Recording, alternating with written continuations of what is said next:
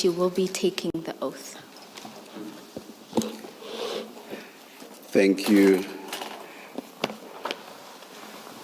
I think I'm the one in terms of terminology who misled you. I think both are oaths actually, but it's just that one swears and the other one affirms. So don't blame yourself, blame me from yesterday. I wholeheartedly blame you.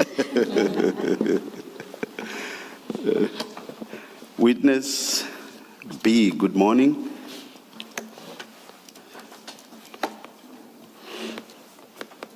Good morning, Commissioner. Do you swear that the evidence you're going to give is the truth, the whole truth, and nothing but the truth? If so, please raise your right hand and say, "So help me God." So help me God. Thank you. Yes, Ms. Bowie. Chair, Commissioners, to begin with, I'd like to confirm with Witness B the files that she has before her. Witness B, if you can confirm that you have 3 files in front of you, the first file being your statement. That's correct. The second file being the annexures. That's right. And the third file being the exhibit file. This is the Katiso bail bundle, which was marked CJC4. That's correct.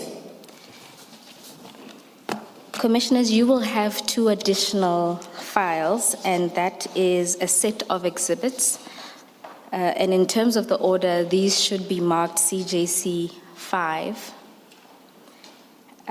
They're broken into 2 files, CJC 5.1 in one file, and CJC 5.2 and 3 in another.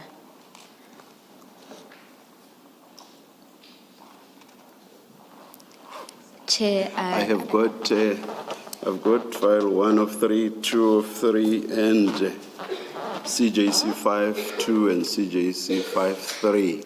I think you mentioned something else. What is that? That would be CJC4 from yesterday, the exhibit file. 4. The Katiso bail bundle.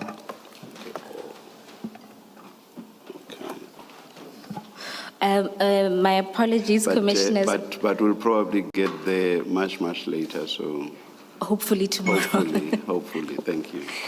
Yes, Chair, just to say that the exhibit bundles, both CJC4 and CJC5, are going to be used by all 3 witnesses, so they're not attached to a single witness. Okay.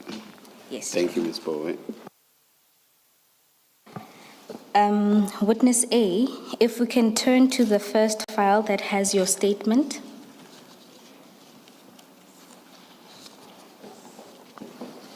It's in front of me. Please confirm that this is a statement you have prepared for purposes of giving your testimony before this commission. I confirm. And if you turn to page 50 of the statement, please confirm that that is your signature at the end of that statement. Yes, indeed it is. Commissioners, having confirmed the statement, we will now proceed to deal with the contents thereof. For anonymity purposes, we don't propose to deal with much of the service history and part of the introduction. We'll focus on those parts that do not reveal Witness B's identity. Witness B, can you confirm the correctness of paragraph 1 of your statement? That's correct. And in paragraph 2 and 3 of your statement, you deal with the cases you're investigating. Can you briefly take the Commission through these cases and the charges that are involved in these cases? Yes. The charges, actually, I'll start by the case numbers. It's case number paragraph and case number 27544, 2024.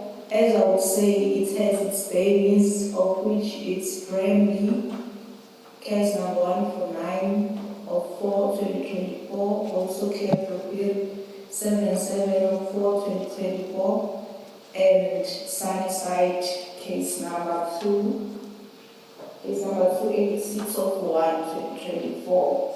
And then the charges there of it's murder, clerk referred its possession of unlicensed firearm, Bramley its possession of unlicensed firearms and motor vehicle, Sunnyside its hijacking. Thank you, Witness B. At paragraphs 4 to 6, you deal with your service history. Can you confirm the correctness of these paragraphs? Yes, that is correct. Witness B, at paragraph 7, you deal with the SWAT murder. And before you go into the murder investigation itself, you talk about complexities that you faced. Can you take the Commission briefly through these complexities and the unique challenges you faced?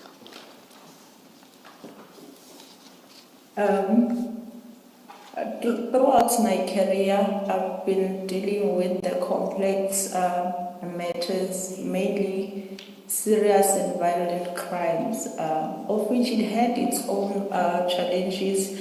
But with this case, it has been a unique one. I think it has escalated to the extreme, and it has so many interferences, it has so many threats. Not that I never dealt with threats before, but in this instance, it was so intense. Thank you. Oh, you may continue. Amongst other things that were unique, it was the docket itself. It has there's a lot of people who had an interest in those case, of which it was quite strange, and there was a lot of people who had not the docket itself, maybe if I may put it like that, just the interest in the information, of which it was quite unique. Mainly not because there was an interest in the docket for the good of it, but mostly to the side of the suspect, of which it was quite strange. It was like, I don't know how to put it. There was something so special about the suspects that were involved in this one.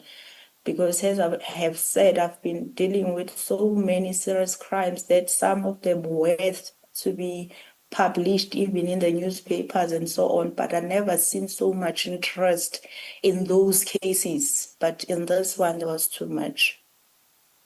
Can I just ask a question quickly? Witness B, this is Commissioner Khumalo here.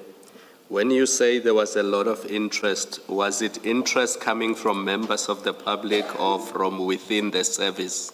And at what levels, if it's within the service? Thank you, Commissioner. It was from all spheres, from public to service to all kind of ranks. Thank you, Commissioner Khumalo. Witness B, Witness A spoke to in detail about the scene, but at paragraph 8, you deal with your initial attendance to the scenes on the 17th of April. Can you take the Commission through this?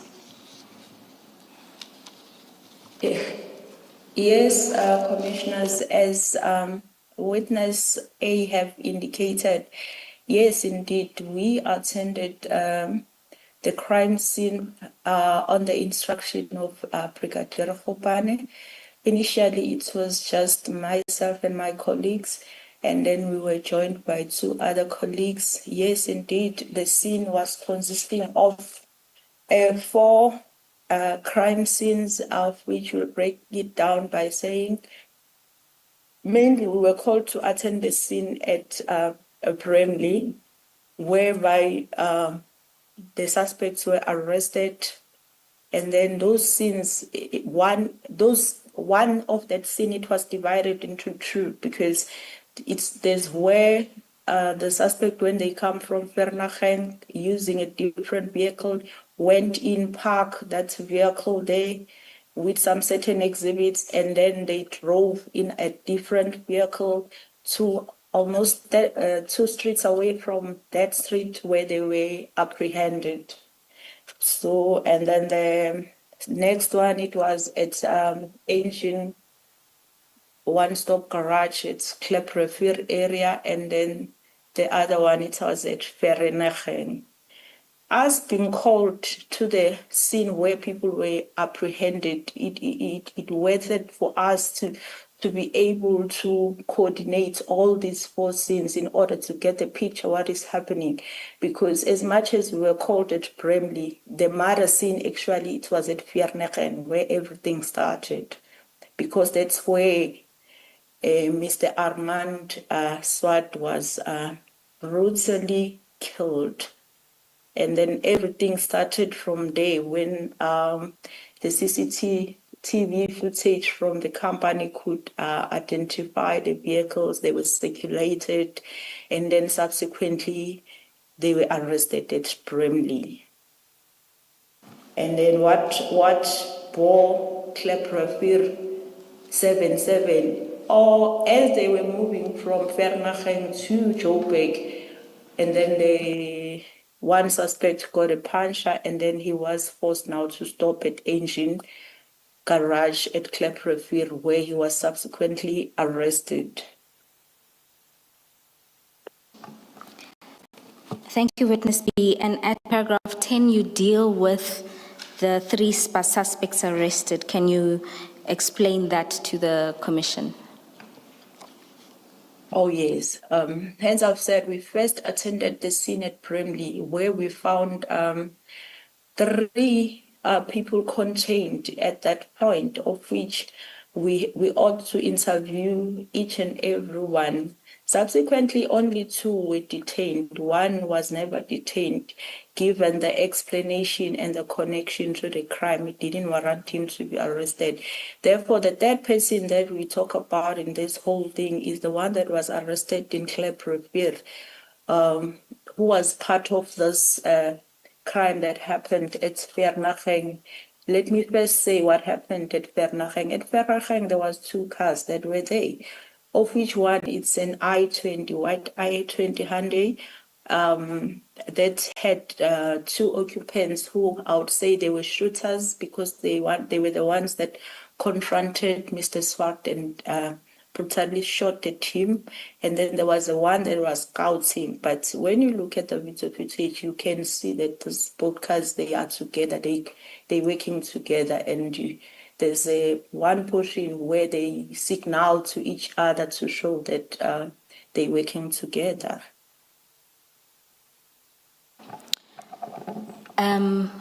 Witness B, just before you continue, I just want to bring to the Commissioner's attention that Witness B has prepared a timeline which we will flight, which will make it easier for the Commissioners to follow the timeline. We will also be using other visual aids which will also be projected. These are covered extensively in the statement, but they're just an infographic representation of what she'll essentially be explaining. So we'll ask you to also have regard to the screens in front of you. Witness B, you were going to touch on the names of the 3 people who were arrested on the 17th.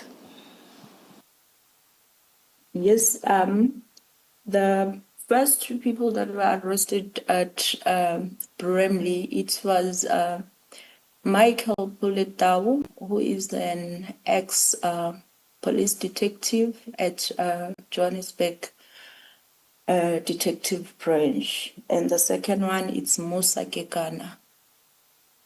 And then the 3rd one who was arrested at Kleprefir, it's Floyd Diego Denny Mabusela. Thank you. At paragraph 11, you deal with the roles that each of these individuals played. Can you explain this to the Commission? Yes, as I've already indicated, these people were driving in two cars, of which in one of the cars it was two occupants. Two occupants, it was Musa Kekana and Bullet Down. They were the ones that actually, the shooters. And in one of the other vehicle, it was Denny Diakhomabusela, of which his role, it was scouting. And the one in which Mr. Tau and Mr.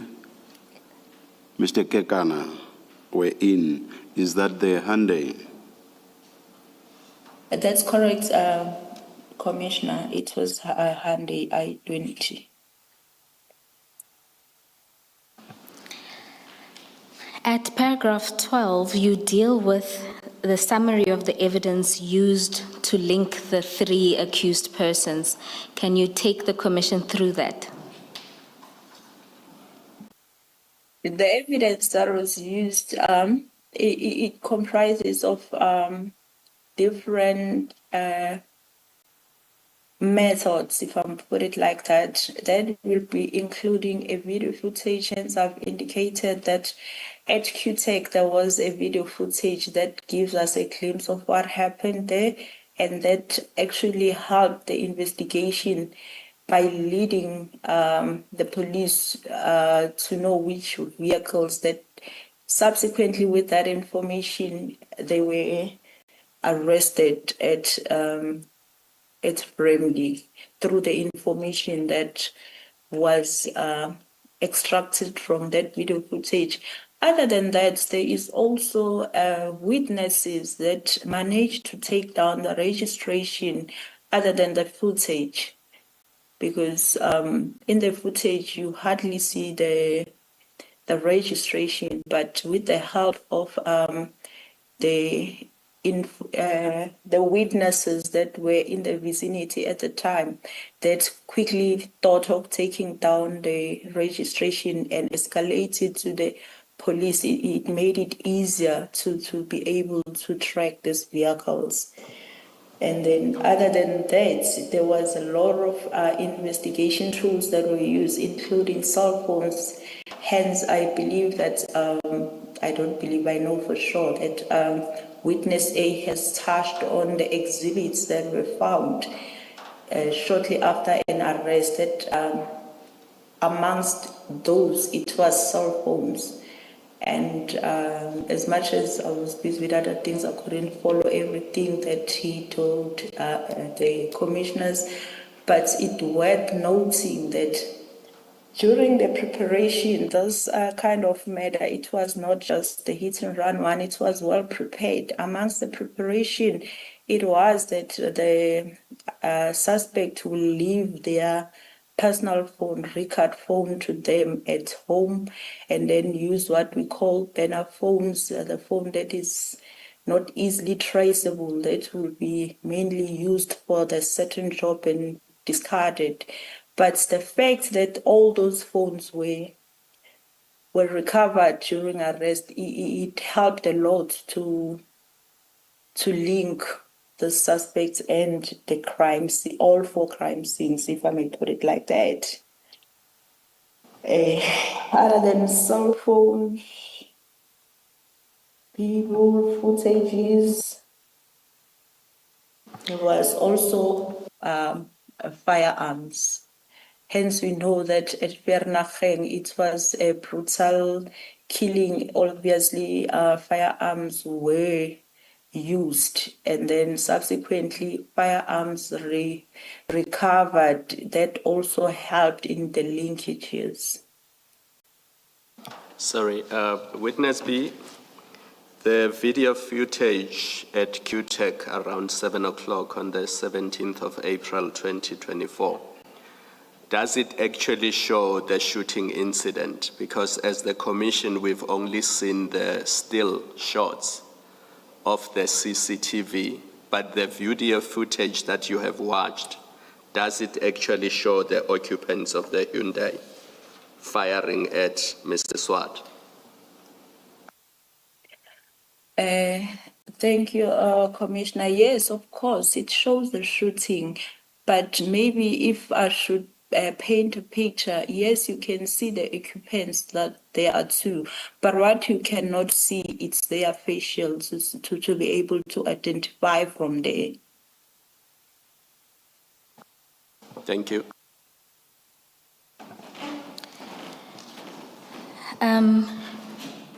Witness B, you explain with reference to paragraph 13 that the exhibits that were found on the scene were taken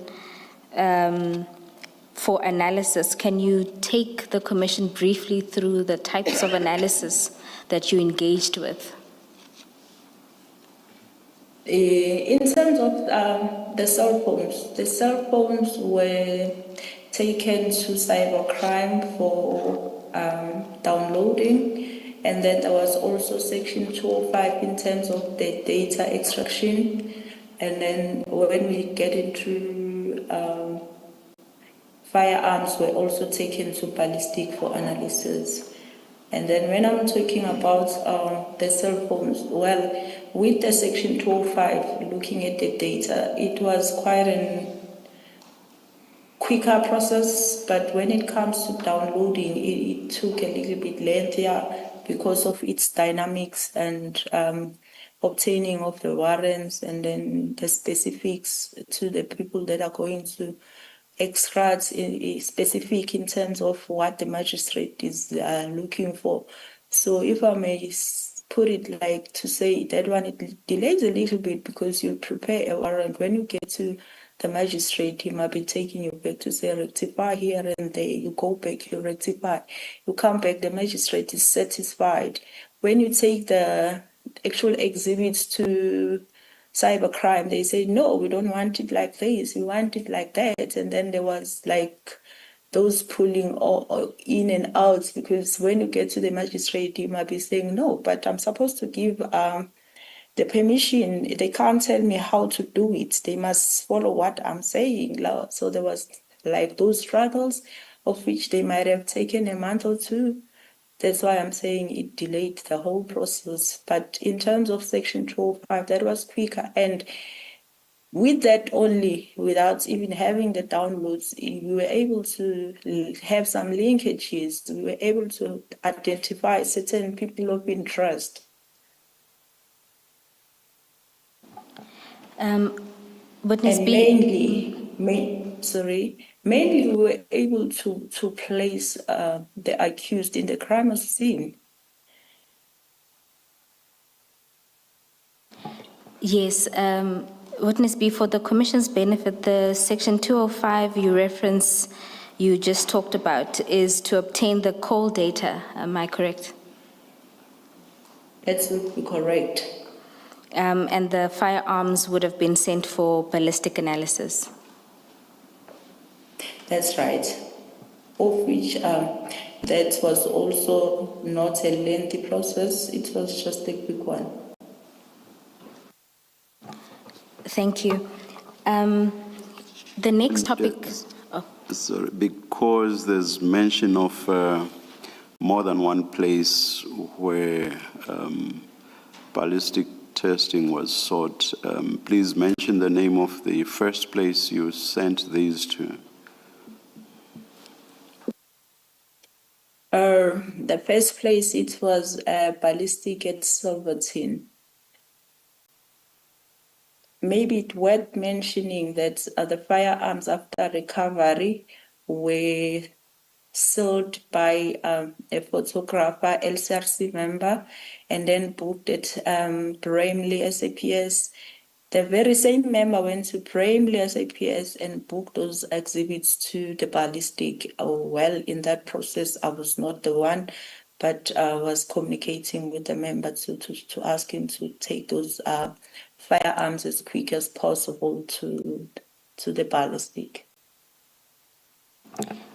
Witness B, can you just explain what LCRC is, just for our benefit? LCRC is Local Criminal Record Center. Thank you. You then start to deal with a different topic, and this relates to the accused's first appearance on the 19th of April. Can you take the commission through that?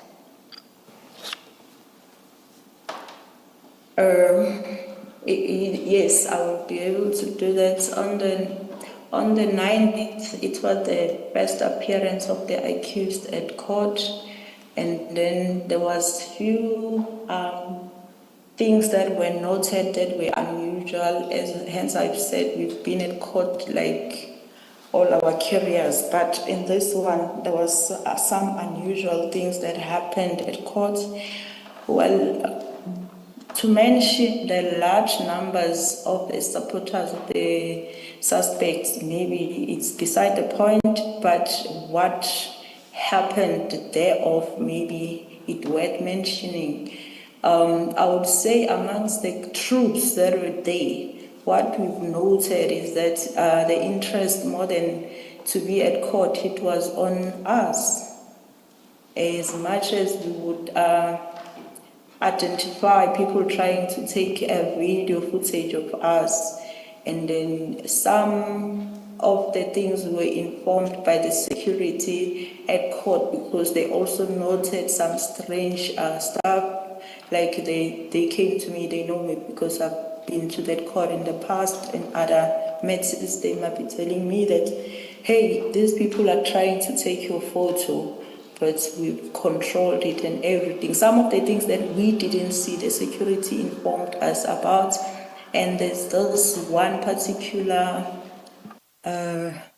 utterance that was uttered by a certain lady that I think it's also worth mentioning. She was like saying out loud, like more like bragging, and intentionally so, because we were close by. It's like, you know, when someone is trying to indirectly convey a message to you, but not really saying it to you, but knowing very well that you'll get the message. She said, Katie will make this thing disappear. Like, we didn't understand where does it come from and why is it necessary and why so loud and so bragging, why also next to us. And then after that, after the court, well, all that happened, we noted after the court, when we have to disperse now, I've noted that most of the people that were at court now, we were all out in front of the court, but we were standing like not far from each other, still briefing with each other. I was briefing with my colleagues. They were standing just there looking at us.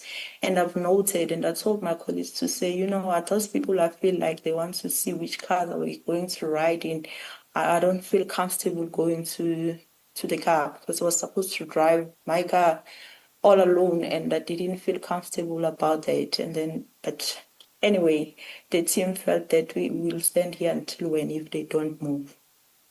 If eventually they want to see that and they invested to see it, then they won't move until we move, and then we'll wait here until when. And then I asked one of my colleagues to come drive my car because I didn't feel good about it. And then indeed we drove in 3 different cars, and then witness B being the one at the back, I guess he touched on this, and then he noticed certain things, and then he contacted us about those, and then we stopped at the garage not far in the town there, and then we debriefed, and then we tried to say, let's now you keep driving my, not jumping into that car because I cannot drive alone now. And then let's see if they're still following us. And then indeed, they keep on following us, of which it was noted they even tried to drive us off the road. And then amongst the cars, if I may make mention, at a later stage, we get to know who are they linked to.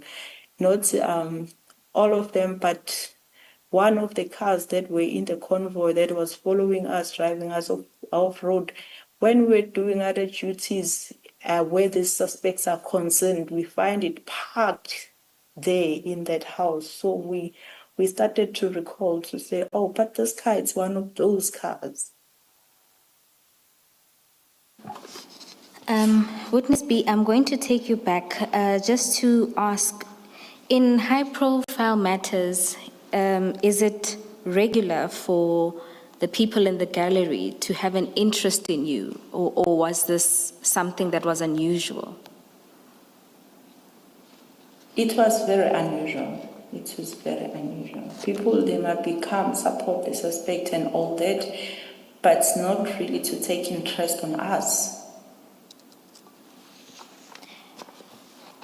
And when you deal with the cars that followed you after the proceedings, you mentioned that one of the cars you spotted while you're doing investigations over there, you said a house over there. Are you at liberty to disclose where you saw some of these cars at a later stage?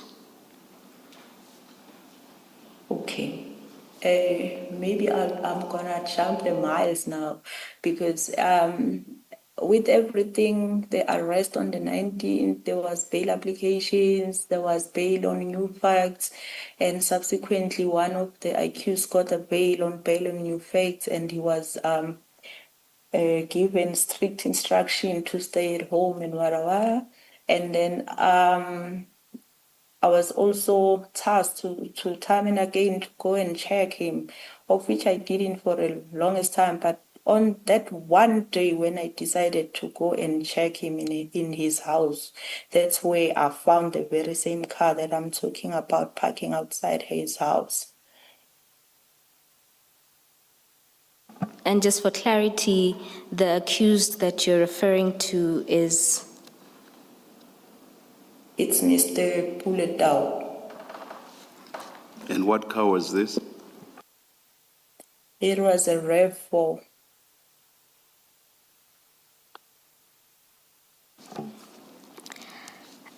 And you say in your statement that after the cars pursued you on your way back from the first appearance, you went back and reported this. Can you take us through this? Oh yes, we went back to the office and we reported those occurrences, of which subsequently we were advised to do some TRA, to fill in some forms in order for TRA to be conducted on us, of which we did. We did fill the forms, we submitted to the office of our Colonel Mkwena. However, unfortunately, nothing really came forth for this effort.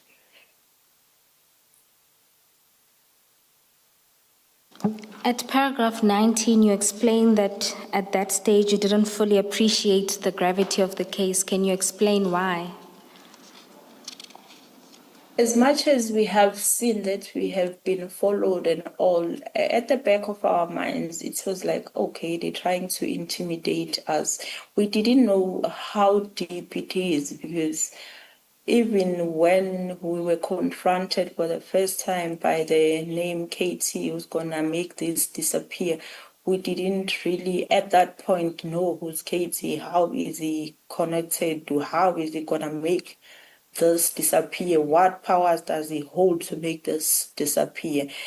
As much as we were aware that this has a potential danger, but the degree we didn't really understand it at the time. And did this inform you not escalating this formally with your commander? I wouldn't say we didn't escalate it formally. The fact that we went back, we went back and reports and the steps. It's not a small step to fill the TRA. It means we were saying, please look at this. There's a potential danger here. It's just that there's nothing that came forth out of it. Maybe to look at, maybe we should have known about the dangers right there and there. Thank you, Witness B. In your statement, you move on to the next topic, that is the phone analysis. and you take us through the two processes that are followed in this regard. Can you explain this to the Commission? Oh, yes. We have, as I said, we first got a Section 205 for data. And then after that data that we've applied for came back, then there was another process to analyze it and to, through those analyses, there were linkages that we had out of that process alone, let alone the downloading. And then we have the second part that I said it took a little bit longer, of which now it's an actual downloading of the cell phones, where now we can be able to see the communications, the WhatsApps, the messages.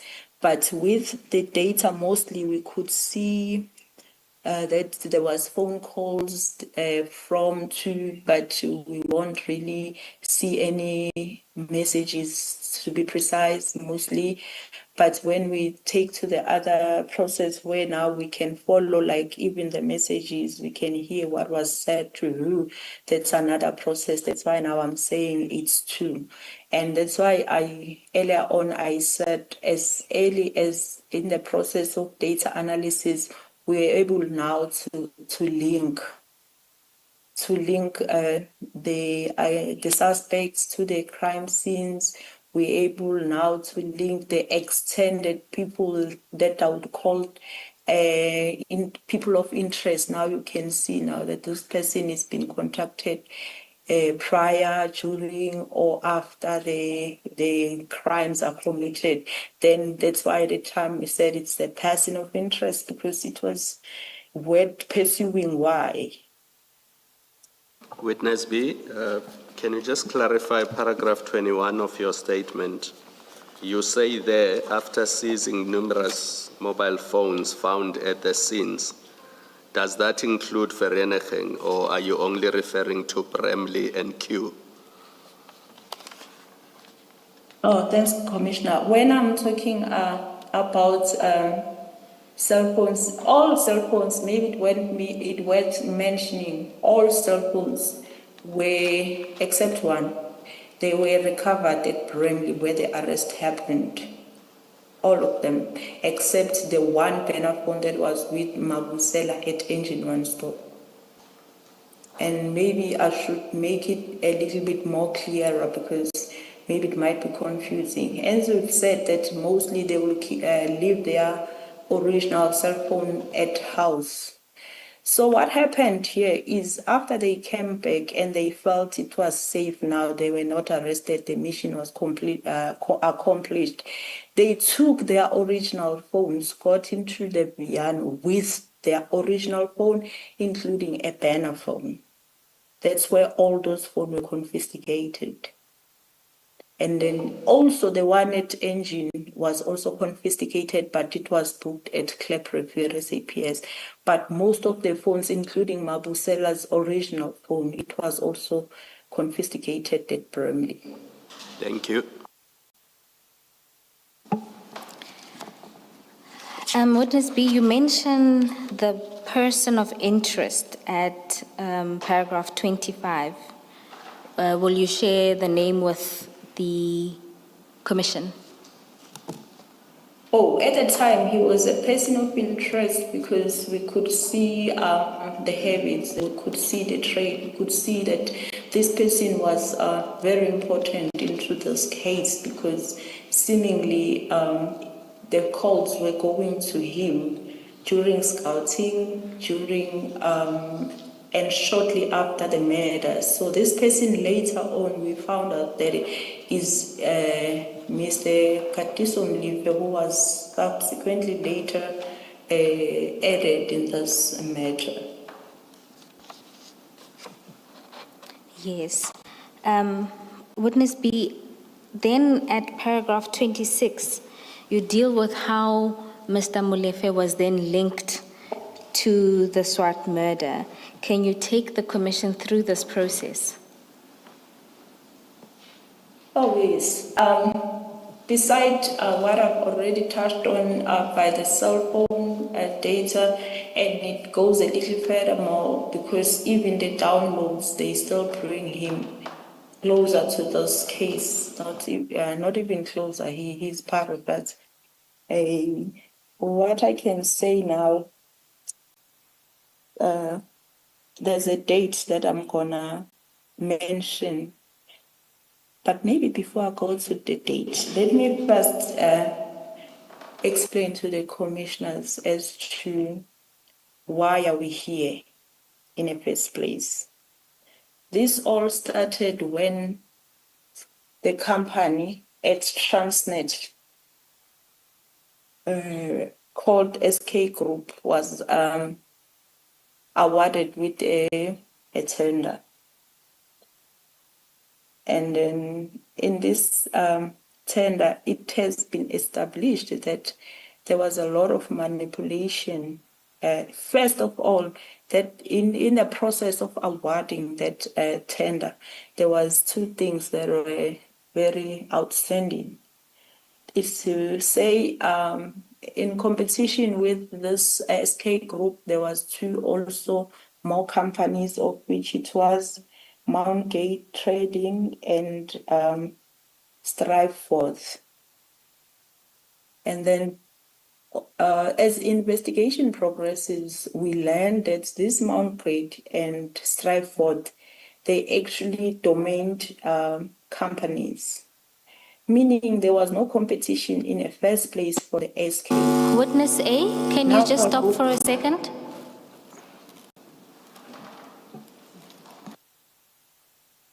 Our apologies, Witness B.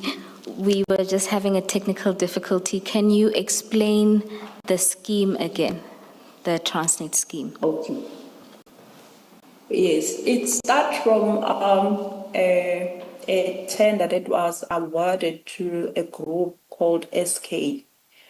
And then the SK group, the awarding process itself, it shows that there was a problem because the two competitors, it was Striveforth and Mountgate. When we do investigation, we can tell now that those two were just domained companies, meaning this SK didn't have any competition to start with.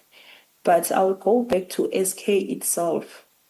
SK itself, it's connected to the person called Lucky Mlife. Lucky Mlife is the nephew to Katiso Mlife. This SK group was awarded this tender, and then after it was awarded this tender, all we can tell it was a manipulation because of these two companies. Already Lucky Mlife is the buyer, is the one who was facilitating this process. So already Lucky Mlife knew that he's going to give it to SK because these ones were just there to make it look like, but it was not really the true reflection of the competition. There was no competition for SK. However, what makes this thing complex is that we have a company called QTech that has a relationship with Transnet for over 40 years. And it has been supplying Transnet with, they call it springs and accessories. I don't know the right word, but it's a small spring. I've seen it during the course of my investigation. That was supplied to Transnet straight from them as they are the manufacturers. However, in 2023, they were surprised because they learned now that there is this SK group coming to them to buy the very same spring that they normally supply to the Transnet. But in this instance, it looks like the tender was awarded to SK, and their first surprise, it was normally the tenders are advertised, and this one, it was never advertised. They were surprised to see that there was actually a tender by this SK coming to them to buy these springs. But it gets worse because now they sell these springs with legal like 395, but nothing more than 4 rand each. However, the SK group, when they submitted their purchase order to them, they were shocked to see they selling the very same spring that worth 395 to Transnet on the price of 151 rand. And then when the inspector to inspect the springs before they were released, they raised a concern to say, how are you aware, Transnet, that you're buying something that worth less than 4 rand with 151 rand? And then the inspector said, no, we're not aware, but I'm going to escalate to the managers, of which, according to the inspector, he didn't. But eventually, like, he got to know about the grip of the Q-Tech. That's where the problem started now, because suddenly there was a new purchase order with now an amended price that was now 5.10 rand. That was sent to Q-Tech now. Now they've got 2 different prices with 2 purchase orders. Seeing what they've seen, they've decided now to report this matter. There's a whistleblower from the company that decided to report to the Department of Enterprise. And then that's where everything started. Then the department tasked the Transnet to have an investigation. Then investigation ensued, and then eventually, like, he was requested to finish the processes of the tender that was awarded to SK, of which he delayed. He delayed up until the 12th of April. That's where everything started to connect the dots to our case now, because the investigating officer from Transnet, he then now confronted him to say, I need those processes, papers. So, and then we see something happening now in this case. Exactly on the 12th, we see Tao driving to Katiso Mlife's house, according to the data. And then also the tracker, the vehicle tracker. And then they both drive to Q-Tech for the first time. They go scouts there. Witness B, And that's before you move on to that portion, perhaps to just point out to the commissioners that the scheme is described at paragraph 36.3 until 26.3 till 26.5. Witness Do we have that graph that was displayed? We can make it available. So that we can insert it into our files. Certainly. Thanks. Thank you, Commissioner Khumalo.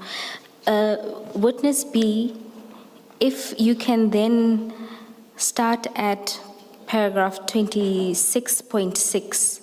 This is now where you deal with the relationship between Mr. Lucky Molefe and Katiso Molefe and his, I guess, the request for assistance in this regard once the scheme was discovered. Yes. This is now, as I've said, that on the top, that's when now the investigating officer from Transnet requested those documents from Lucky. And then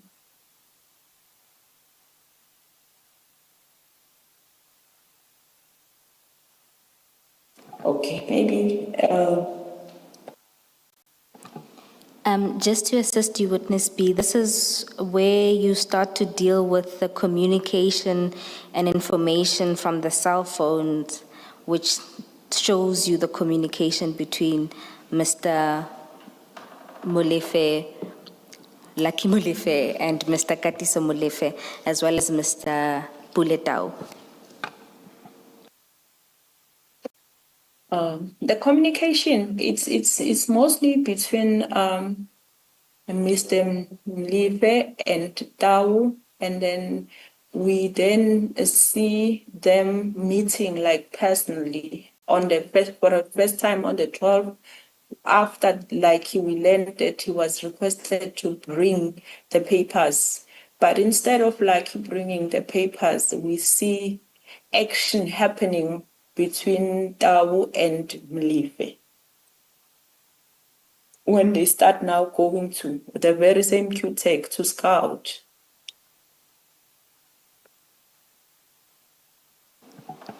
And that you could see that from a data that Dawu drove to Katiso's place, and then they were together picking up at the same tower at Katiso's place. Shortly, they didn't even take some time. Shortly, they both seen driving together to Bernachem at QTech. And then from there, they go back to Katiso's house. Then Tau goes his way. And does this scouting only happen on the 12th of April? That was the beginning. That was the beginning of it. That's why I'm saying it was triggered by the investigating officer requesting these papers. Now it seemed to be urgent. Something needed to be done urgently. Otherwise, there was going to be problems. Because from the 12th, there was a scouting. The 13th, there was a scouting. The 14th, there was a scouting. The 15th, there was a scouting. The 16th, there was a scouting. Subsequently, Rahman was killed on the 17th. But there's things that happened in between. We see Katiso sending a name and a number of the intended, supposedly they thought it was a whistleblower, but let me just say of the employee from the QTech, he sent it to Tau. Tau started sharing this with her girlfriend named Lerato, asking her to search and find who is that person, of which Lerato indeed she searched until she find the intended target with his boss, and she sent it back to them.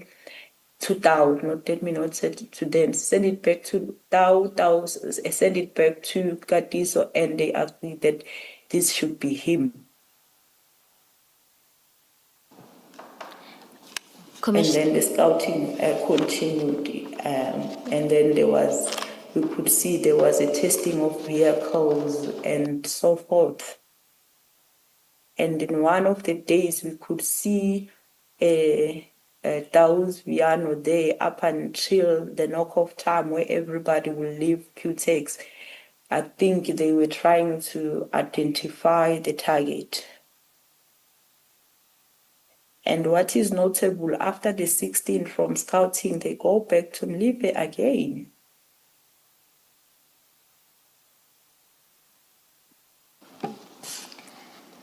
Thank you, Witness B. Commissioners, this is described in detail at para 26.8 and the sub-paragraphs thereafter.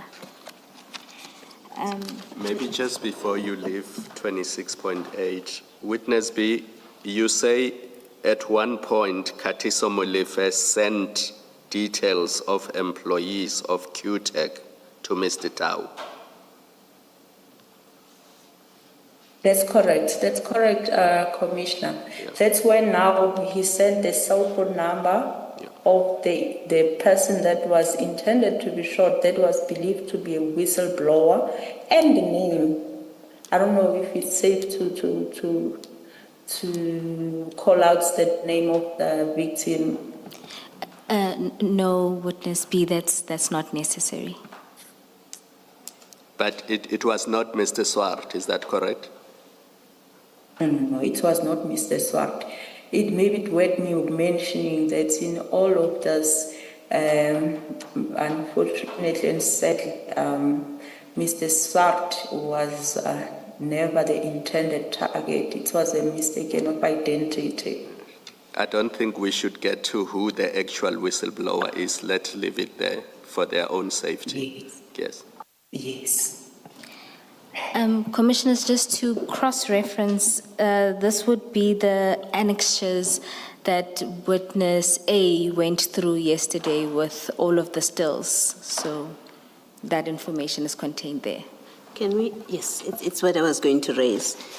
Witness A gives dates of scouting, and I think she starts at 12, 13, 14, 15, 16.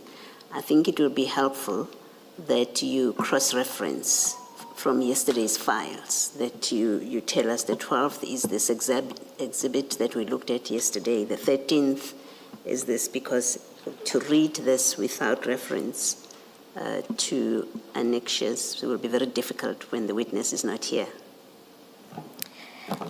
Commissioner Bailoy, we will do so. I'll just ask that once I get my file with witness A's annexures, I'll do that exercise and give you the references. I'm happy that you can even start with that tomorrow morning, if you need the rest of today and the evening to do that cross-referencing. Thank you.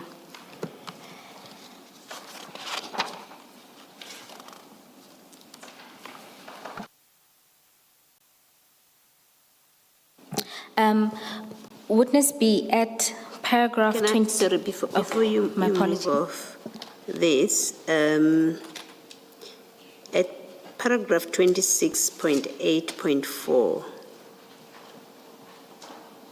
and perhaps Ms. Bowe, it still falls in the category of what I'm asking, what I've asked that you do for us.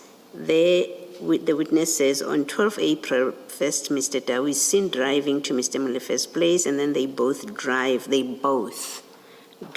the location for scouting. I don't recall, and the witness, you can remind us, I don't recall that we saw evidence that they were both in the vehicle. I do recall the evidence about the vehicles, the vehicle going to Mr. Molefe and then it leaving. Is there evidence that they were both in the vehicle? And perhaps when you do the exercise that I've asked for, you can try and locate that. Commissioner Baloy, I think witness B will be of assistance. She referred to cell towers being used to show that they were both at that location. Maybe let me direct the question to her. Let me do that. Certainly. Yes. Witness B, at 26.8.4, you say on the 12th, first Mr. Dawi is seen driving to Mr. Molefe's place, and then they both drive to the location for scouting. How do you know that they were in that vehicle together to the location for scouting? Commissioner, we know that through the call data. It's the call data that informs us that you can see from the Dow's call data and tracking reports driving to Mlife, and then from Mlife's house, according to call data, they both driving, picking in same towers up until at Vernach and Kultek, where they were scouting. Why I would refer to say they were driving together, I'm very much aware of the explanation that he gave during the bail that he forgot the cell phone inside Dow's car. But I'm not convinced, commissioners, because in between he was making calls, let alone receiving calls. Receiving call, I will maybe give him a benefit of the doubt, because even Tao can answer, but making calls from your phone, that's extreme. And I know he was using iPhone, and I'm definitely sure that Tao wouldn't be able to access iPhone without him, because I know the security is in the iPhone. I'm using an iPhone. Thank you, Witness B. Thank you, Commissioner Paloi. Witness B, you wrap this section up at paragraph 26.9, where you talk to the motive. Can you explain this to the commissioners with reference to paragraph 26.9? Thank you.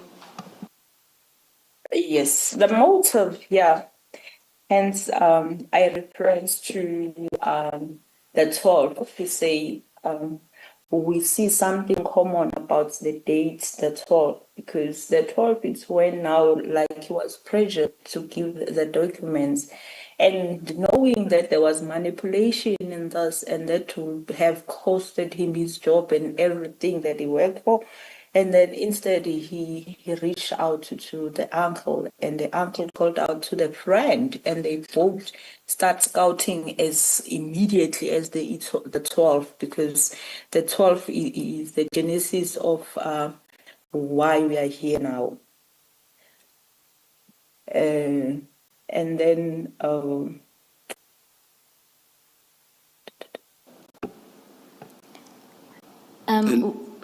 Oh, sorry, Witness B, what's your belief that Mr. Lucky Mulife ordered the hit based on?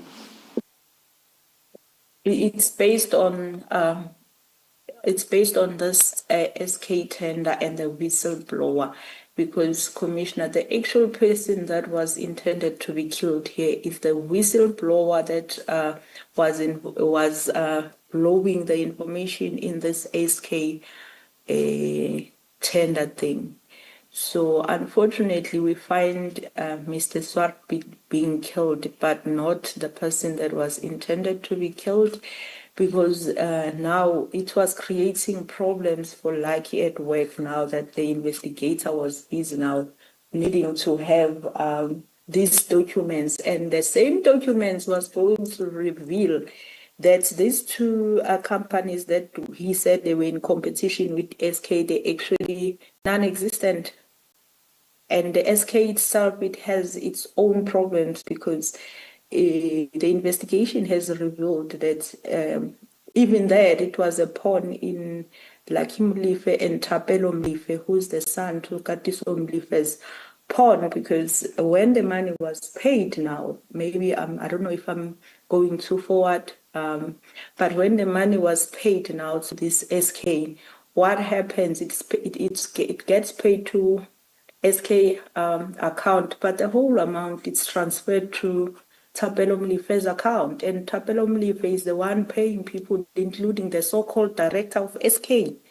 He's getting as little as 30,000 out of 1.2. So now it tells you who are the mastermind of this SK group and this tender. And it gives you a clear picture why Mr. Mlife was interested and had to do something. Because he was protecting the interest of his own son and the nephew. I understand about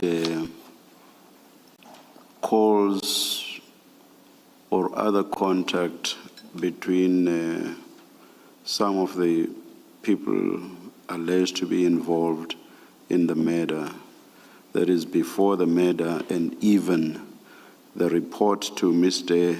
Katiso Mulefi after the murder, that I think it said, Abuti, we are fine, something like that. So I would understand the basis for inferring or concluding that Mr. Katiso Mulefi could have ordered the hit. I'm not so sure that I get how you get to the conclusion or inference that Mr. Lucky Mulefi could have ordered the hit. But I will leave it there. You have made your point. Commissioner, can I add a little something on Mlipe? Yes. Mlipe, meaning Lucky. Lucky is the person who awarded this tender to SK Group. And Mlipe is referred to as the buyer at Transnet. Definitely, Mlipe, like it's not the first time he buys these certain springs from for Transnet. And Mlipe is at the liberty to look at the history in the system for the people who have been supplying them with the springs, of which at the most, the people that maybe were expensive, they were not above R6 mostly. I'm not talking about where he facilitated, where other employees facilitated the process. The least is R6. But in every tender where he was involved, it's 100 plus. So, what I'm trying to put out there is to say, Mlipe, it's not only this tender that he awarded in this fashion. So opening an investigation for him, it was crucial because it was gonna expose not only this and others as well. That's why this whistleblower had to be taken care as quickly as possible before everything comes to light. And perhaps Witness B, just to clarify with reference to the infographic, there's a dotted line next to Molefe on the right where you mentioned that further investigations have found other schemes. Can you explain that briefly? That's correct. Unfortunately, that's it's still under investigation, but it's safe to say it's more than one. It could be 10, 15 or 3, but it's more than one. Thank you, Witness B. Sorry, Commissioner. One last information that I forgot to include where QTech is concerned. That's why it was so important to eliminate QTech, is that on the system, they've been having this relationship with Transnet for over 40 years. But when at the first value investigations were done, it was so strange that they were not appearing in the system. Somebody had deleted them so that it can never be seen.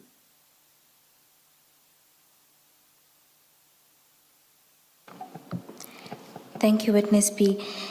The next section in your statement, you deal with ongoing signs of intimidation, threat, and interference. You explain at paragraph 28 what kept happening as you went to further appearances. Can you take the Commission through this? Which paragraph am I dealing with now? We are dealing with paragraph 28.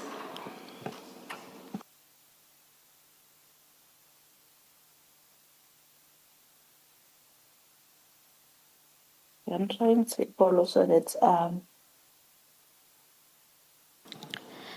Just to explain to the commissioners that the witness has a slight problem with her eyes, so we are trying our best for her not to read, so sometimes that's why we give cues. Yes. This is where you talk about some of your experience with the ongoing court appearances. oh yes. That will be obviously not ongoing signs of intimidation, threats, and interference.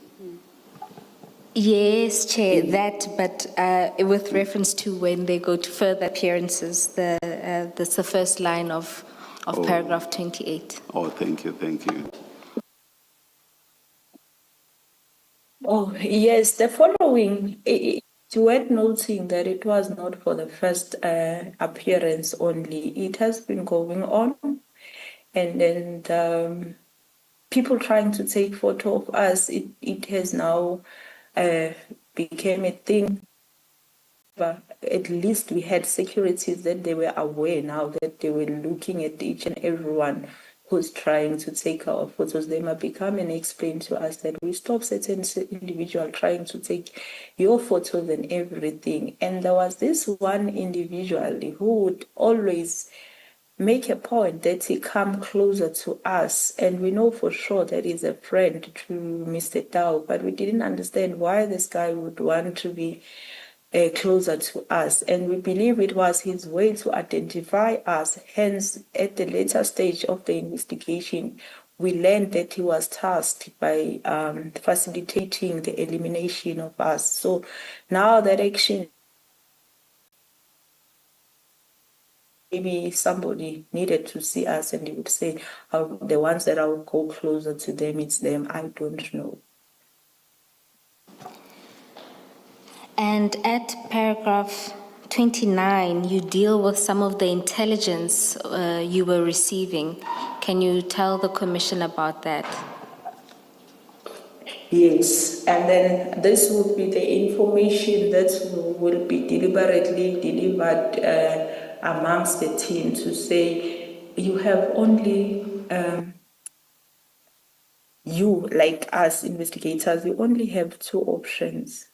You only have an option to accept the bribe and do what those criminals want, or you'll die. Actually, the second one, it's not even an option. It's like that. It's either you do this or you will die. And then where the suspects were concerned, there was a time where a person was informing one of our members to say, now there's only three options. The suspect will escape, the suspect will kill you, or the suspect will buy his way out. And based on... So it was like these bribes were not coming in a form of like enticing you anymore. It was coming in a form of threatening you as well. Let me understand the evidence on the bribes. Before today, I don't remember, I may have forgotten, but I don't remember that there ever was a categorical offer of a bribe. There was mention of envelopes, one envelope being for the prosecutor, another one for the investigators, plural, and another one, was it for the judicial officer? Yes, 3 envelopes. And my understanding was that witness A inferred from that this was an enticement to you, the investigators, to take a bribe on the basis that the reference to envelopes was reference to bribes. He never, if I'm correct, ever said that an offer was made. Here's a bribe. Take it. If you don't, B will happen. I may be incorrect. Chair, that is correct. Witness B is referring to what informants that they work with would tell them. So not an express, but perhaps let's direct this to the witness to explain it. But it's more that this was outside of official channels. This was their informants informing them that you have these 2 options. All right. Maybe let me just listen. I will hear what witness B says when they visit Pretoria. I will say nothing about who they were visiting in Pretoria. Thank you, Chair. Witness B, do you want to comment on the information you are referring to from informants on bribes and the threats that you were facing? Yes, I would like to comment. Commissioner, maybe just to put everyone on the picture of what was happening here. And yes, I understand we say informant, but this kind of informers, actually, let me say the one that was telling us that information, it was not somebody who detached himself from the closeness of the suspects, if I may put it like that. He will put it in a way as if it's a message. It's a message from where the suspects they have interest or whatever. Is to say this is what is going to happen. This is what you should be doing, or else this is what is going to happen to you. And it went as far as at some point there was, even though there was never a direct approach to say, here's the bribe, you take it or you die or whatever. But there was the point whereby an amount was mentioned Witness B, through inform. Witness B, can you please tell us under what circumstances this happened? Where were you when this was said to you? Where was the person who told you this? Were you in the presence of each other? Unless you are not willing to tell us who this person was, who was this person?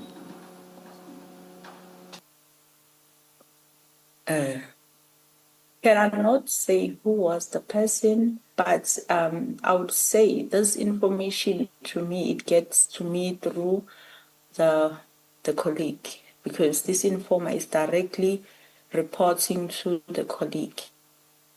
I was saying at some point, the very same informer told the colleague that the amount that was already paid to the investigators, let me say to me in particular, he said I was paid 1.2 meter. And this information comes shortly after Dow is granted bail. He said, you see, I told you that this person has been paid. Like he's speaking from the point of knowing, even knowing the amounts. And everything that he has warned my colleague about, it's happening. So it's easy to believe such person when he says tomorrow this person is going to get paid and the person gets paid. Now he tells my colleague that I've been paid 1.2. So he was supposed to believe even that. But unfortunately, he knows me better than that. And are you also not willing to tell us who the colleague was? Oh, Commissioner, can't. Chair, I'm going to have to protect the witness from you. Sorry? I'm going to have to protect the witness B from you for a little bit. And I think they will touch on the fact that sometimes referring to colleagues compromises them at the stations they work at. So they aren't able to reveal that information. Well, the witness must tell me that. The witness must tell me that I did not for 1 minute suggest that I was going to press. If for whatever reason the witness says they are not willing to divulge who the colleague is or was. Thank you, Chair. Witness B, can you explain to the Chair why it is you are unwilling to divulge the name of even your colleague? It's gonna expose the identity.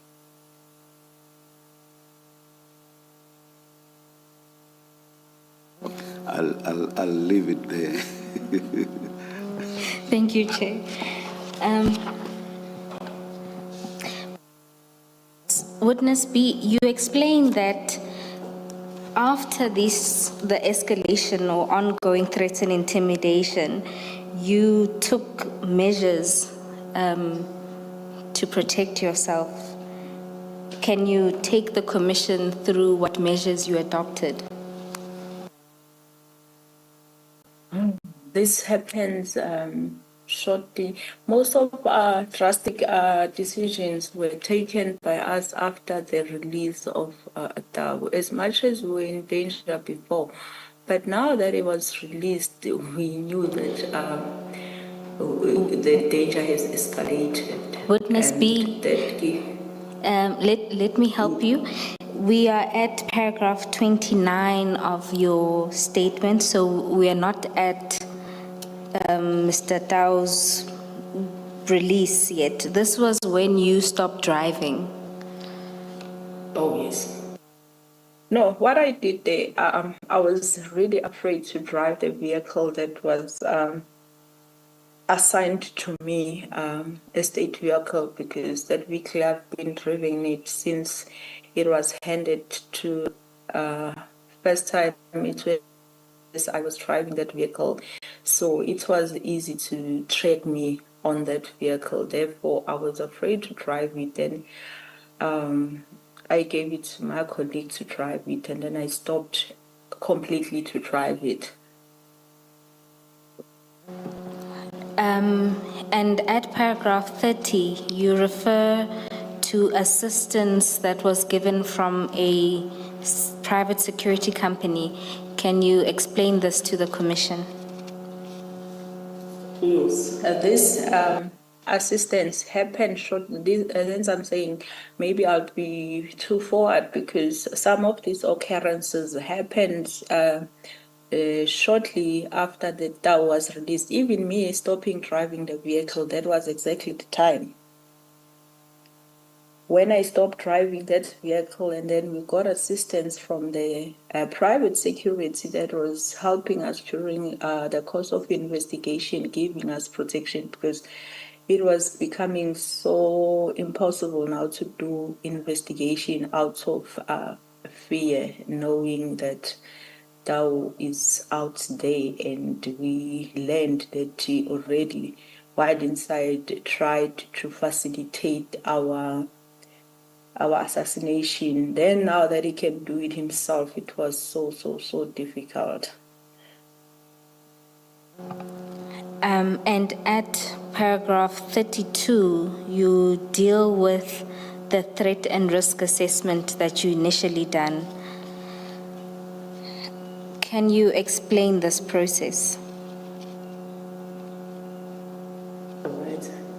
And then after this now, before we even go for this TRA, we first, maybe it's time now I start immediately after that was released what happened. That was Friday. On the following Saturday, we had to regroup, me and my colleagues, to Okay, Witness B. look at how. Witness B, let me stop you because chronologically that happens a little later. So perhaps before we deal with the drastic steps that you took after Mr. Puletau's release, let's first deal with then the meeting with General Shibiri that happens in the 15th of May. So you deal with this at paragraph 34 of your statement. You start from the call you receive from Colonel Mokoena. Can you take it from there? Oh, yes. And then on this day, it was after hours. I was at home already. And then I received a call from Colonel Mokoena, and then he told me that he was with General Shibiri, and he had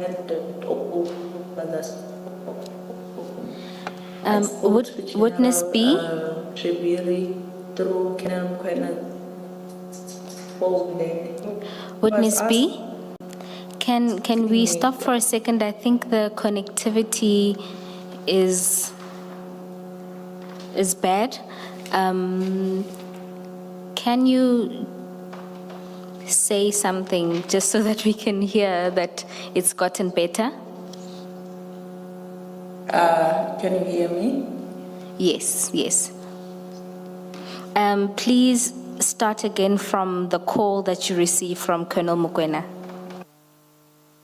Yes, it was after I was home already. I received a call from Colonel Mokoena, and then he told me he was with General Shibiri, and General Shibiri would like to talk to me.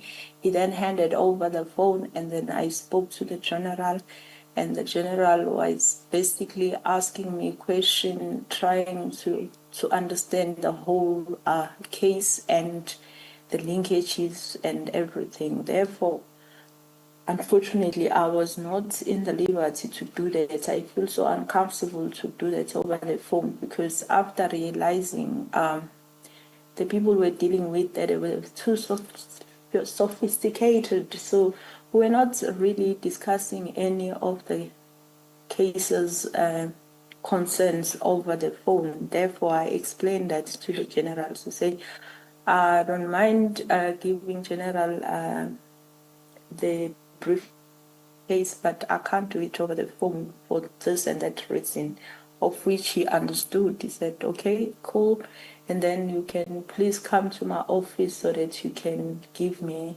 this information on this case. That is, of which it happened. that is the visit to Pretoria that I was referring to earlier. Yes.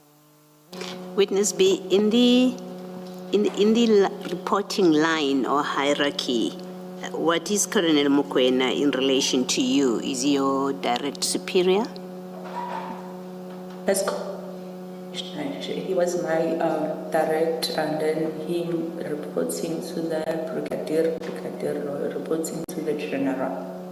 Brigadier being who? The name of the brigadier to which Colonel Mokoena reported? Brigadier Khopane, sorry. And then Brigadier Khopane reported to which general? General Khumalo. Because of many Khumalos, we will say General Mbuso Khumalo. All right, thank you.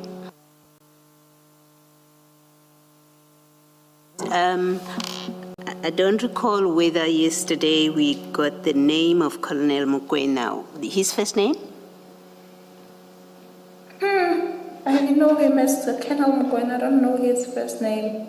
All right, we'll get it. I'm sure Ms. Bowe will help us at some point. Thank you, Witness B. So, Witness B, you are not on first name basis. We can leave it at that for now.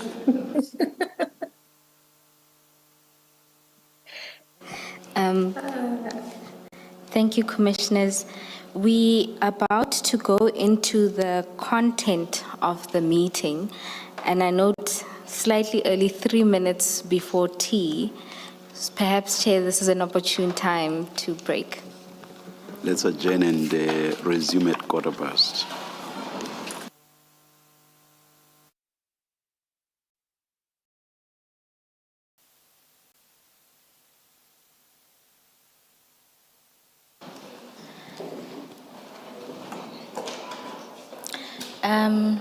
Chair, Commissioners, before the break, the witness was asked about the names of Colonel Mokoena. It's Isaac Ben Mokoena. Thank you.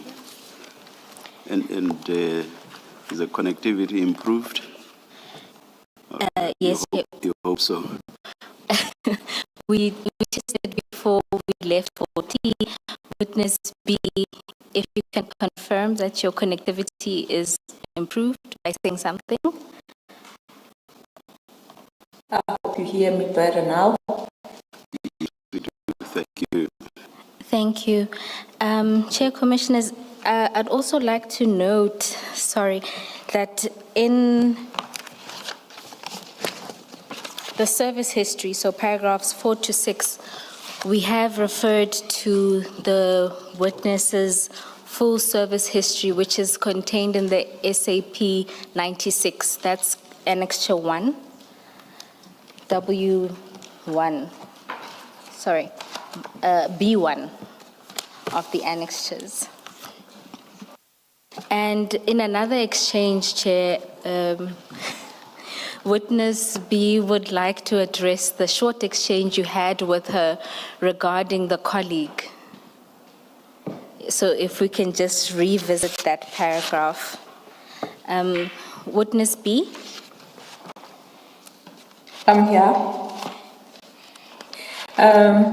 Commissioners, I think I was asked in terms of the information where the bribes and the amounts were concerned, and I believe the commissioner asked specifically as to from which colleague where I got this information from.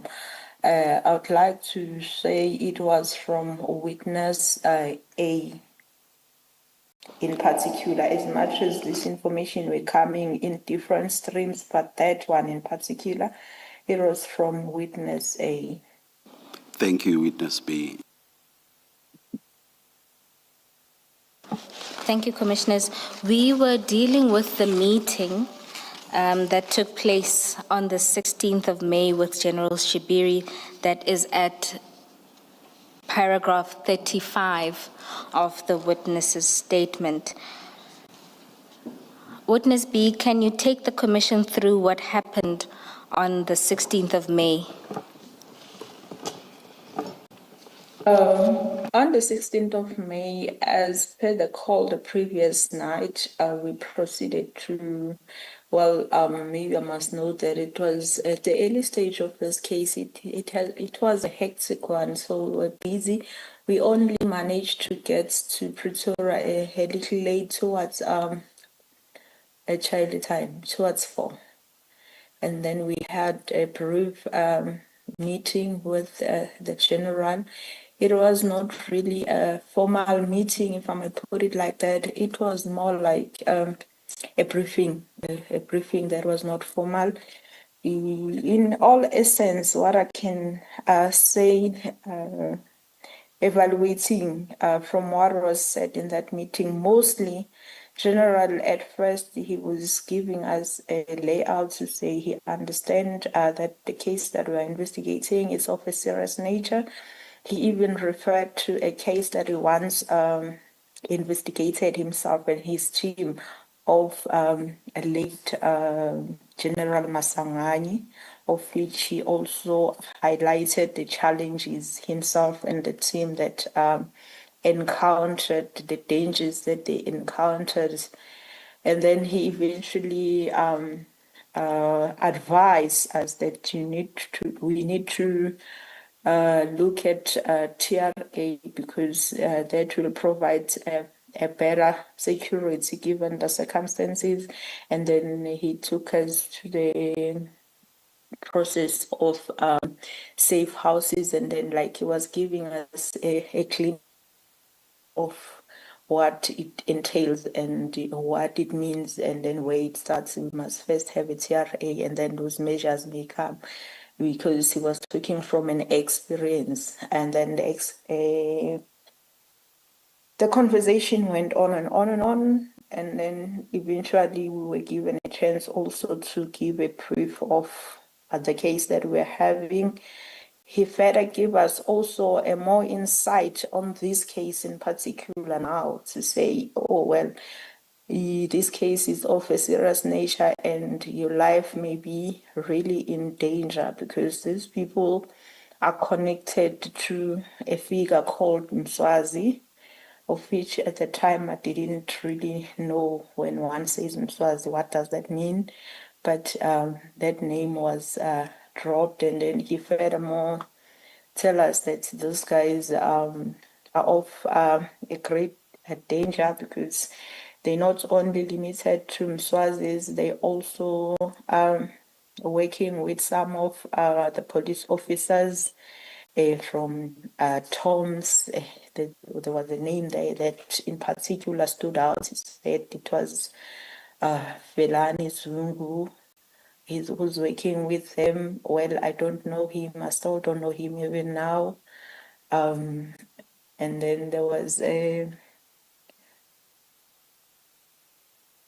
also a conversation about that he knows who the attorneys that they are using, he knows how do they work. And then he further said, that's when now this issue of envelopes come in, that he knows there's already 3 envelopes prepared, of which it had names on it to say one is for magistrate, prosecutor, and the IOs.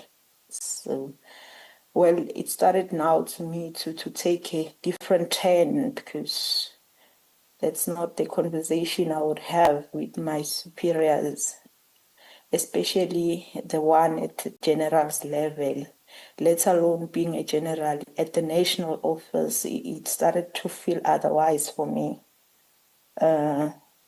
Apparently, I couldn't keep it in, because like I was in like off place at that point of the time to say what possibly this could mean.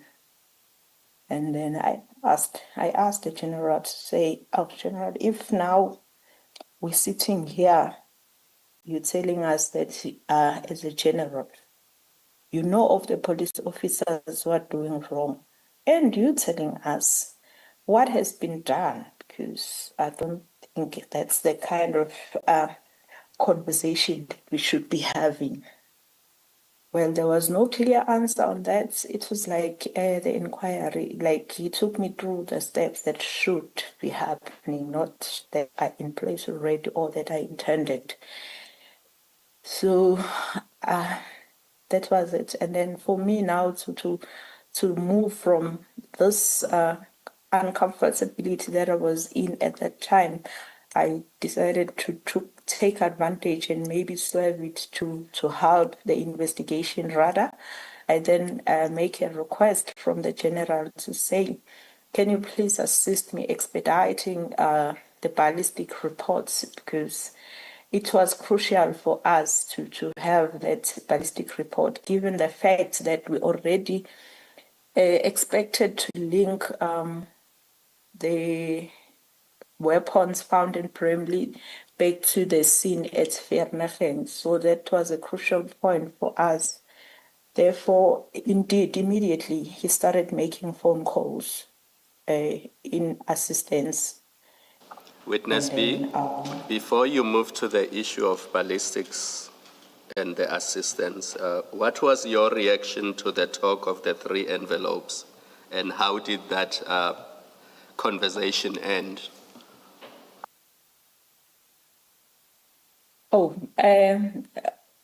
My understanding, hence I've just indicated to the commission that for me it just became uncomfortable, because I didn't think me and the general would have such conversation, because according to me it's wrong. Even if maybe the general knows of that, he can't tell me as a junior about it. Yes. And reading the room and the whole situation, and with everything that I know now, but at that moment it was just uncomfortable, and I read it as if this is the kind of enticement, because if you tell me about the monies that are there in relation to the case that I'm investigating, and amongst the people that are supposed to get the envelope, it's the investigating officers. What are you trying to say? Witness B, the slide that we are looking at says the meeting with General Shibiri was on the 16th of September, and yet your statement says, 16th of May, I beg your pardon, and your statement says the 15th of May. Which is the correct date? Commissioner. The 15th of May, it's when I received the call, yes. Your Commissioner. The visitation, it was actually on the 16th. All right, my mistake, I beg your pardon. Secondly, the slide speaks of a JMPD officer confirmed to have tested plates for the murder, and sent to KT. What is that all about? It's to summarize, to understand. That information comes from a different information. I think me putting it in my statement in that sentence, it will need to be rectified. He never really spoke about that. It's from a different stream of information, but not General Shibiri. So it is a mistake that it is recorded as if it was a discussion with General Shibiri at that meeting. Yes. All right. That and also the one for somebody in Johannesburg Central, those, they don't fit in this meeting. All right, thank you.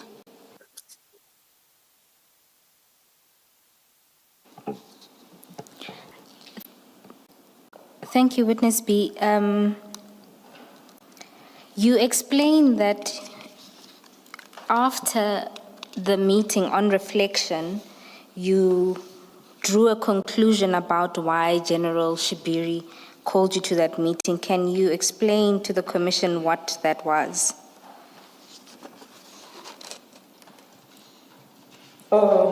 Yes, from our own reflection, all we could conclude is to say he just needed to find out the progress of the case as to how is the accused linked, and then how strong is the case against the accused, of which, well, after this meeting, he indeed gave me a call again, a follow-up call to ask me the things like the linkages in terms of DNA, in terms of primary residues. So it was like, to me, okay, this was all about that. Witness B, if you could just allow me to take you back a bit. It's a question that I had wanted to ask and forgot somehow. Earlier in your paragraph 33, this is where you are discussing the TRA that you requested right at the beginning. And you say you filed a form and submitted it to Colonel Mukwena's office. You remember that, where you then... I do. You remember that. Now, you conclude that paragraph 33 by saying, unfortunately, nothing ever came of that process. Did you make inquiries, or did you come to understand why that request was not met? Nothing happened. No, Commissioner, we really never make a follow-up on that, but as when things started escalating, there was another TRA, but we didn't really follow it up to say why nothing came out of this and where does it got stuck and everything. No, we didn't, but there's something about it that struck me, because shortly after we filled this form, the very same information from the stream of from witness A, he touched on this, of which it was so strange to say there's nothing coming forth out of this, but he seems to know something about this TRA, because he made a comment to witness B to say, oh, these days I understand you are belonging to General Kalakala, knowing that General Kalakala's office will be the one handling the TRA. It struck me to say, how did you know? Because even inside here home, we don't get any feedback, but he seems to know. So, if just to make sure I understand, are you saying that after you submitted the TRA, an informant came to know about it? I don't know if he knew about it physically, but he knew that there's a process of us escalating things to General Kalakala. Okay, thank you. Thank you, Ms. Paul. Thank you, Commissioner Baloyi. In your statement, Witness B, you move on to talk about how you proceeded to move after the meeting with General Shibiri and that you exercised caution. Can you explain this to the Commission?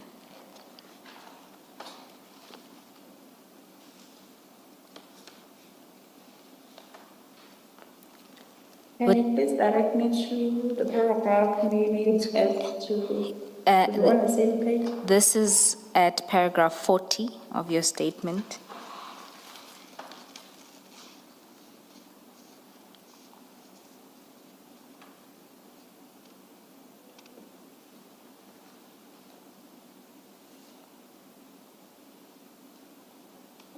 Oh, yes. This is where now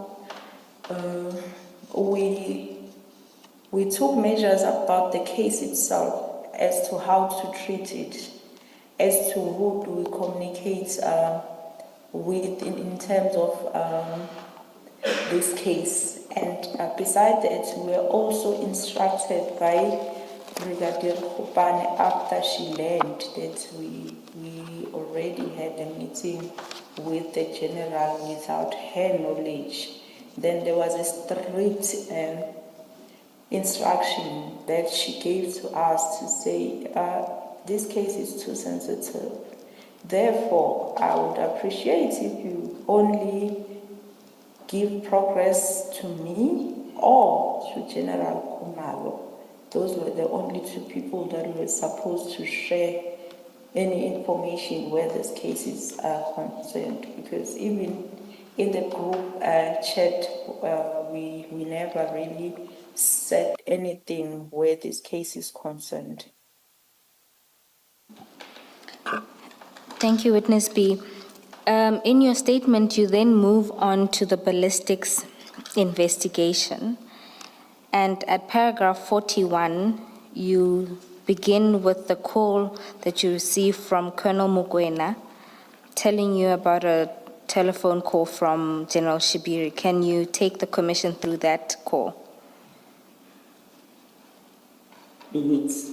I don't remember the exact dates, but it was between May and July and June, actually, early June. I received a call again from my Colonel Mokoena. He informed me that General Shibiri has called. He said that the report is ready, I can collect. And then I went to ballistic together with other colleagues. I didn't go alone. And then we went there. On our arrival, we went to the office where the report is supposed to be handed, because there's a specific office. When we got there, we were told that we should wait. Witness B, did you move away a little bit from the computer? Your voice is fading, Witness B. Can I try again? Try again and just a little louder. Okay. Between end of May and Witness B, can you hold on 1 second? Did you make any movements to where you were sitting? No. Oh, no, it sounds better now. If you can proceed to your arrival and going to the collection office at the ballistic section. Yes. I received a call again from my Colonel Mokoena, telling me that the general has called, telling me that the report is ready, I can go and collect. Indeed, I proceeded to the ballistic together with my two other colleagues. And then on our arrival, we went to the office where they issue the reports, only to find that they said, no, the report is not with them. We must wait for the analyst, of which he came, and then he told us, no, there's a mistake on the report, and then he needs to rectify it. Then he took us to his office Witness B, where, before you move on to what happened at his office, do you want to identify the officer you were dealing with? yes, at the time that was Warrant Officer Mahotlo, but currently it's Captain. Thank you. And what happened when he took you to How his do you office? spell that for the transcript? Can you please spell that for the transcript? It's M-A,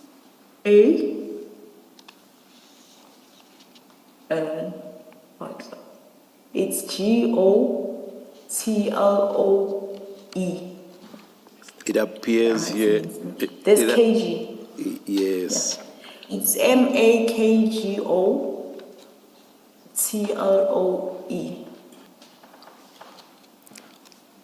Thank you, Witness B. So you proceeded to his office? Yes, we proceeded to his office where in his office he was not alone. He was with another warrant officer. I just can't remember his surname, but as we talked there, I learned that it's the same person that they attended the scene with at Vereeniging. So they started working now on the what was so-called rectification of the reports.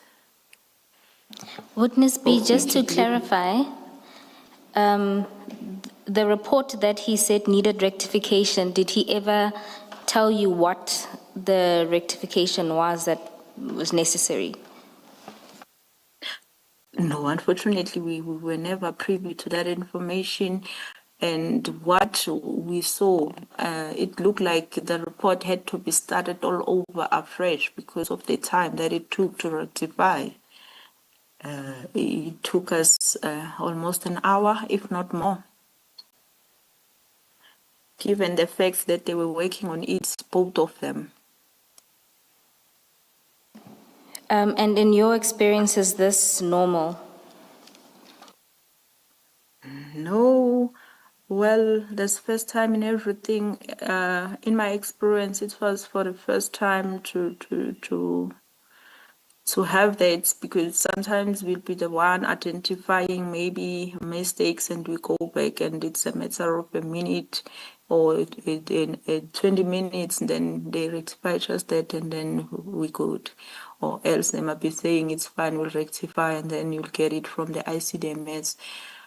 This one, it was for the first time, given the fact that the reason why we visited it because of we were informed of the readiness of the reports.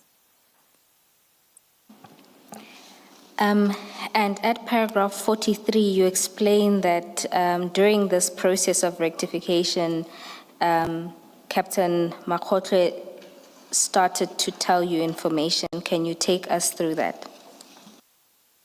Yes, we had a very interesting conversation there in terms of why I'm saying it's interesting, because for me as an IO, there's nothing interests me like linking the cases through whatever investigation tool.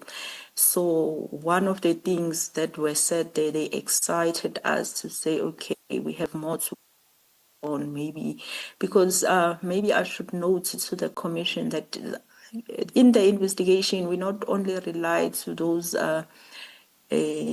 investigation tools like ballistic phones, blah, blah, blah, blah. We also rely on information.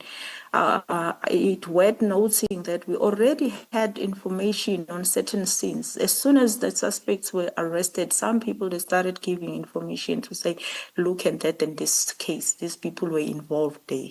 That's what piqued our interest. And then when we have this conversation, it was like, okay, the informers, they were not lying. There's something here.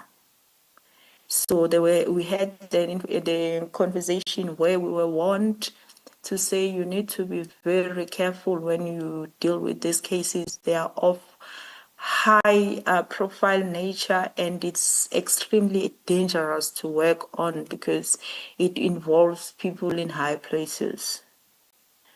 Well, at some point, because I always, when I get puzzled, I asked. I did ask. That's how I became to know that they were at the scene, both of them, because I said, you seem to know too much as an analyst, and you seem to know more than myself as an IO, as an analyst, where this case is concerned. And he said, no, I was at the scene. There, people were talking. Then, well, I understood that. I know when you're at the scene, you get to hear all this sort of information because indeed people, they do talk. Is the scene now the scene in Vereeniging or Bramley? In Vereeniging, Commissioner. Thank you.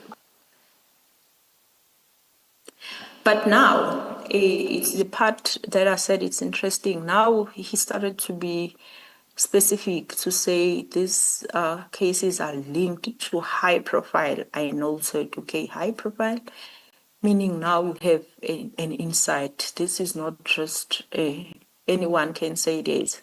And he also mentioned that they also involved in the CITs, and like it piqued my interest. And as they were working on the reports, and it took this long, at the back of my mind, without even asking, it was like, okay, they dealing with all this information that they're telling us about, only to find when we're done and the report is handed, like the mood was okay, the conversation was flowing. There was no reason for us to even suspect that we won't find what we are told about in the reports. It was like we're talking about something that is there in that report, only to find that when we get to the car, one of our colleagues decided to look at the reports, and the discoveries was, hey, what were those people were talking about? Because there's none of those in this report except the linkage between Vereeniging and Bramley, of which we anticipated, because from the initial investigation, it was expected. It was just to confirm. There was nothing wow about that. Witness B. I thought maybe it's failing to read. Sorry? Witness B, just before you go past this, you mentioned that they said the weapons were linked to CITs. Can you explain what that is? Oh, that would be cash in transit. Okay, and based on this information of high-profile cases and the likes, what were you expecting to see in the report?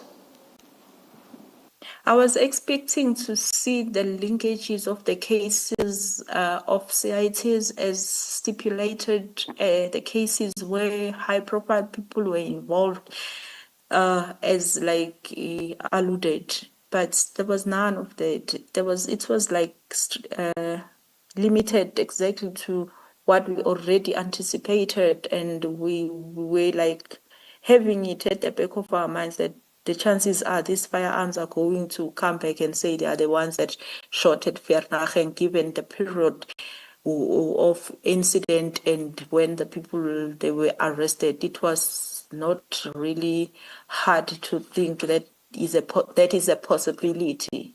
But these other things, they were going to be a whole new information to us that we needed to investigate. But there was none to follow.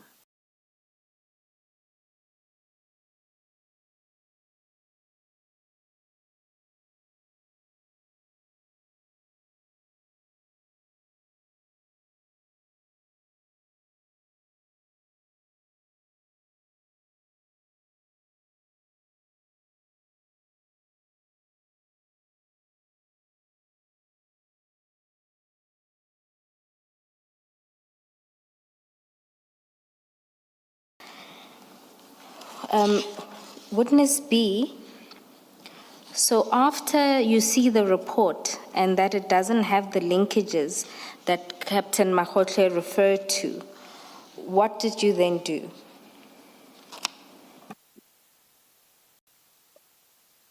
I remember. think those linkages not being there, we went and then we decided to consult further with our commanders to say we have this information, but we don't have this report. But before we even go there, I went back because remember now this is the discovery as we leave there. And then I went back on another day to say, hi, I'm puzzled. You told us about 1, 2, 3, but it's not here in the report. And to my surprise, when I come to make a follow-up, now I find the captain, he wants to pretend as if he doesn't know what am I talking about. He never have this conversation with me. It's like as if I have some sort of amnesia or so. And I was puzzled by that action. And then I went further to say, you can't do that to me because I was not the only one here. Oh, it was 3 of us. You were also not alone. There was a second person in the room when this conversation was heard. And then he now said, no, I can only remember 1 or 2. But the impression that he gave us, it's more. It's more. From that point, in my mind, I could see 10 plus. But now he says to me, I can remember 1 or 2. Even that, it's not ready. I must speak to the IBs and stuff like that. And it was like more dismissing than me getting answers. That's what now prompted me to go to my commanders to explain this whole behavior and my frustration out of it. And then given the fact that I was information that I was sharing with my commanders that, look, we already have information of 1, 2, 3, 4, 5.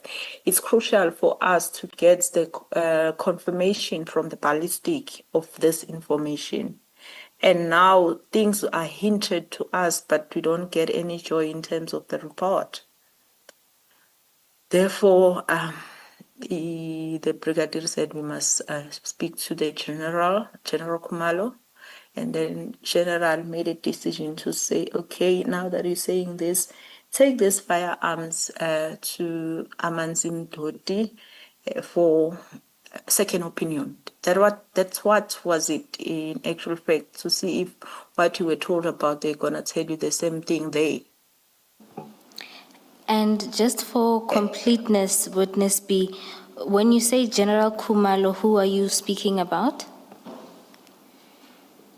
I'm still speaking about General Kumalo Mbuso. And his position? Let me say he's a provincial commissioner for the detectives. Okay. And so you then had to take the weapons to Amazim Doti for further analysis. So when does this take place? This happens on, it's sometimes in September. I'm trying to look on my paper when exactly the date. Yes. It was on the 12th. On the 12th. Yes, and can you take the commission through this? Yes, we went to KZN taking these weapons for the second opinion.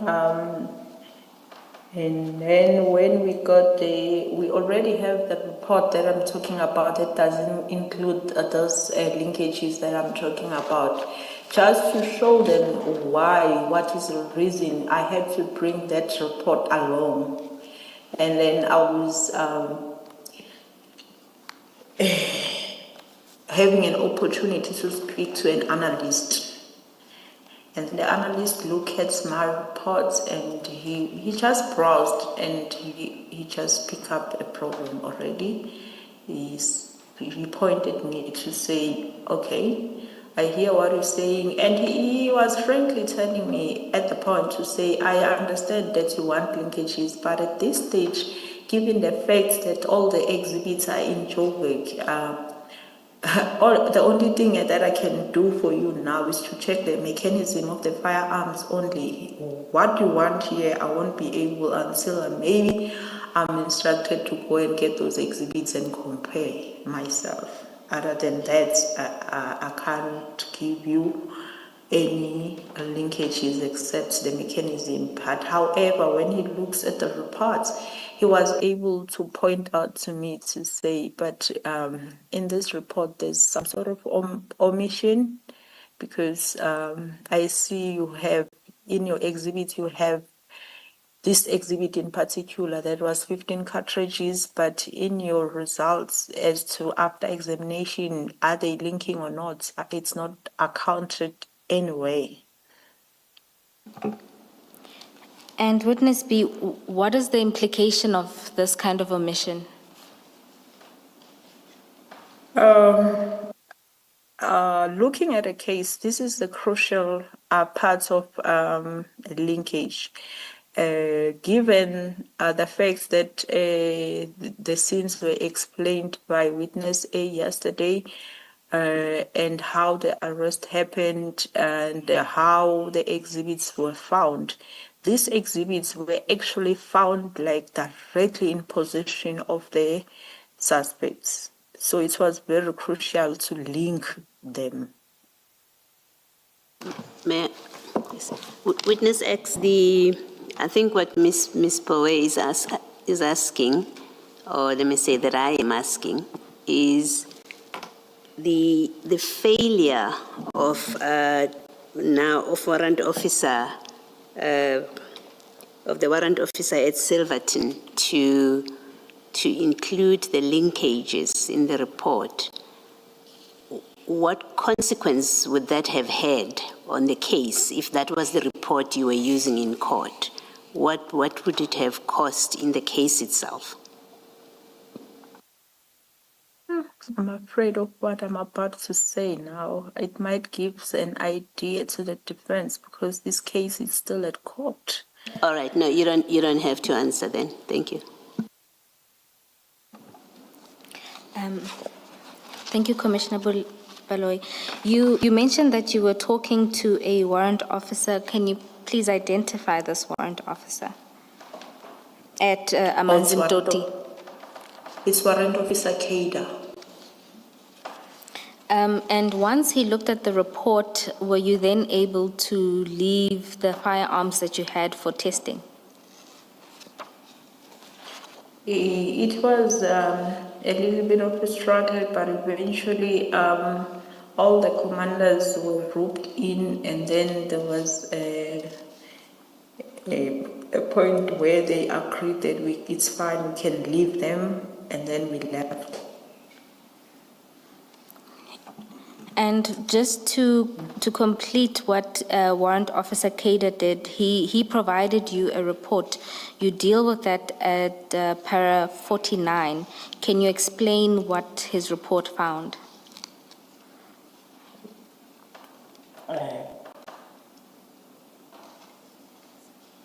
Just to be 49.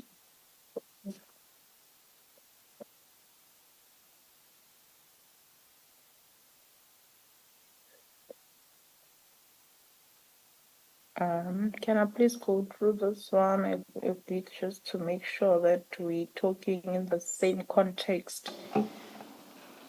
Yes, this is the report that Warrant Officer Kekana gives much later, but because of the limitations in his analysis, you dealt with the report here. Oh, you're talking about etching. Okay. Yes. Maybe the phrasing in my statement is not exactly correct, but I'll be able to explain what I meant by saying that. After I got the report from, that is in a later stage, after I got the report from Warrant Officer Kekana, what I discovered is that with Warrant Officer Mahoto, he said he did the etching on the firearms, but he did, right? But when I take the firearms to KZN, in one of the firearms, Warrant Officer Kekana managed to do the etching, and he was able to reveal the serial number of the firearm. Maybe I should go further to say what is etching, even though I'm not an expert there. What I understand about etching, it's what I don't know what they do to the firearm, but whatever that process they do is to recover the firearm that has been fired off. And then they manage to give us that serial number so that we can do further investigations. Well, I don't know if it's the same process or not, but in one lab, it was impossible to discover the serial number, but on the second lab, they were able to do so. So is your evidence that at Silverton they were not able to recover the serial number, but at Amanzimtoti they were able to do so? Yes, that's my evidence. Is it witness B, is it a case of they were not able to or they did not? There's a difference. No, they were not able to, because when I read the report, it says etching was done, but we couldn't. Thank you. It doesn't say it was not done. Thank you. Commissioners, the report by Warrant Officer Kekana, although I heard Ms. Siegels Nube pronounces as Kader, so I'm not sure about the pronunciation, but his report is at B3 at page 24 to 29. Sorry, if I can just clarify something.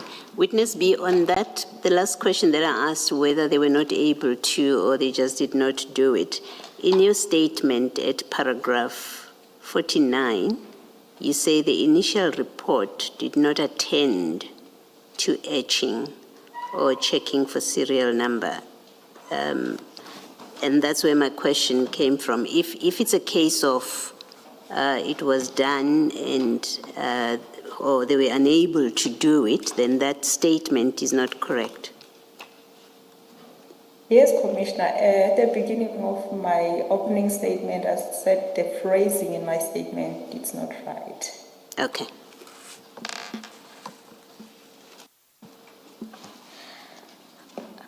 Witness B, in paragraph 50, you note that upon your return, you then proceeded to see the prosecutor in this matter. Can you explain this?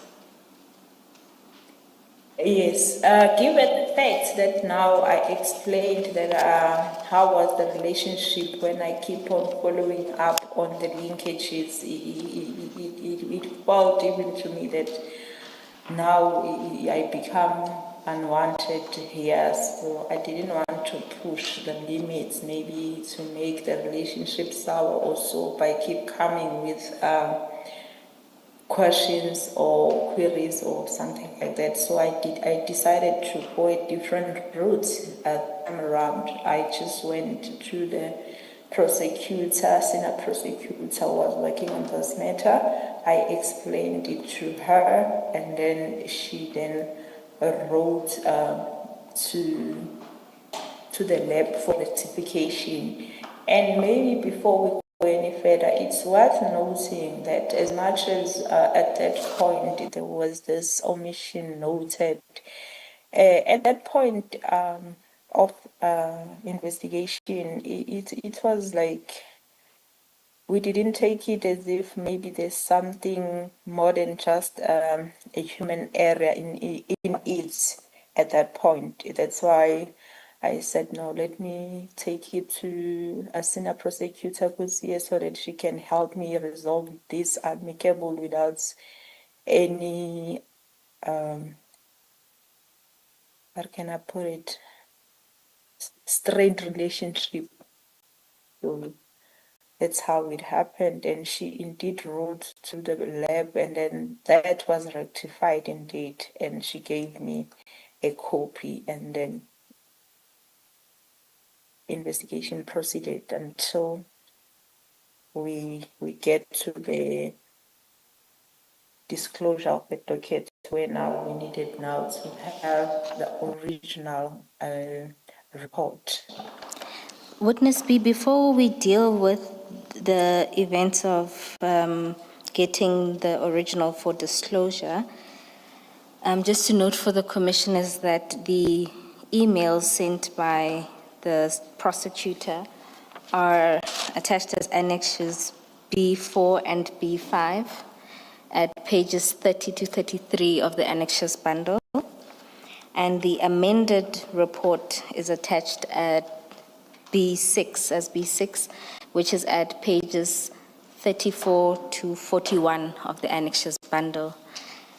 Commissioners, I propose for the witness to take you through the discrepancy that was found by showing you the two reports alongside each other.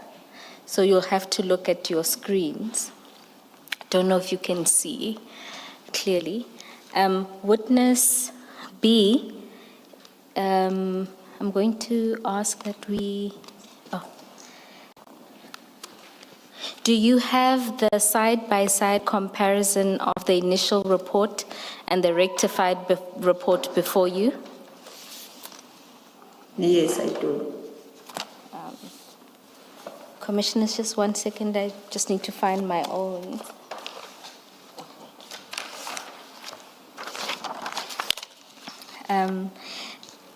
Just for the record, the pages we're looking at in the initial report is page 15, and in the rectified report, it's page 34. That's where the reports begin. And the particular page that are displayed for the initial report, the first sort of extract deals with page 19 compared to page 37 of the rectified report. Witness B, Ms. Boy, could you enlarge a bit?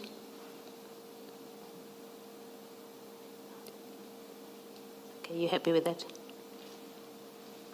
It doesn't distort your pages. yes, that's fine. Witness B, can you explain what would ordinarily be found in that paragraph 4.9 or paragraph 4 of the ballistics report? On 4.9, it's exhibits of which it's 15 cartridges, 7.62 times 39mm caliber fired cartridge cases, and mark them, and there is a mark there. Maybe I should read it. Should I? No, I don't believe that the mark will make much of a difference for our understanding. What I would like you to explain is that in the actual report, paragraph 4 lists the exhibits that would have been provided to the lab. Is that correct? Yes. Where is this for on the screen? I see 4.8 and 4.9, for example. 4.9. Commissioners, if you can open your annexures bundle, in particular annexure B2 at page 18. 2.8.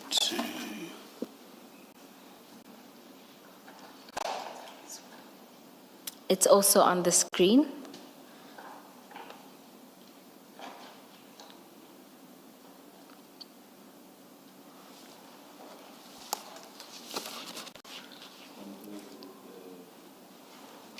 Did you say compared with B6 at 34? At 37. 37, thank you.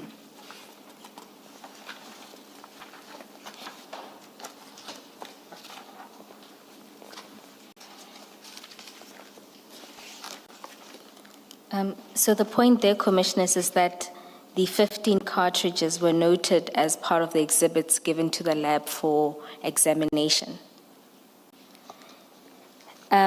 Witness B, can you then explain what the lab does at para 10, which is where it deals with the linking? Okay. At paragraph 10, it's he confirmed that he received those exhibits, and it says, I examined the fired cartridges, cases, bullets mentioned. There's a lot of them, but I wanted us to look at 4.9 amongst those that were examined. And then going further down, from 10.1 to 10.6 is the account of, after comparison, what were the findings thereof. But you will note then on that one that for 4.9 there is nothing said about it. So this would be what you are seeing on the column in the initial report, that 4.9 is highlighted as being examined, but the findings, which are detailed at 10.1 to 10.6, there's no reference to a link to 4.9. That's correct. I'm looking to the faces of the commissioners to see if... See, on the column on the right-hand side, you have a yellow highlight there, 10.2. What's the significance of that highlight? Is that rectified? All right. Commissioners, and then this one is the rectified one now. After this was highlighted by a warrant officer Kekana and escalated, and then this is the rectified report now. That still highlights there by 4.3 those 15 cartridges as it was accounted for also from the very onset. But the difference now here is that on 10.2 now, that 4.9, that 4.9 cartridge, 15 cartridges now, the results thereof are there at 10.2. Now it says the cartridge cases, my eyes now. The cartridge cases mentioned in 4.9 were fired in the firearm mentioned in 4.1. That is now the linkage that was not in the initial report. And please speak to the 3.4, which is at 10.2 on the left-hand column. The sentence looks exactly the same in both columns, except that in the column on the left, there's reference to 3.4, and on the column on the right, there's reference to 4.9, but the rest is exactly the same. Can you please explain what the significance of the differences is? Do you get?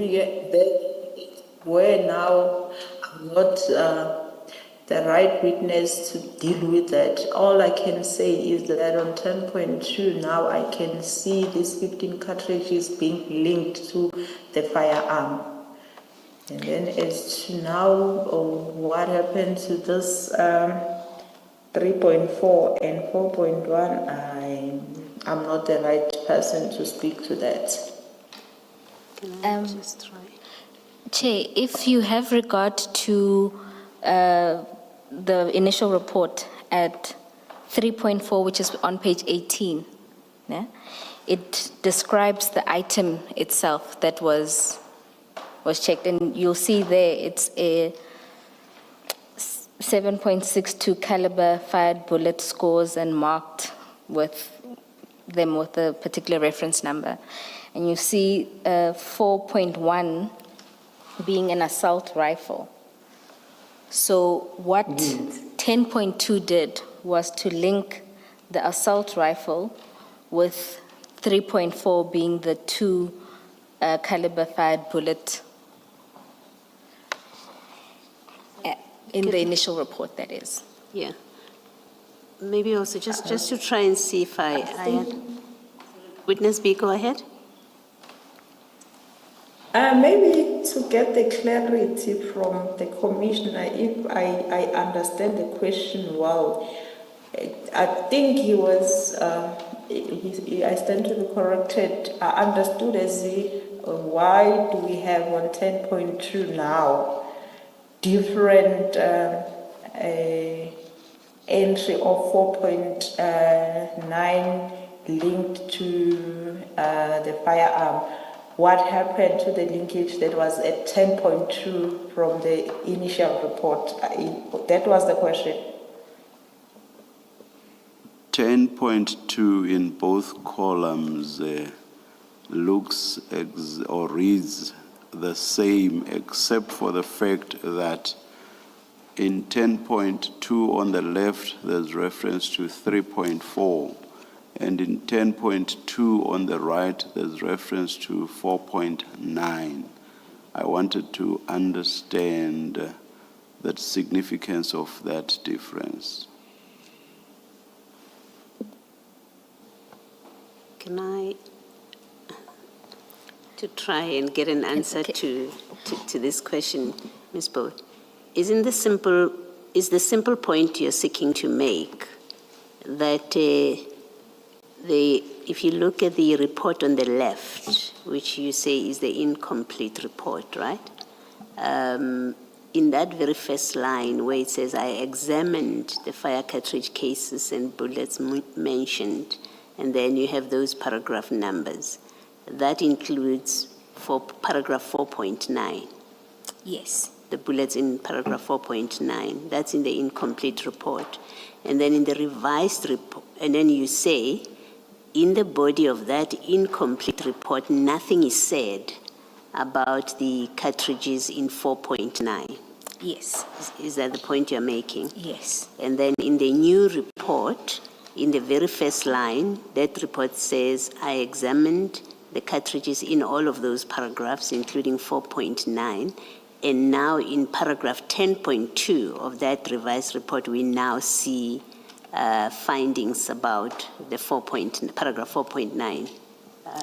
Yes. Is that the simple point you're making? Yes, and that it's only at this stage that the 15 cartridges are now linked to the firearms.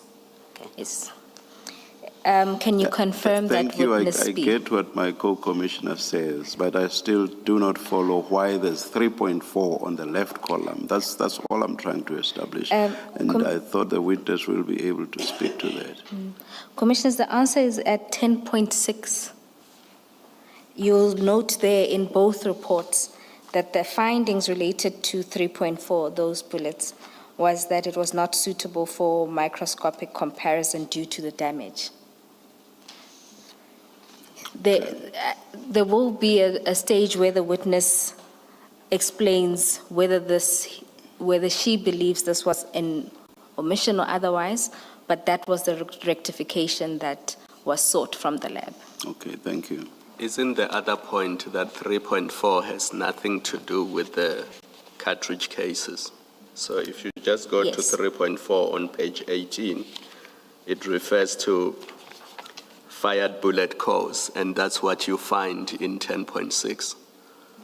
Yes, that's So the case. There was an omission in 10.2 of the 15 cartridges that had been found in Bramley, I believe. Yes. Yes. Witness B, I guess can that's you... a simple explanation I wanted from the witness, because this is not my area of expertise. My apologies, Chair. I will say that we also had to take a crash course in ballistics to be able to read and understand the nature of the omission. Thank you.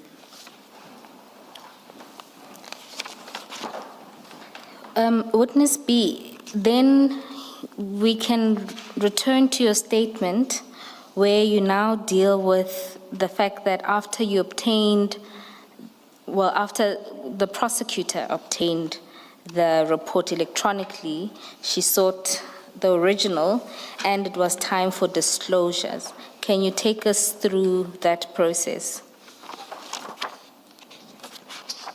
Yes, when it was a time of a disclosure, now we were required to have the original report, and we indeed went to a ballistic lab to seek that report,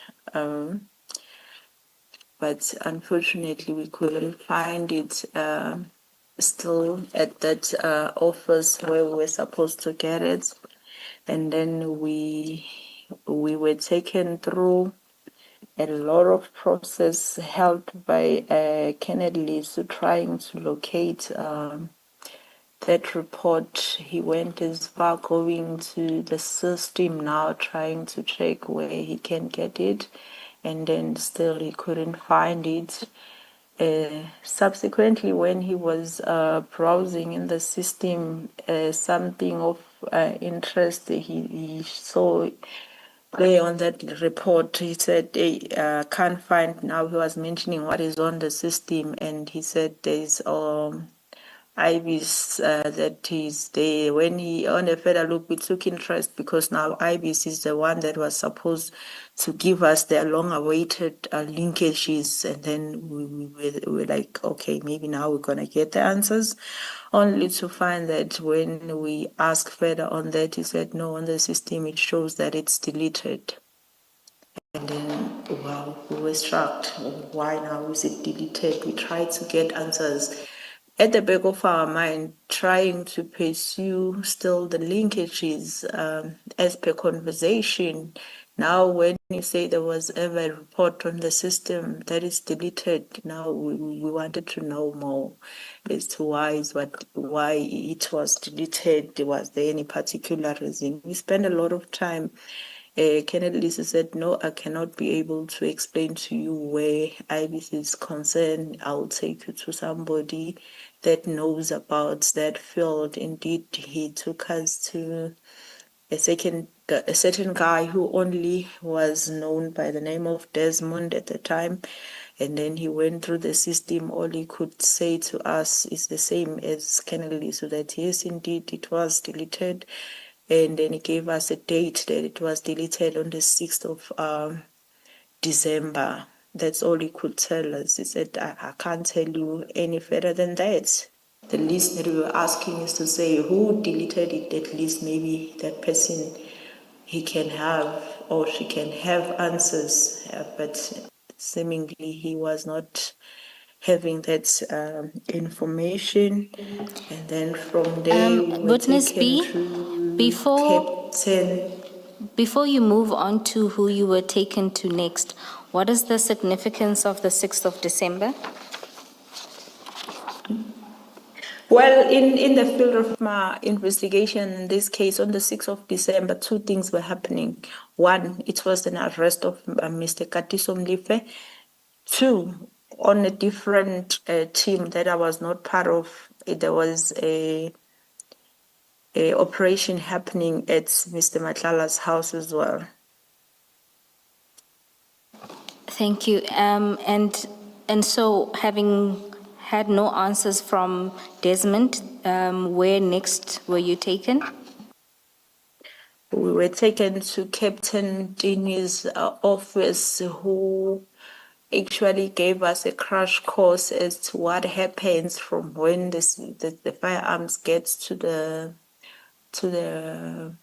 lab, what steps. No offense to the captain, all that I can't even remember because I found it irrelevant to the question that we were asking. We didn't get any answers to that. Instead, we spend more time unnecessarily there. And after the crash course with Captain Dini, what then transpired? After it came to light that there's no answers, we find no answers, we went back to Colonel Lisa to say, we're not getting any answers as much as you said you don't have. So we're back to square one. What way, how we get this report? Because you also don't have answers as to where's the report. And then he said, you know what, the person who was dealing with this is can I stick to Captain because now I cannot refer to back then now. To Captain, it was Captain Mahotlo, therefore gave us his numbers. He said the person who can assist you further, it's him. And then indeed, shortly we went out of the lab, we contacted him. But unfortunately, I think it was early at that time because the first thing that we did is to go to the lab thinking we're going to collect and proceed with other investigations. So the direction of investigation, it was taking us further than where he said it was. So we agreed that later when we come back, we're going to contact him and then we're going to meet with him. And he suggested that it's not a problem as long as you come back, tell me where are you, what time, and then you come to the side of Luat, the police station. We can meet at Luat, the police station. Indeed, we proceeded with the day's investigations.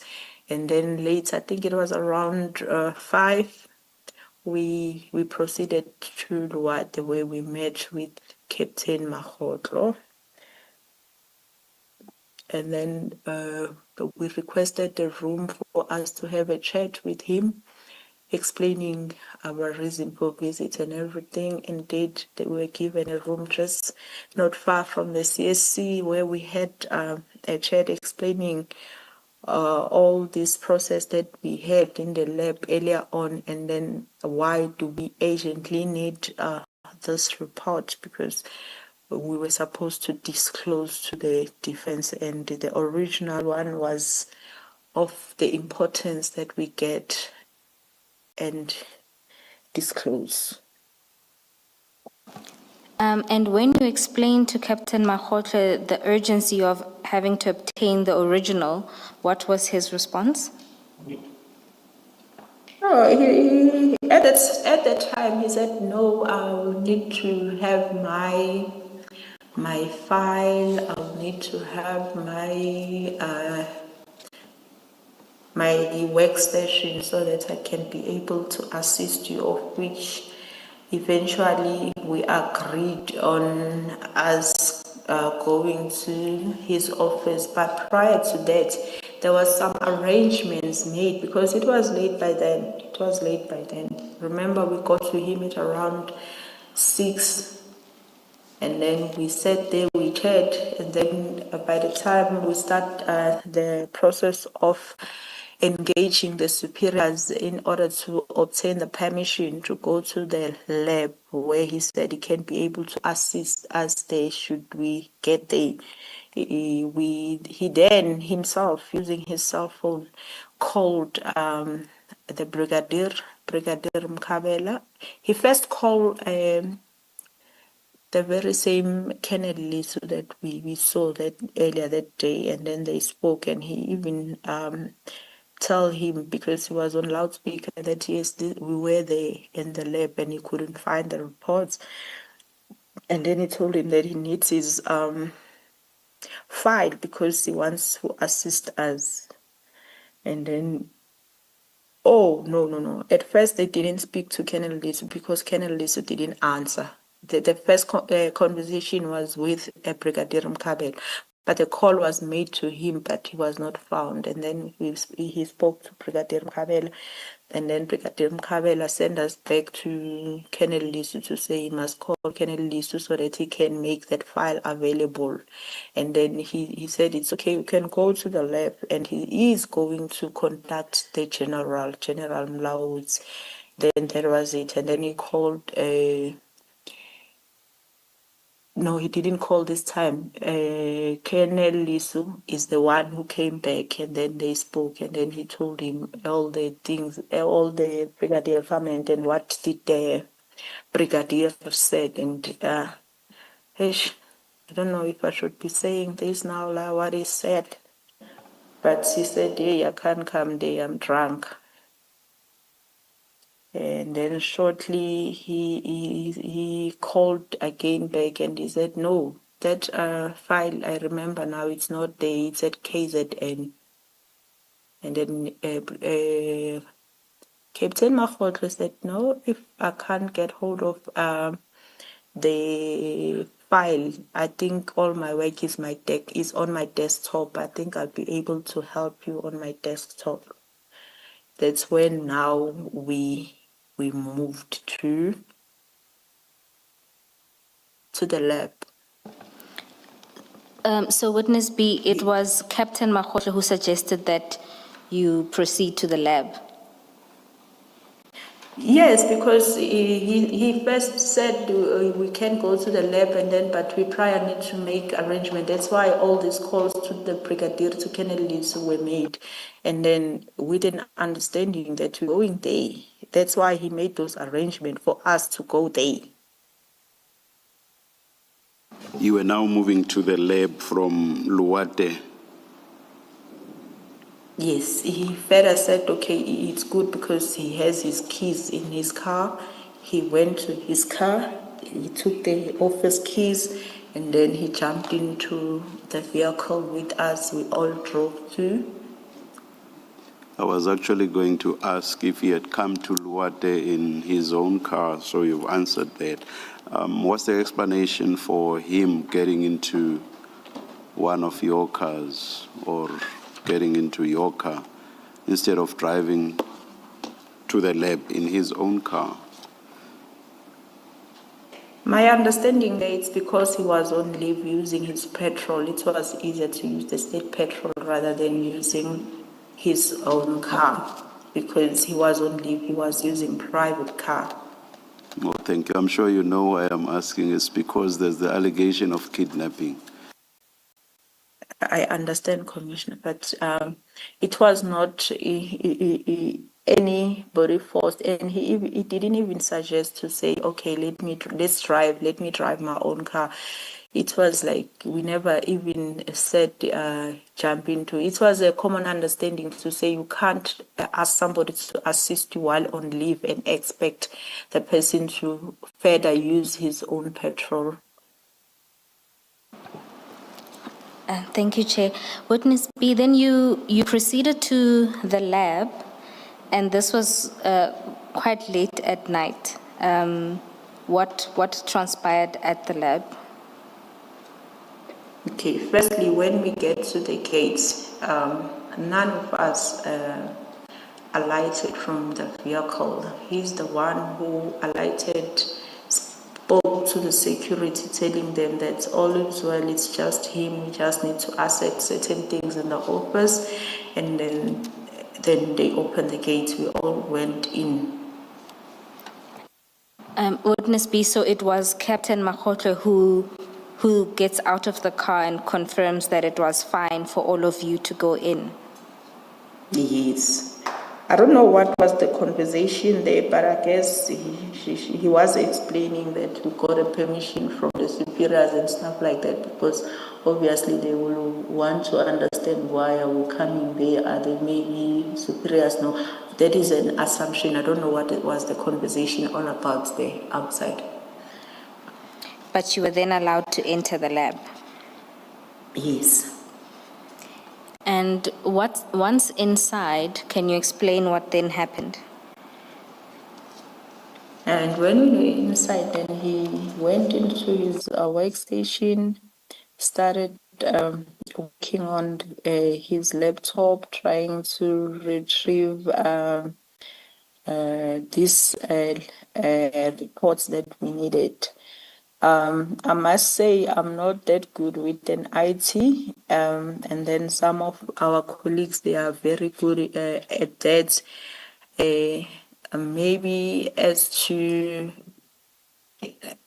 the details of what was found on there and what was found not to be in witness, he is the one who's gonna dwell on that, because he's gonna give the commission a better understanding than what I can do if I try to do that now. Witness B, in light of the fact that as far back as April, May, you had asked for the ballistics report to be expedited, what did you make of all these delays? Because it looks like we are now in December of the same year, which is 7 months later, and you still do not have what you had asked for and what you had asked to be expedited. Commissioner, can I clarify what I was asked to be expedited at the time? It was the initial report, of which I would say it was indeed, because at the beginning of, at the end of May and June, I was told that I can go and collect, even though that came with its own challenges, but it was expedited because I got it then.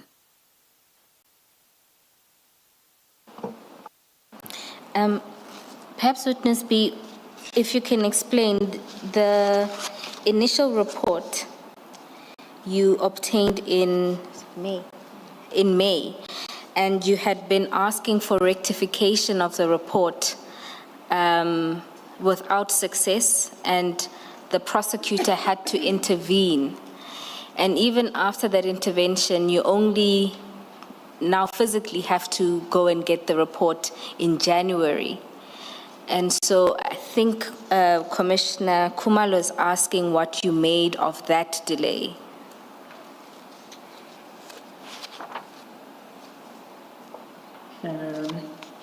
Maybe now, in totality of what investigation or information that I have gathered all along, it starts to make me feel as if some of the things were deliberate to delay the investigation, if I may put it like that. Maybe I want to go a little bit further where the linkages are concerned, because maybe I should mention that around December, eventually we had to ask certain cases to be compared manually, and eventually we got certain linkages that I believe it's amongst the ones that were alluded then, of which at the latest, much later stage, I think this year, 5 August, it's only when now the very same Captain Makgotle gave us a link, what is this, a report that is having most of what he alluded then. So somehow, when I look at it, I feel like there is deliberate delays intended in the investigation.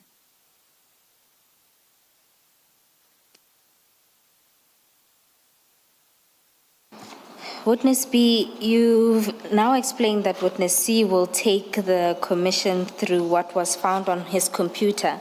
However, you note in paragraph 62 that multiple versions of the reports were found on his computer, and you took steps after that. Can you take the commission through that? Oh, yes. After that, then the decision was taken to say we have now to confiscate that workstation in order to take it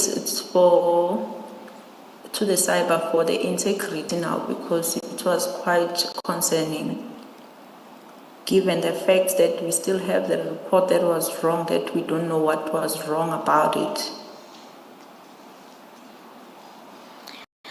And then in relation to Captain Makgotle, did you, and this is in reference to what you say at paragraph 64.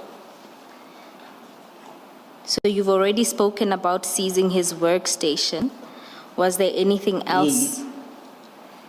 No, and then at that point, my colleague needed to take a statement now in respect of what now is discovered, the different reports, what was going on, at least he must give the account and explain what was happening there. And then while he was obtaining that statement, to our surprise now,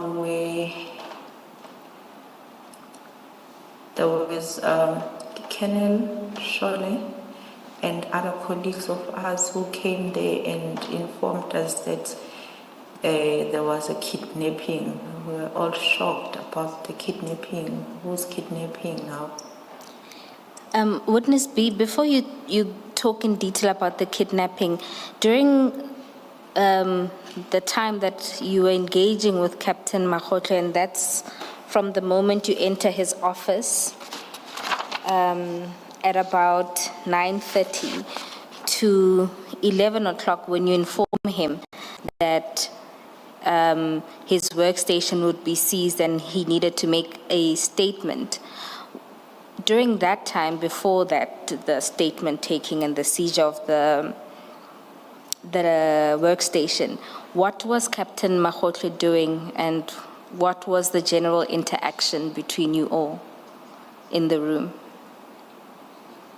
He was mostly on his phone. He was mostly on his phone, and then there was calls coming in. He was keep telling people, I guess they were checking on him. He was keep telling people, no, he's fine, and then he's coming back soon and stuff like that. There was nothing in particular that I can point out that he was doing. And so now you'd say to him he needs to do a statement and that his workstation would be seized to preserve the evidence. Before the police officers come in alleging that there is a kidnapping, at paragraph 65, you deal with the calls that were received by some members of your team.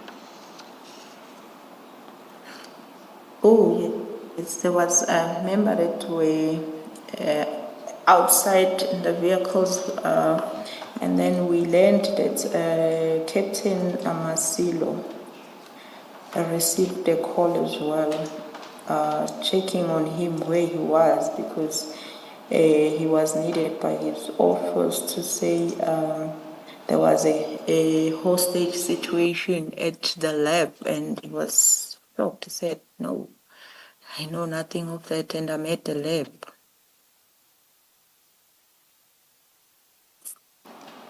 And we were informed by him that also the negotiator was also called him asking if he knows anything about this kidnapping, and then he explained, and then they said, oh, it was a false alarm. Okay. And after these calls, you then explain that a group of officers came in, and that's at paragraph 67. Can you take us through what happened then?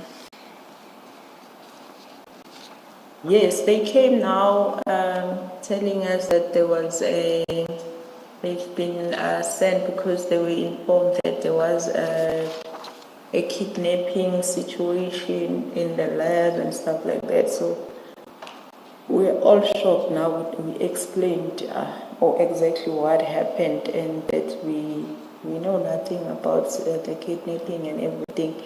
And also Captain Makgotle was also there. I never heard him say, hey, I am the one who's been kidnapped or something like that. We were like all shocked at that point. And then there was a phone call that the Colonel Shole, who was leading those colleagues of ours there, he made a call to the general to explain now the situation he found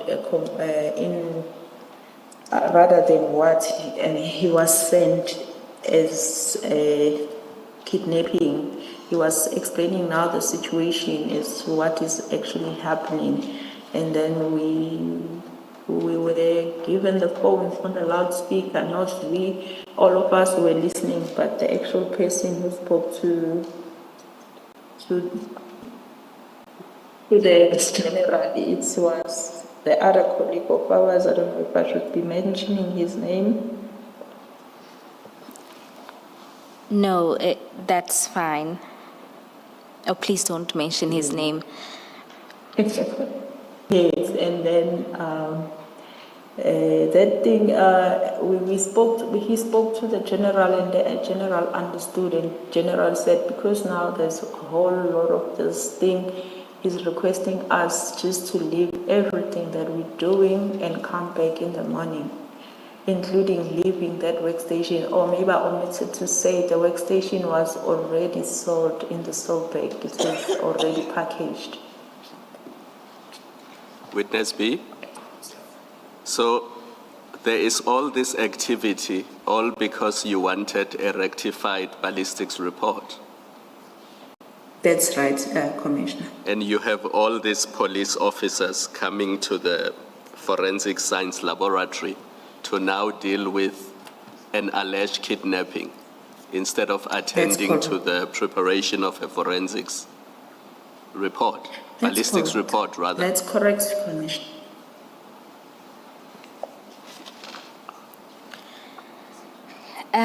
And Miss Mpofu, apologies. before you proceed, and I don't know if witness B is able to do this and do it now, there's a whole lot of names from paragraph 65, and some of them appear to be people of importance because they give instructions to inform the team to instruct the team to withdraw and come back the following day.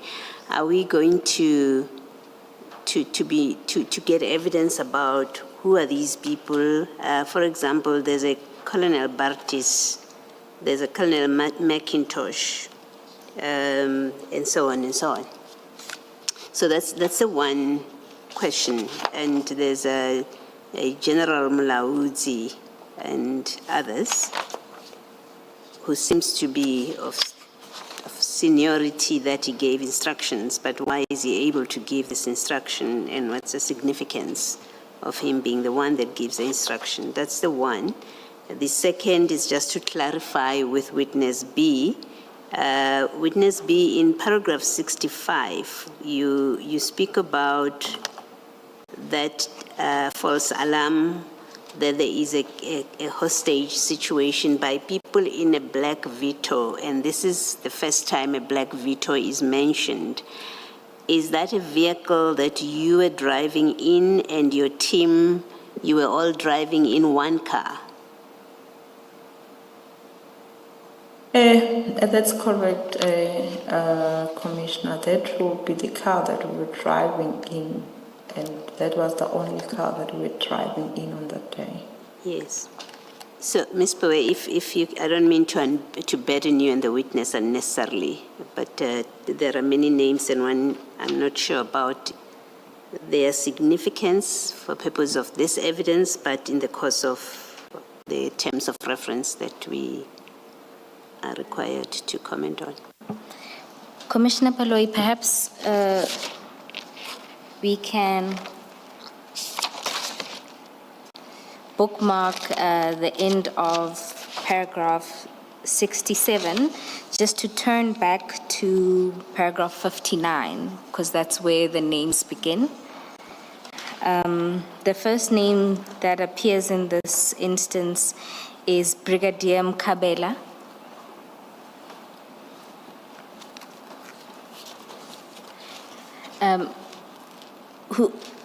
Witness B, do you know who Brigadier Mkabela is?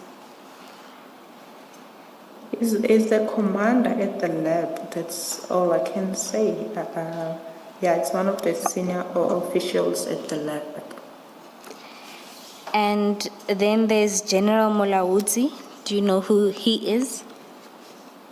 He's the overall commander of the lab as a whole. He's there? Overall commander of the lab as a whole. And just to note that some of these individuals will be called to the commission to provide the ballistics evidence. And then there is Colonel Lesu. Do you know who he is? Yes, I know. He's also one of the officers at the lab. He has helped me in more than once at the lab. Is he an analyst at the lab? No, he's also a commander. The commanders are in different levels. He's also a commander. But now, me not being the personnel at the lab, I won't be able to be specific as to what exactly. Okay, and then there's Captain Masilo. Do you know who he is? He's a Special Task Force commander. My apologies, Commissioners. We are now at paragraph 65.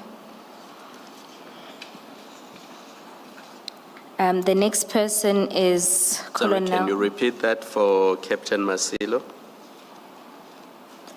Special Task Force commander. And then there's Colonel Barchis. Same units, also is the commander. And then there's Colonel McIntosh. I don't know. He's noted in the statement as a hostage negotiator. Oh, yes, yes.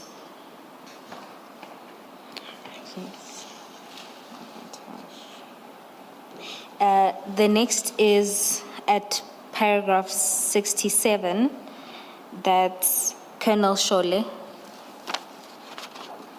Colonel Shole, I think is from the Highway Patrol. I don't remember from which unit, but it's the person that was dispatched to attend to the complaint.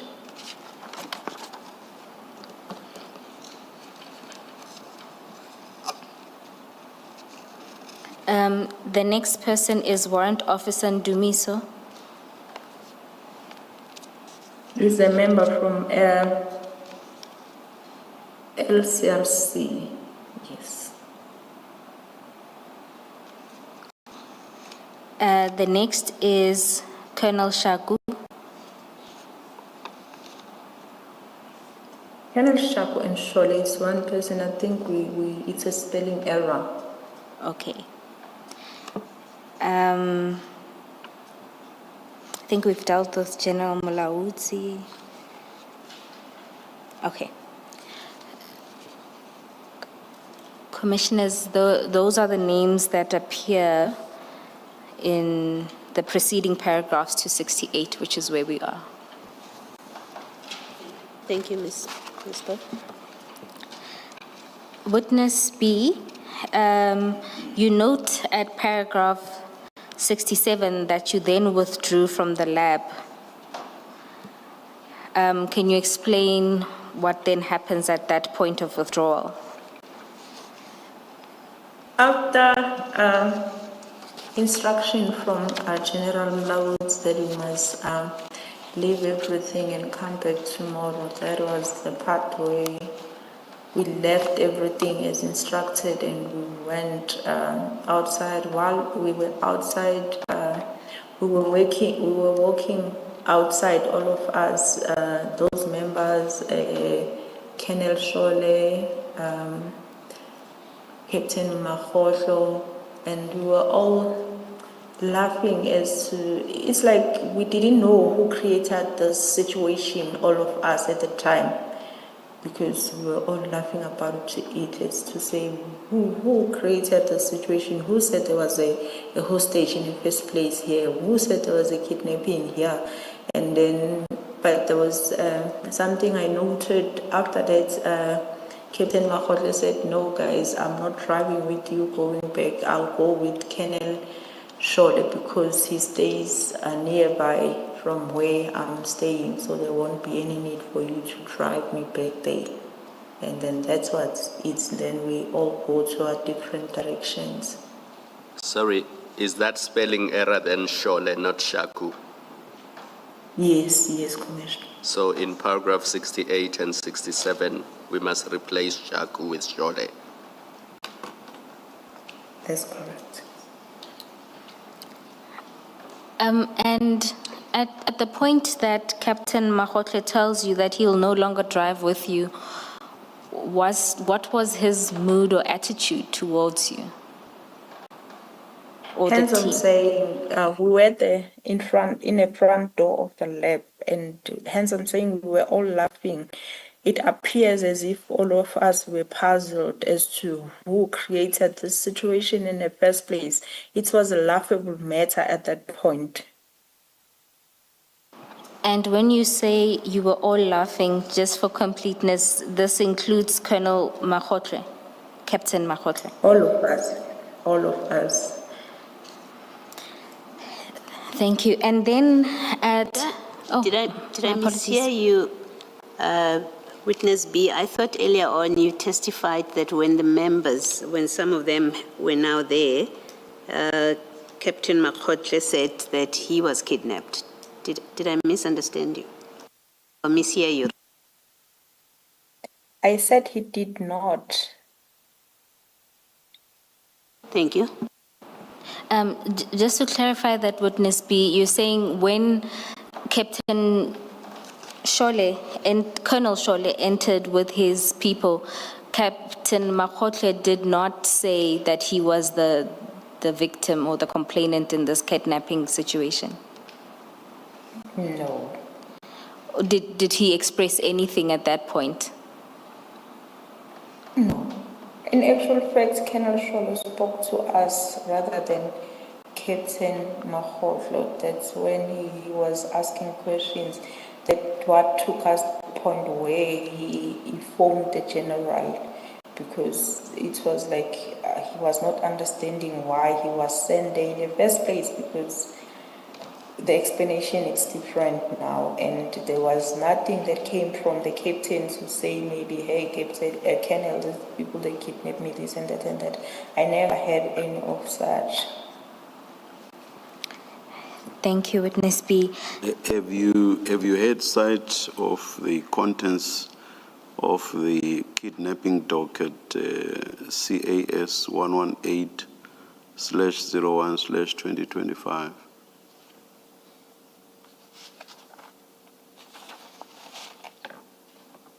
Unfortunately, I don't know what is in that kidnapping, because we only learned maybe 3 days later about, we were not aware that there's kidnapping and stuff. So we never had the liberty to see what is in there.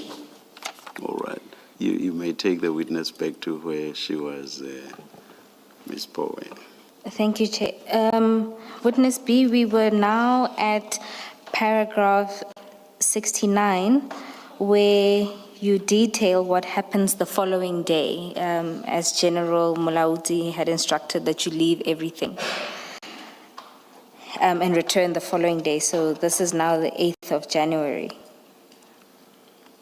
Can you take us through? The following day, we went back, and we were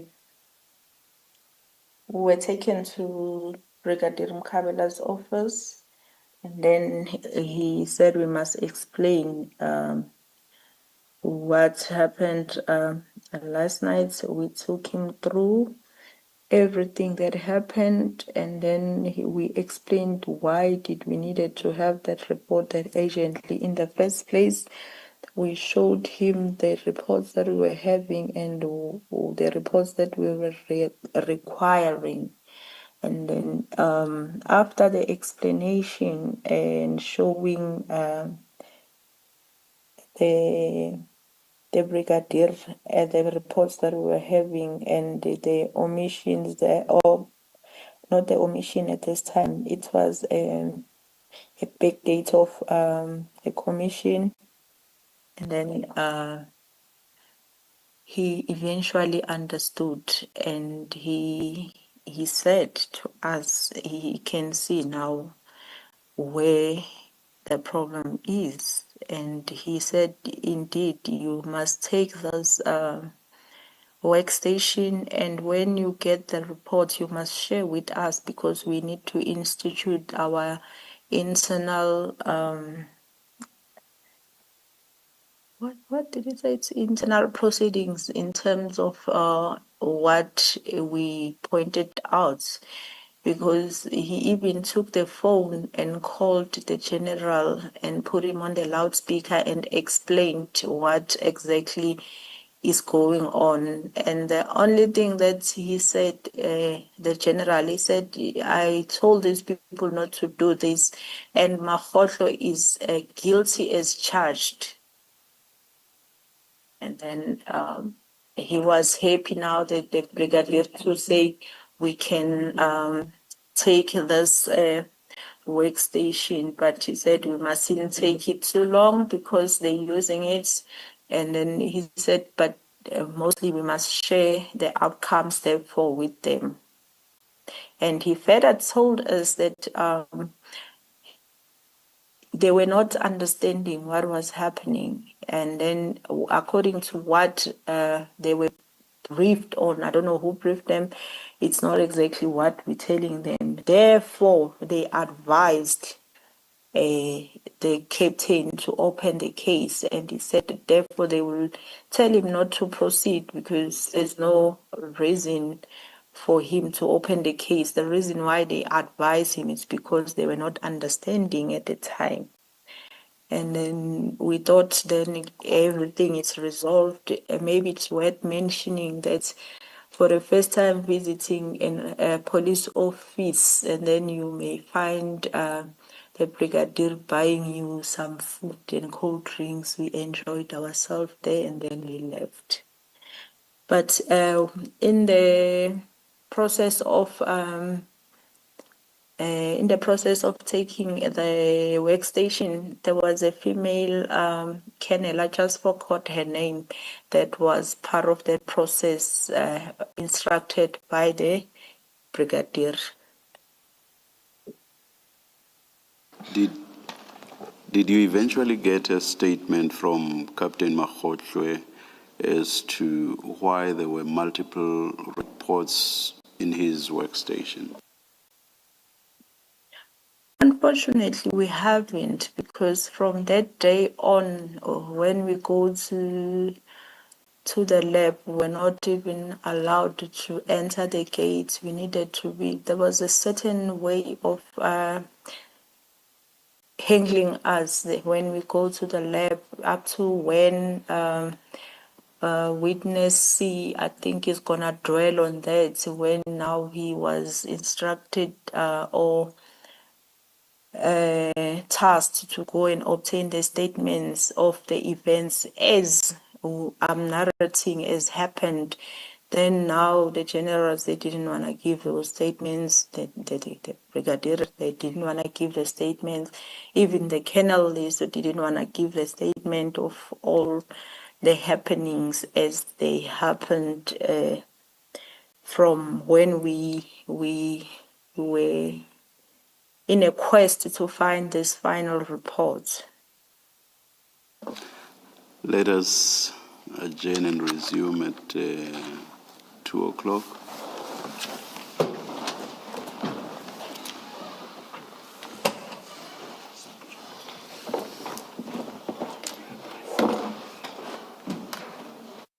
Ms. Bowe.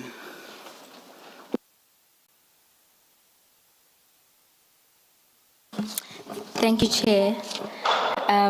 We were at paragraph 70, just concluding the meetings, trying to obtain the original amended ballistics report. Witness B, if I can take you to paragraph 70, there you deal with the collection after the collection of the workstation and processing that it was returned. Yes. Can you explain what happened there to the Commission?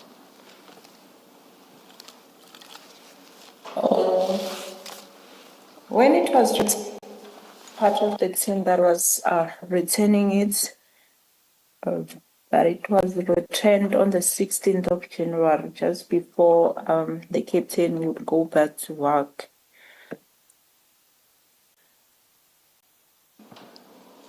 And then you deal with the efforts of witness C to try and obtain a statement from General Mulaudzi.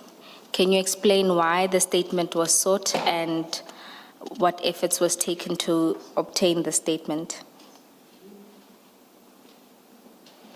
After now, we learned now that there was a case opened, and also we were seeking to have the statements because all the steps that were followed and all the permissions that were granted, we needed now the general and the brigadier to put it in writing now, because it became relevant to have such statements given the fact now that the so-called case that the captain was advised. And I want us to look at this point of being advised, that initially it was not even Captain Makgotlo's initiation. He was advised to do this.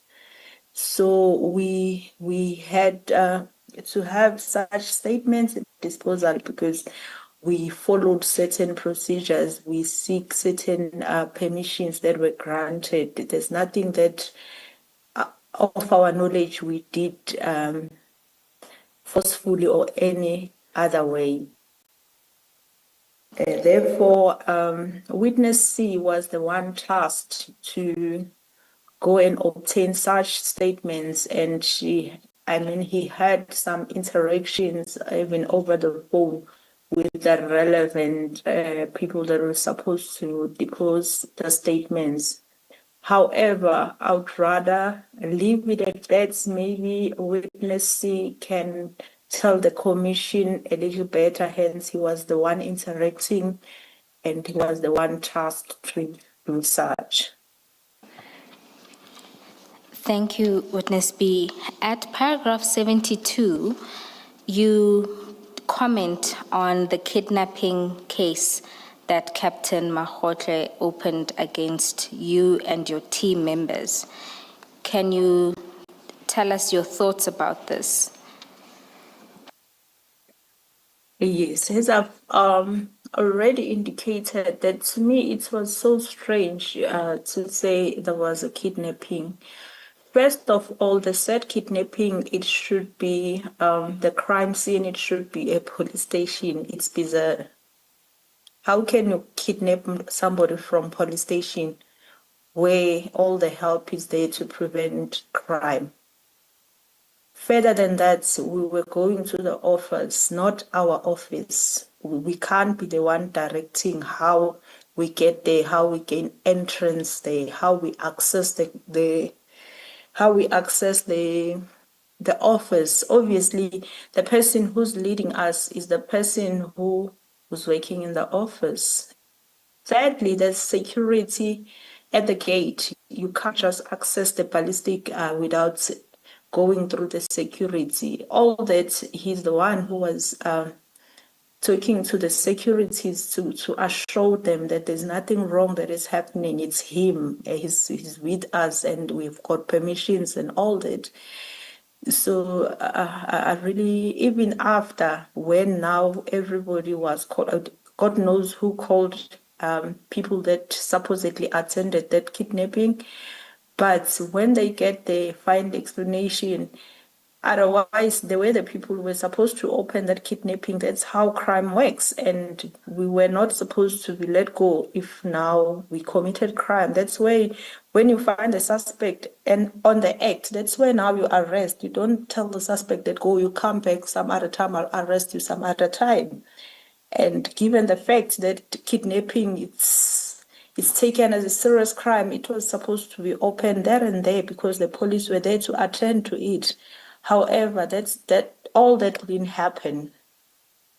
And the fact that we were told that he was advised and he would be unadvised. So all that didn't happen, it makes you wonder, why was it opened in the first place? What is the reason?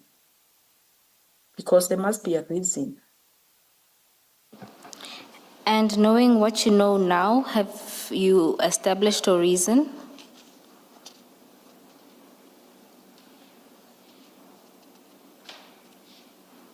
All I can say now is just that there are things that I would rather speak to it maybe to the commission only because of the integrity of the investigation, because to be mindful that this case is still at court, it's not yet finalized, and there's sensitive information that I wouldn't want to speak on this platform, maybe to add on my comment. Witness B, when you say this case, you mean which case are we talking about? I'm talking about the Bernard case 275 because all these reports that we're referring to, most of them, they're from that case. Okay, thank you. Witness B, we are at the end of that section. Commissioners, Witness B wants to go back to the section where we were dealing with the General Shibiri meeting. Before you do that, then maybe let me ask questions on this last part.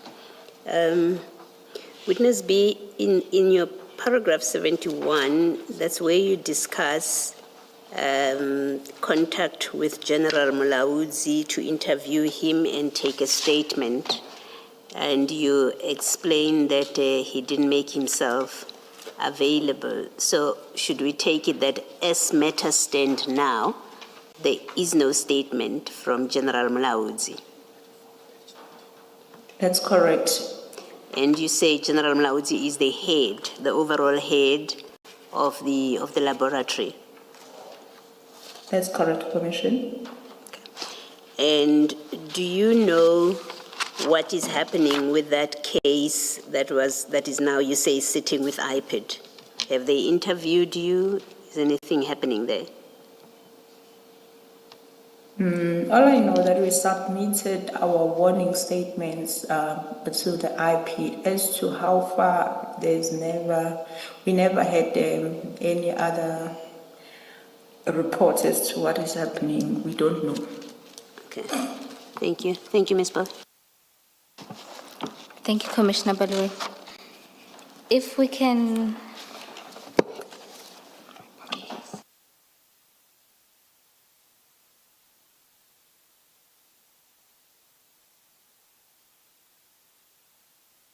While Ms. Bauer is still trying to find her place, let me ask a further question about the General Mulaudzi's failure to provide a statement. Has anyone of your team, or you specifically, reported this to your superiors? This problem of getting an interview and statement with General Mulaudzi? Yes, we did. And who in particular have you reported it to? We reported it to our immediate commander, where we are reporting currently. That will be Colonel Kumalo. Okay. And you don't know whether he has done anything about it or what he has done about it? No, I don't know. Okay. Thank you. Thank you, Ms. Bell. Thank you, Commissioner Baloyi. If we could go back to page 15 of the witness's statement. This is where we end, where witness B ends talking about the meeting with General Shibiri. Witness B, you mentioned that you would want to make some observations based on what you know now in relation to your meeting with General Shibiri. It's just one aspect there. now holistically looking at this whole thing that we're facing here, I was so shocked later on after the arrest of Kets Madlanga. When we look at his cell phone analysis, and then to find that the general has the relationship, or if it's not a relationship, the talking relationship with this Vusi Madlanga. And I would also note that this phone that we have of Vusi Madlanga, it was only in use from December. And indeed, what I can say in my comment on this is to say, I noticed that the very same general was in communication with Vusi Madlanga using a WhatsApp, voice calls from the period of that December up until May. However, I noted that in April they never spoke, but consecutively from December up until May. However, April is not there. And furthermore, I learned that the relationship is so serious that there is even an exchange of monies between them. So it made me question everything that I questioned initially as to what was the purpose, what was supposed to mean especially the conversation of the envelopes. What was its intention? Maybe I'll deal with why this is so strange, and it makes me feel otherwise when I discover this at a later stage when we're dealing with the syndicates now. Maybe that's where I'll deal with this part to say why was it so questionable to me.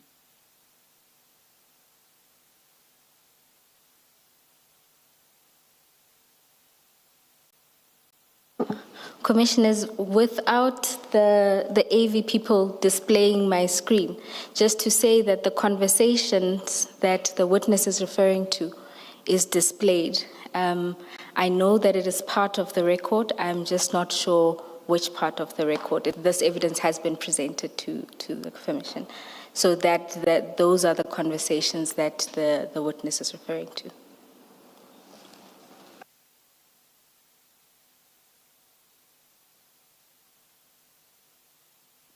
And on top of that, may I speak? Yes, you can. Yeah, on top of that, hence we've said now, since we've started with this investigation, we're getting a lot of streams of information.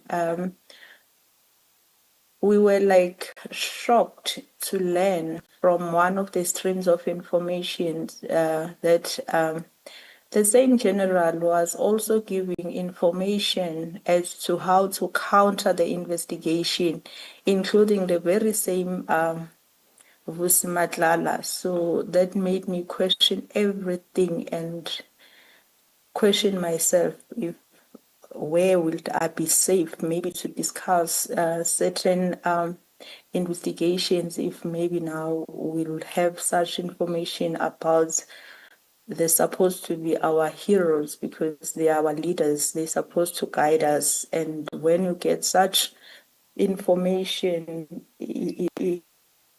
because when we were called in that meeting, to be honest with the Commission, I was so proud to say we're doing something that is noticeable by the national office, not even knowing that it's not even the purpose. Ms. Bowe, speaking amongst the three of us, our recollection is that perhaps these were touched on during the testimony of witness X. We may be wrong, but whatever the position, you may perhaps just prepare a schedule. You don't need to go through it with this witness, in which you indicate where what is with regard to what this witness has said. Is that fine? We will do so.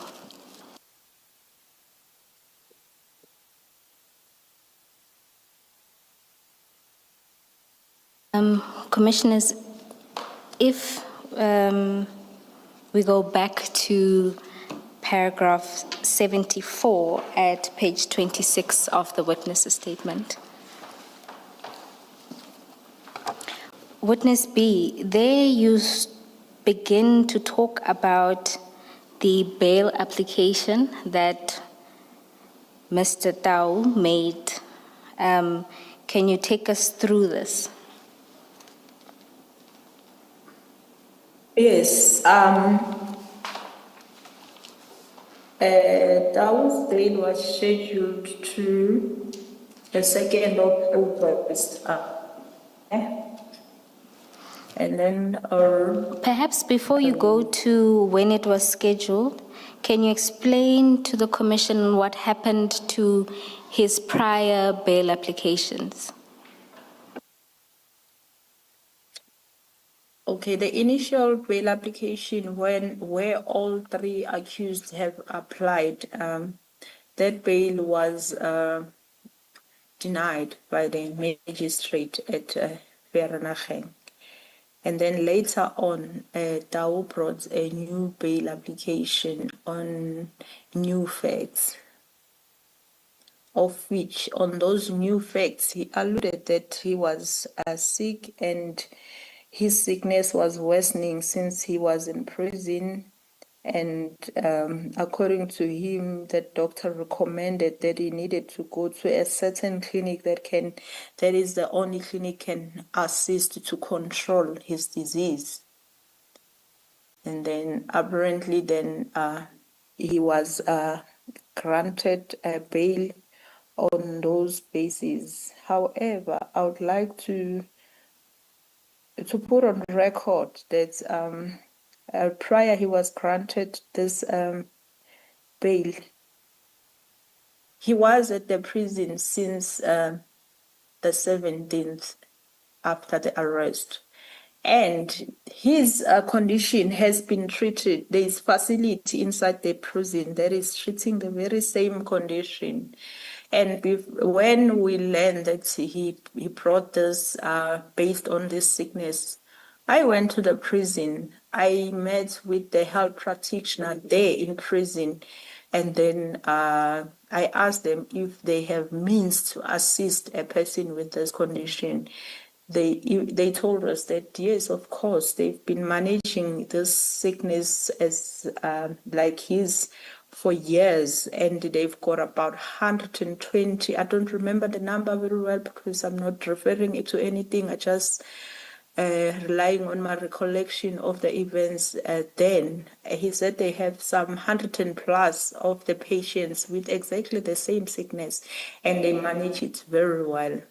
And we learned that people with the same sickness, they know even how to manipulate it to make it look like it's uncontrollable. And according to the health practitioner, that was the case with Tau anyway. For the record, Witness B? for the record, second. Witness B, what is the medical condition? Okay. It is diabetic.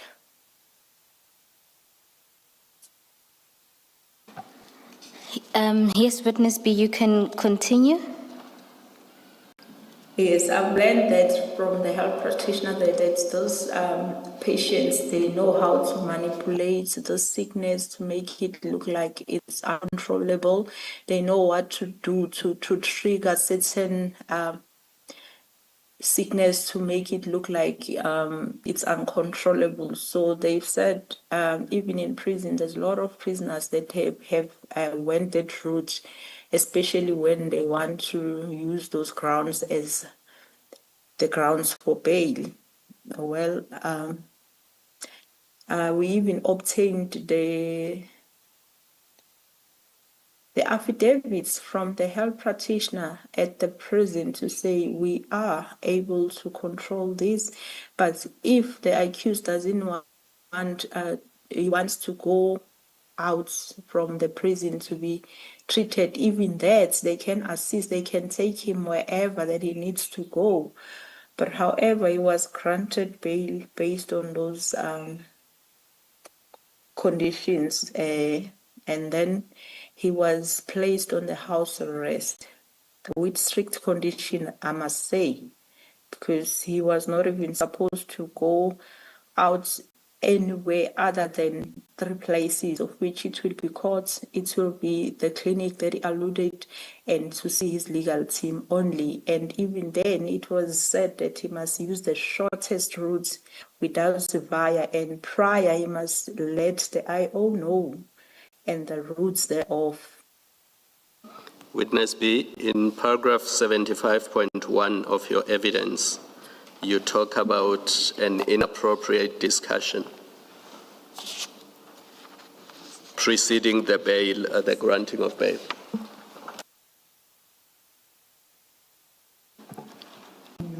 Can I just... Commissioner Khumalo, before we go there, just to complete this,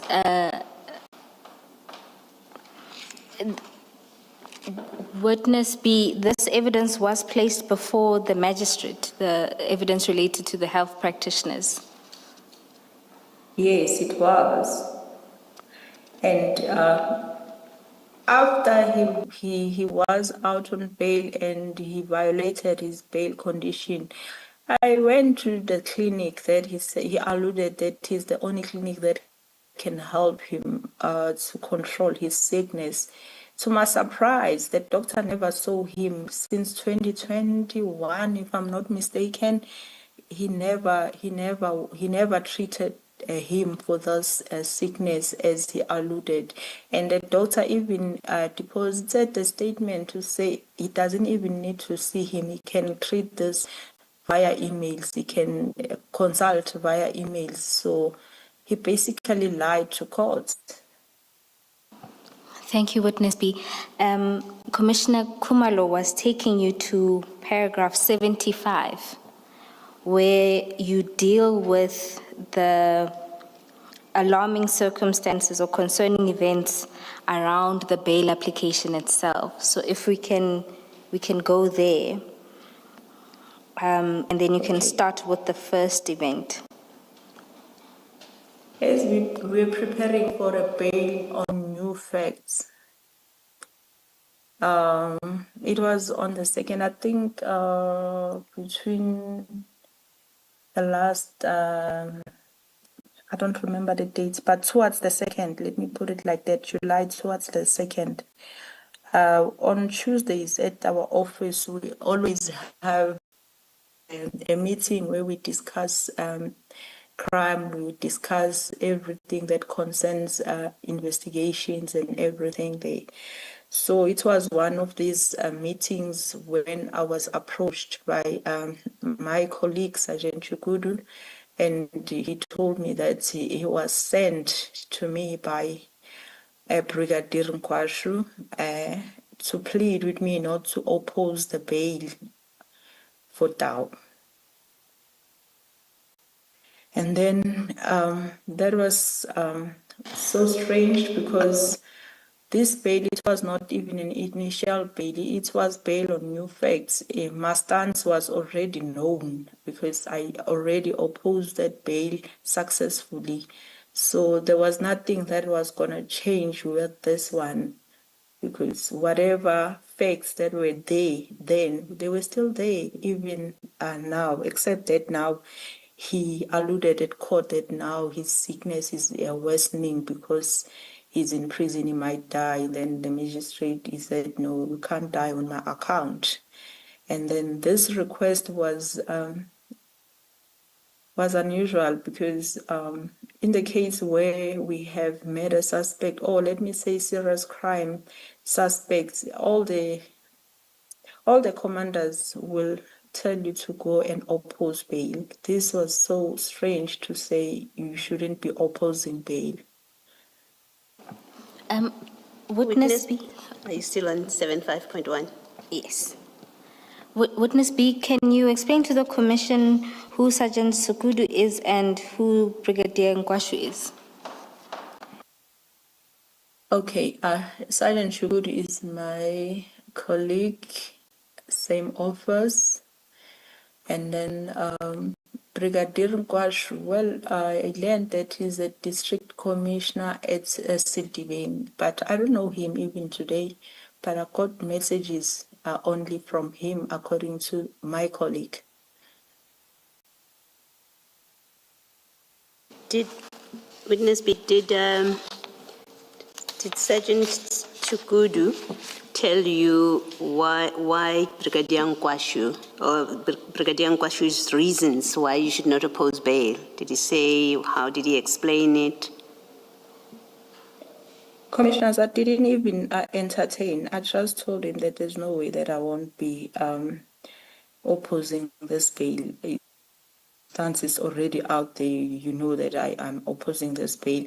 I even went as far to say, because I thought it was for a good cause, that meeting, to say this document, it's been watched by the generals at the national office, thinking it was for that purpose.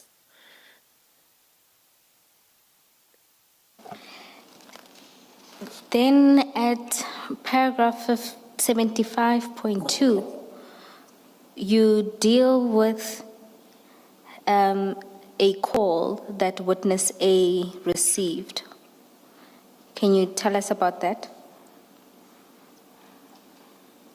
Yes, before the bail verdict, he received a call telling him that that was going to get the bail.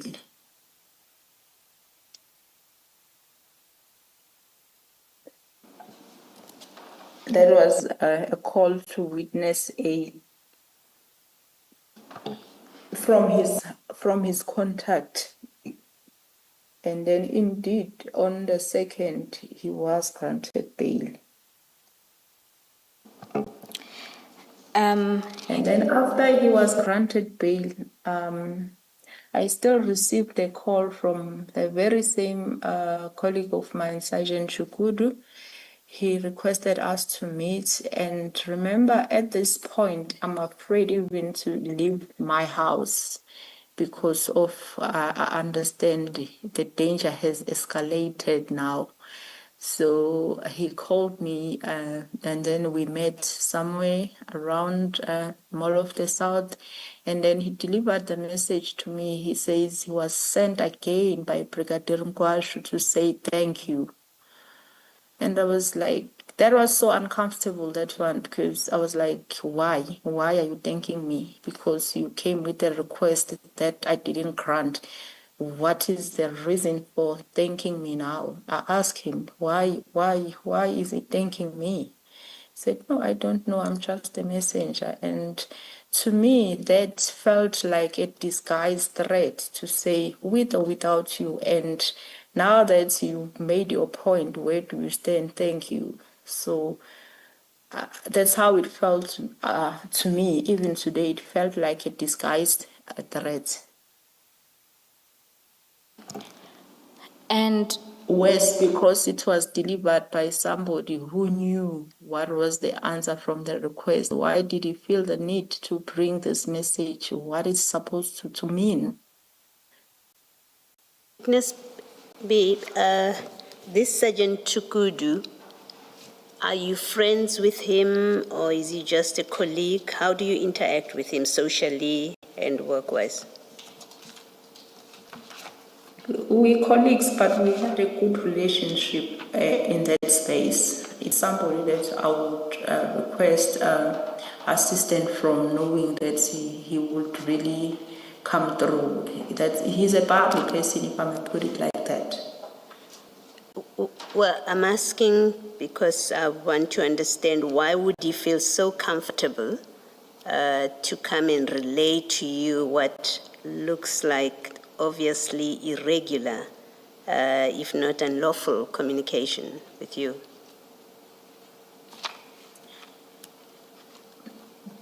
That part, that's why I said it was an uncomfortable one, because hence I'm saying the guy is a very bubbly person. He's a to-go person sometimes when we get stuck, because he's open, but we never had such conversation in the past. Yeah. So you think maybe it's because he's bubbly that he's sent to relay these kind of messages, inappropriate messages? I won't really know what was the reason, but what I know is that I'm not the first person that he tried to relay. I don't know. I know that my colleague witness B was on leave when these things are happening. He informed me. He also got a call from the very same colleague, and then he told him that he's on leave, and basically the person to talk to, it's me. I guess he really needed to deliver this message. He found himself had to. I don't know. I won't know what is the reason behind it. Okay, thank you. Thank you, witness B. And then after that, after me now feeling so threatened in that manner, I reported this matter to Brigadier Khopane. Do you know if Brigadier Khopane has done anything about it? Yes, I do. I do. After Tao was rearrested now, after he failed to stick to his bail conditions, during the arrest, as I was keep reporting things to the brigadier, she phoned me and told me that I did call Chukut and reprimanded him to stop conveying the messages. I told him that his person is arrested and he must stop conveying such messages to you, and he apologized. Thank you, witness B. Commissioners, a statement from Brigadier Khopane is attached as B7, where she gives this exact account.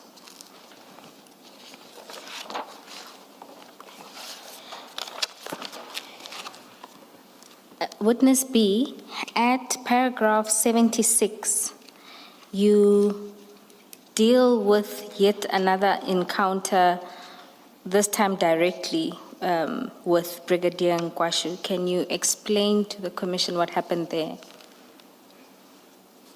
All right. This is the later now, this year. Like when I say later, I mean like in the events that I've been speaking to. Now we come to 2025, April 16. I received a phone call from Colonel Grandling from Vereeniging. He was telling me that he got a call from district commissioner. He wants the docket. He wants certain dockets, let me put it like that, including the one that I was investigating. And then there was timelines there. And it was like he was getting pressure. That's why he called me and he said, you know what? I told him that I don't have a docket. It's at DPP. He said, okay, fine, because this is, I was pressurized to give this docket. Please speak. He gave me the cell phone numbers of the brigadier. And then he said, please call him and explain what you're explaining to me, because he doesn't want any explanations from me once the docket. So you are in the better position to give account to the docket, because I don't have a docket. I just know you are investigating the docket. Of which indeed I called the brigadier. I explained, I introduced myself, I explained my situation where the docket is concerned. And then he said it's okay. Yeah, that it's okay. Then if the docket it's at the DPP. But shortly after that, he called me back. Said, no, this docket, is that one of Mlive? I said, yes. He said, no, don't bring that docket to me. I don't want it. You must give it to the provincial commissioner. But I don't want anything to do with that docket.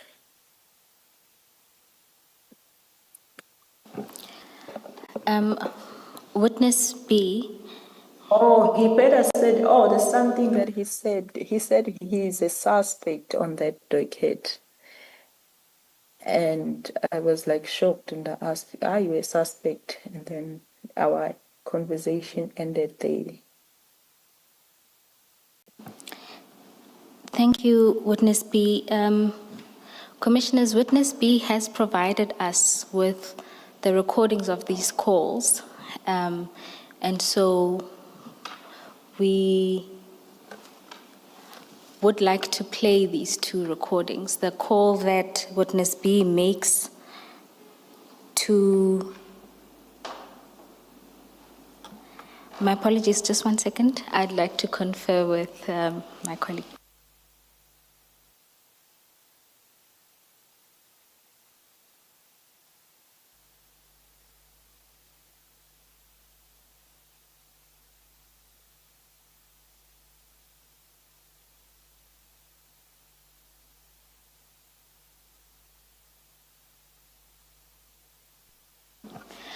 Commissioners, my apologies. In order to play the two recordings, we just need a short adjournment to sort out the sound.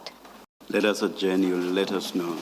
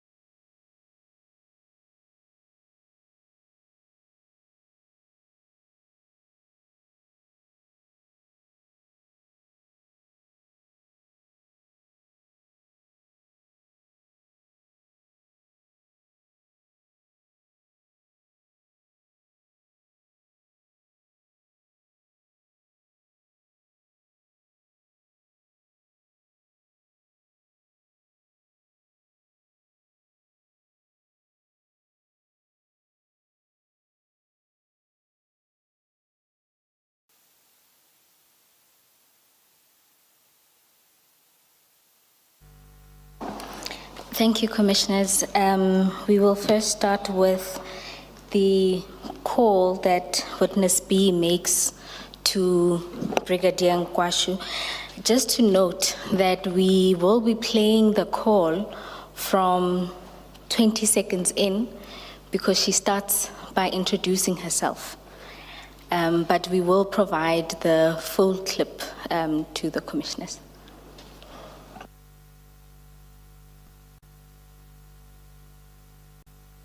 And you are sure Brigadier Nkwashu does not address the witness by name somewhere in the conversation? We have listened to both to make sure. All right, thank you.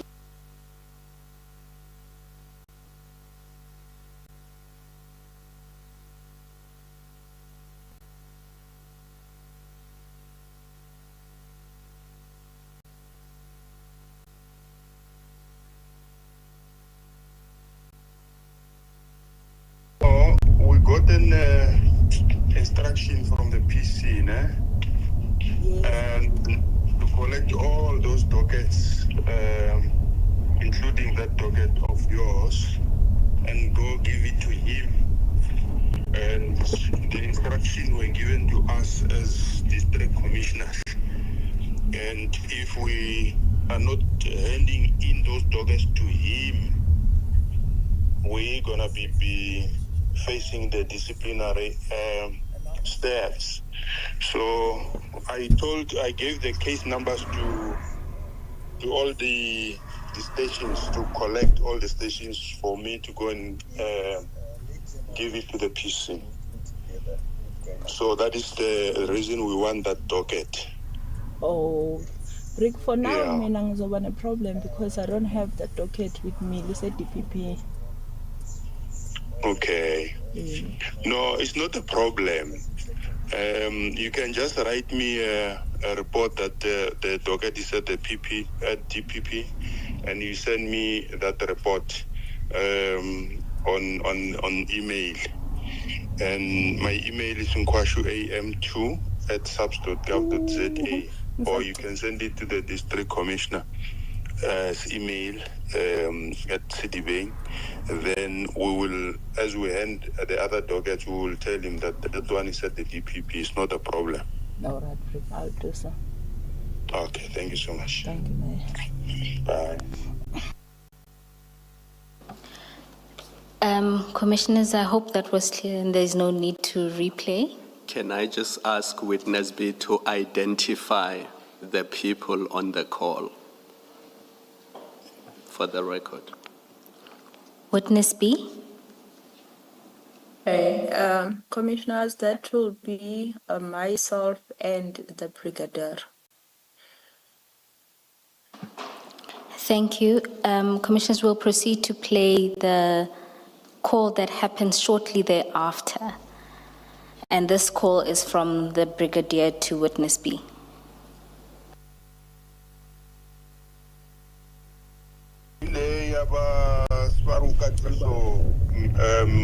That's correct. Muslim suspect kuleyo case mus. We suspect.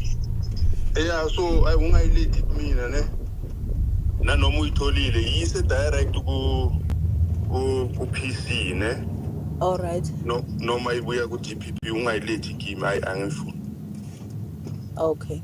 Why nigga direct to PC? All right. Yes, brigadier. All right, such thanks, ne? Bye. Bye.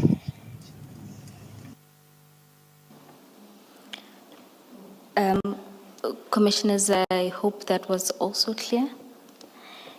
Witness B, for the record, can you please confirm? I think just one it second. was clear, but I think I'm a bit lost. Maybe context or I'm not sure I follow that. Yeah.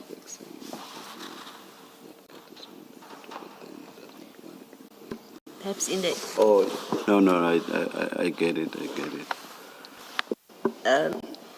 Ms. Power, the recording is in Zulu For the record, I think you do need the witness to explain what that conversation was.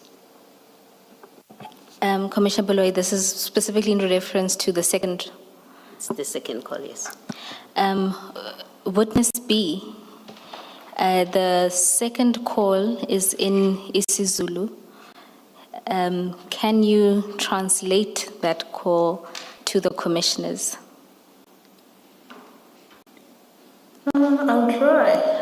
Basically, the brigadier called me back to ask me in particular if that case was for Katiso Mlipe, and I said yes, and he said no. On that case, he is the suspect, therefore I shouldn't bring the docket to him. I must take it straight to the provincial commissioner. He doesn't want it.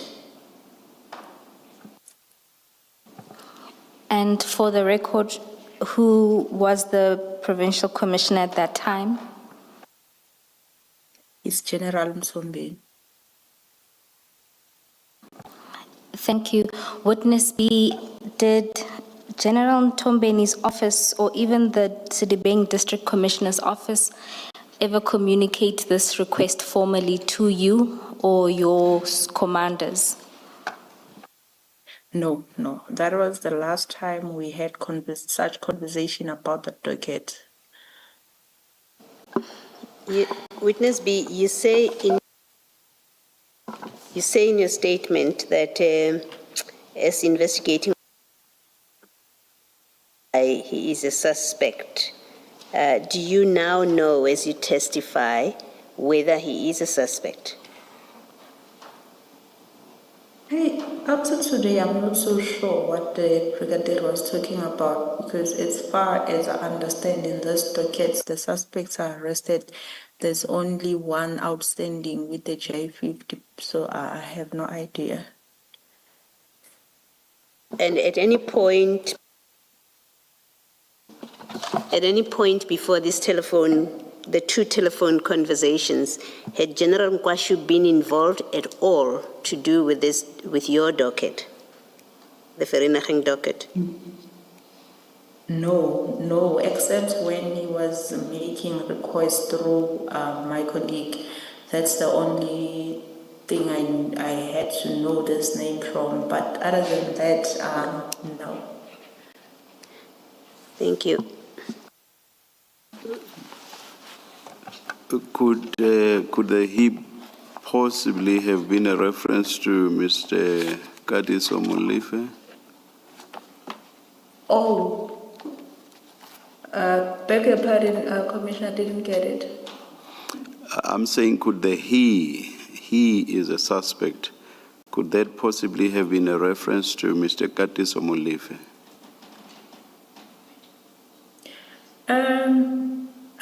I actually not so certain, but there's one thing that I can note while we're there. Maybe it might bring a picture to the commissioners. On the 9th, shortly after Mlipe appeared at court, I learned from the prison head that there was a request from Brigadier Nkwashu to go to prison to see Katiso after hours. And the reason why he wanted to go there, according to the reasons given to the prison head, is that he was apprehended that morning at airport, so he needed to bring him some clothing and some food, and it was quite after hours for visitation at the prison. And indeed, according to the prison head, he went there, but they also noted certain things that they made mention to me to say he came driving in the BMW without registrations. Witness B. Of which it was. Witness B, just 1 second. Yes, the ambiguity with regard to the pronoun does not arise if we listen to isiZulu. My co-commissioner says the brigadier said ngi. Ngi suspect. So the Ngi refers to the brigadier himself. It only arises when we read it in English. So you can't be sure whether the he refers to the brigadier or refers to Katiso Molefe. So my co-commissioner says, he said Ngi, which would mean that it's the brigadier who is the suspect. Yes, Chair. That's correct. And we will be providing objective transcripts of that recording. Thank you. My apologies, Witness B, you were also providing that confirmation? Yes, he indeed said he suspect, meaning he was referring to himself to say, I am the suspect. Witness B, you were explaining, and I think some of it got lost, or at least I lost it along the way. It was in response to my question whether General Nkwashu has had any involvement with this case, and I think you were starting to explain, you had started to explain that on the morning or after Mr. Tawu was arrested at the airport. Can you just repeat that? What happened? And how, and I think you were speaking to the involvement of Brigadier Nkwashu with that. I'm saying all I know where Katiso is concerned, all I know is that I got a call from the prison head informing me that they had a request from Brigadier Nkwashu, whom he said Katiso was been arrested on that morning at airport. Then he was requesting to be granted permission to see Katiso after hours on the 9th. And then he indeed went to prison driving in a vehicle without registration numbers, of which the prison head noted and said, we find it strange why would the brigadier now drive in a vehicle without registrations. However, they told me that they couldn't allow him to see Katiso, but they took the clothing from him and they refused to take food because their policies doesn't allow so. And yeah, that was it about that day. And then furthermore, he told them that he was related to him in a way, but when they make their own inquiries, Katiso denied being related to him. So they felt like there was something wrong happening. That's why they reported that incident to me. I don't know how prisons work, but is an incident such as this recorded in the prison's record where a visitor is asked to come in to see a person? Would there be a record in your experience of this? Yes, there is also some reports that the prison had made and also deposited the affidavits in that respect. Thank you. Even the video footage, I saw the video footage where they were showing me the person that they say it was the brigadier entering there. Yes. And do you know if anything has been done about this arising from that report, whether any action has been taken to deal with this? No. Okay. Thank you, Witness B. Commissioners, just to link the past 2 days' testimony, Witness A, you will recall, testified that he placed with the prison officials strict instructions that if there are only certain categories of people who are allowed to visit, and this is part of the reason why they were alerted of the visit. Furthermore, Witness C will come and deal with the specifics of the visit, including the records they received from the prison officials. Thank you.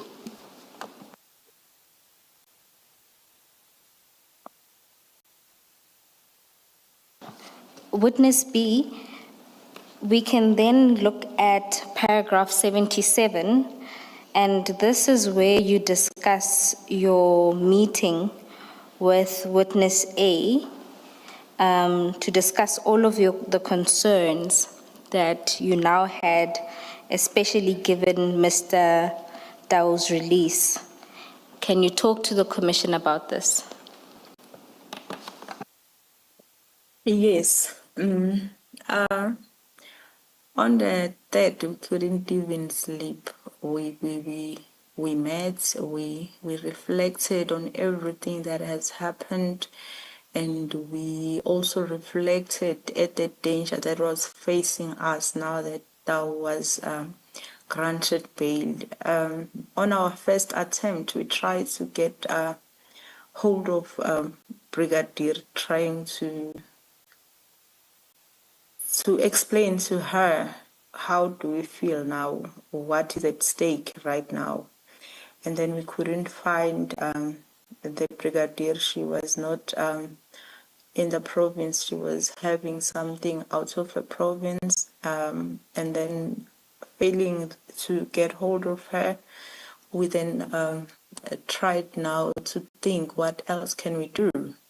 Given the fact that already we had an instruction to say, you speak to me or the general, now we try to think, how can we reach the general? At that point, we didn't have a direct line with the general.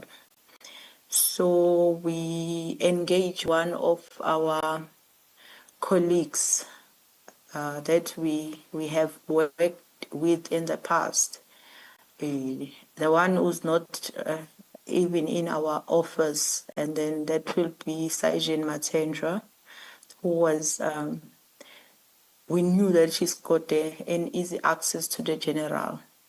Therefore, we drove to him, and then we deliberate there. And one of the reasons why we opted to go to Sergeant Matendra, I guess witness A has touched on this, because we have a history of working together in the serious cases. We once worked on several cases. Therefore, there was one member that we used to work with, of which a witness B mentioned that passed away. Maybe it's not the right word to say he passed away, because he didn't pass, actually he was killed. And then with the situations that you would communicate with us to say, hey, there's a problem here and there, and then I might be killed. And we find ourselves in the very same situation. Witness B? And the person who would best Witness B? understand it was Matendra, because he knew what Ndlovu faced and subsequently what happened to him. So Witness we B. knew that he will understand our Witness B. situation. But the main point, it was for him to connect us with the general, Witness, of which he subsequently did. Witness B, please hold your thoughts. Don't forget where you were. Ms. Poe, did you not introduce this discussion by making reference to paragraph 77? Chair, I was waiting for a pause to pull the witness back to the sub-contents. Why I'm asking that is because you said the witness's eyesight is not that good, and that she would not be able to read. I just have the feeling that 77, inclusive of 77.1 up to 77.7 should be read into the record. And perhaps you should do that and just get the witness to confirm. I would like for that to go into the record. Chair, not to be defined, I'll first ask the witness if she can touch on these issues, because I think she had forgotten them and went straight. But I will do so. I'll read to the record. And are you hoping that she's going to go 7.1 up to 7.7 point by point? You see, that's my concern. My concern is that it's probably going to be a generalized narrative, whereas she says the two of us had reflections, and these are our reflections, 77.1 all the way to 77.2, unless you think the witness is going to be able to do that.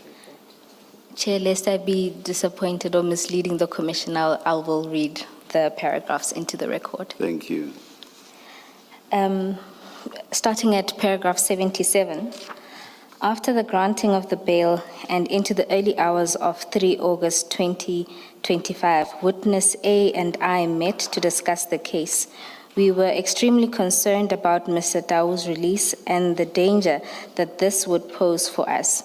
We also reflected on the worrisome things that had already taken place during the course of the investigations. In particular, we recalled threats and intimidation whenever we attended bail application, including the cars that followed us and attempted to drive us off the road after the accused person's first appearance. Threats and warnings from senior SAPS officials expressing both that brown envelopes had been prepared and that if these were not taken, interference from SAPS members, including from Brigadier Nkwashu through Sergeant Sukudu, the omission of linkages in the ballistics report, and general unresponsiveness from Captain Makgotle. Intelligence on the nature of the criminals involved and their reach, in particular that the targets of the investigations were close to senior SAPS members. The withdrawal of 3 of the 5 members who were working on the case with us. Mr. Dau had now been released on bail. We were aware of his access to resources and had been warned that if released, we would be his target. Moreover, we learned from an inmate informer that he had tried to procure hitmen to assassinate us while incarcerated. Witness B, can you confirm the contents of these paragraphs? I confirm. Thank you. Before you move on, witness B, in that paragraph 77.4, where you speak about the unresponsiveness from Captain Makgotle, from what you have described regarding General Mulaudzi, would it be wrong to include him, or is there a reason that you don't include him in that complaint about unresponsiveness?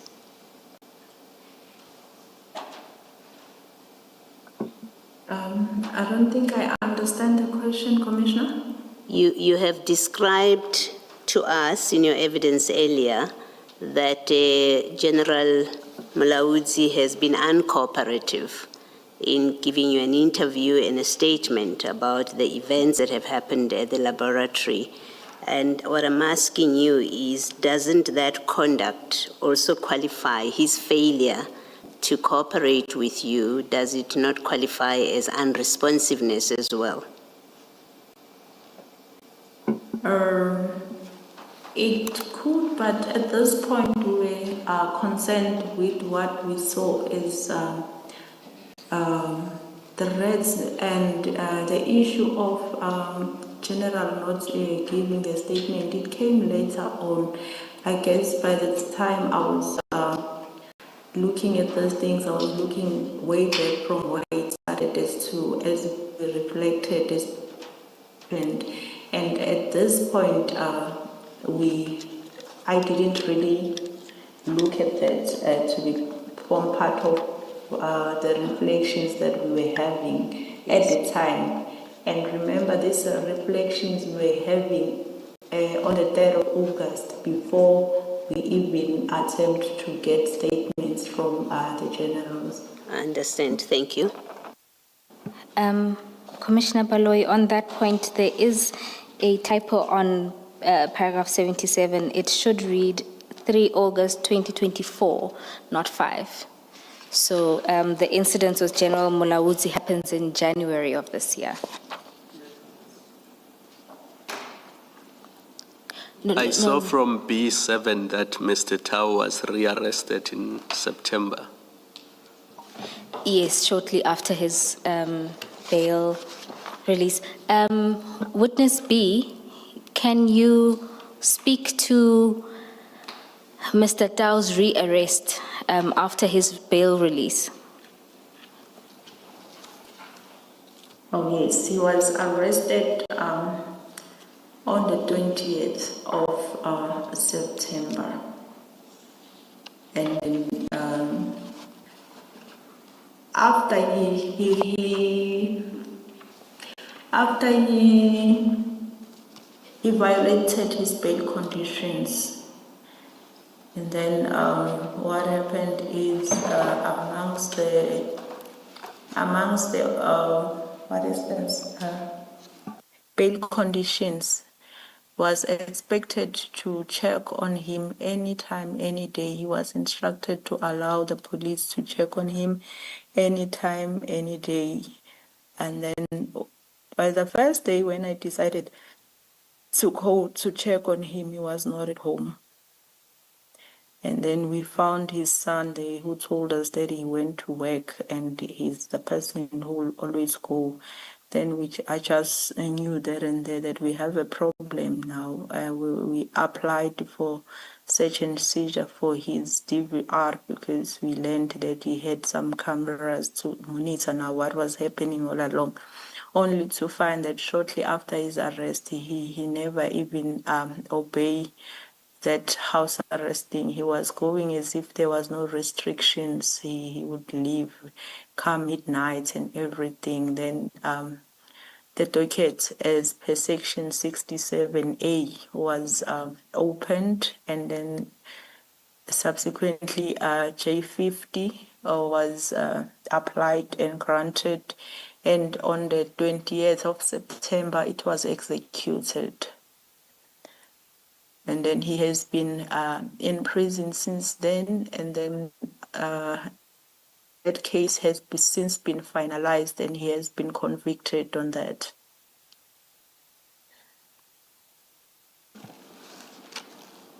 Thank you, Witness B. You were at paragraph 78 and just explained your approach to Sergeant Matendra. And in your explanation, you told the commission why Sergeant Matendra was the right person to approach. And I believe that the story you were conveying there is important to you. So if you can explain to the commission there what happened. Sergeant Matendra is a colleague that we have been working with, especially in the serious crimes that involve multiple murders. And then we had another member that we used to work with, that would be Sergeant Lovo, whom I said he was then killed in line of his duty. And then knowing that Matendra and myself and Witness A and Sergeant Lobo would work together on certain cases, we knew that he was the person that will understand our situation at the time, why we desperately needed to speak to the general about our situation, because we knew now that our situation, like our story, it was just a same script, different characters. We were going to the route where this the sergeant find himself in, because he would say that, hey, what I'm going through here, I might be killed. So he died knowingly so that he might be killed, as much as we already knew by that time that we are at the verge of being killed ourselves. So the best person who would understand our story, who understand it back to Sergeant Lobi, it was Sergeant Matendra. And then we explained to him, and he subsequently indeed saw the gravity of our story, and he made sure that he connects us with the general.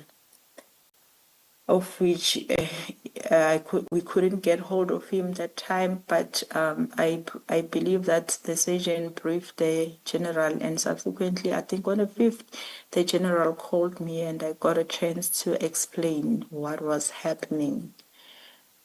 And Witness yes. Before you deal with your conversations with the general, maybe to step back and deal with paragraph 79, where you talk about the dangers and your continued reliance on the private security company because the sub-TRA processes hadn't produced any results. Can you tell the Commission about that? Yes, we were like from the second we were relying on this private security or company to assist us in order for us to be able to do our investigations, and then the TRA also was done on us. Witness B, can you just remind us, when did you first request a TRA? It was shortly after the first appearance. I'm not so certain any longer because I don't have the copy of it, but I believe it was sometime in May. And as at August, you hadn't received it? Because And as in I say, August, there was a second TRA now that was conducted, seeing that one, we don't know what happened to it. so between May, when you asked, and the beginning of August, nothing had been done on your first request? No, Commissioner. Do you know ordinarily how long or what is the response time when there's been a request for a TRA? Ordinarily, what would be the response time? It was the first time myself dealing with that. I don't know, but what I see on the second TRA, we spoke with the general, I think on the 5th, and then it's either on the 7th or on the 8th already we got response because the officers from the office conducting the TRA, they came to our office. I had an interview with them. So it was that quick on the second one. The second one, just to confirm, the second one was after you had now involved General Mbuso Khumalo for assistance. That's right. Thank you.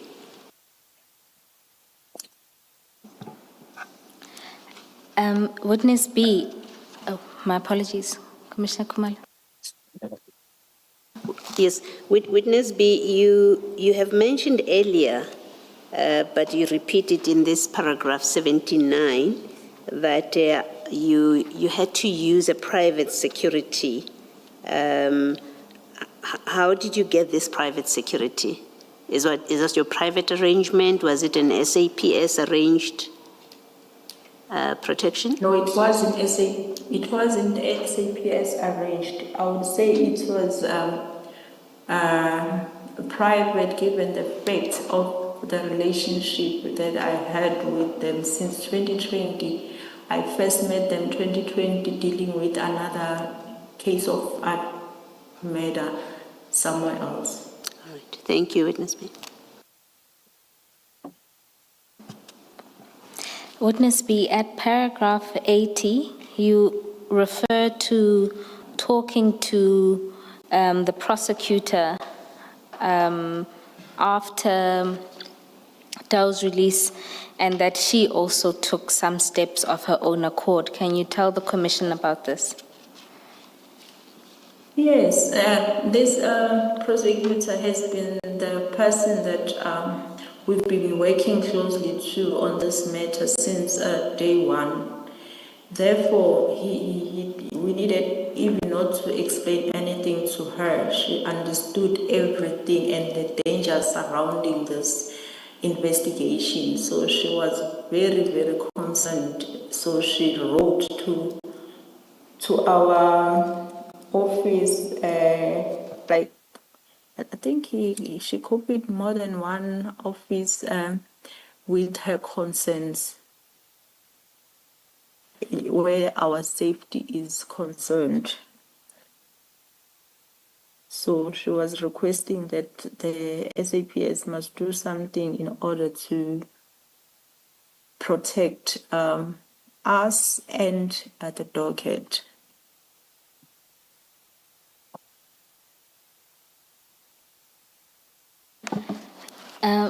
Commissioners, the letter from the prosecutor is attached to General Khumalo's statement, and I think also General Masamula's statement. I'll provide specific references in the morning.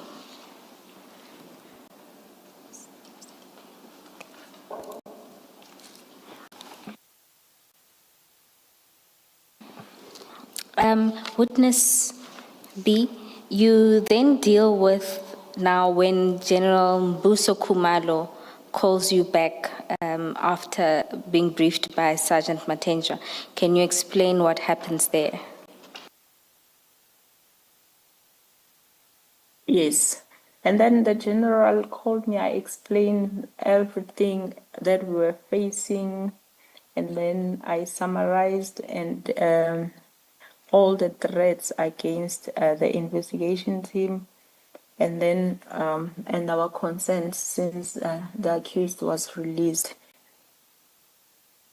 And then the general, the following day, I believe, when I go for investigation, he provided some TRT members to assist, accompanying me on my investigation, even though I don't know what was the reason, but it was on that day, and then it was withdrew after that. But I saw something moving after that, because after that, on the 8th, that call I got from the general, it was on the 6th, and then the 7th, the TRT members came. On the 8th, the TRA members also came for interview.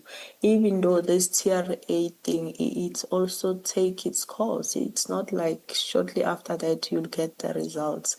It took its time, I think plus or minus 3 months in progress. But at least something was happening. Somebody was talking to us. We knew that something was being done, unlike the first one where no one contacted us. And just for the record, TRT stands for? Tactical Response Team. Advocate Poe, because the witness is not reading from her statement, and I know you know where the witness is and where you are, maybe just indicate to us that we've skipped 4 paragraphs. We are now in paragraph 84. My apologies, Commissioner Khumalo. The witness dealt with the prosecutor's letter, which is covered from paragraphs 80 to 82, and then 83 deals with the call that she receives from General Khumalo. And then we are now at paragraph 84, where she was provided with support from TRT and the interview with an officer from the TRA. Just for the record, the letter from the prosecutor is attached in General Mkhwanazi's statement, MK8, at pages 181 to 183.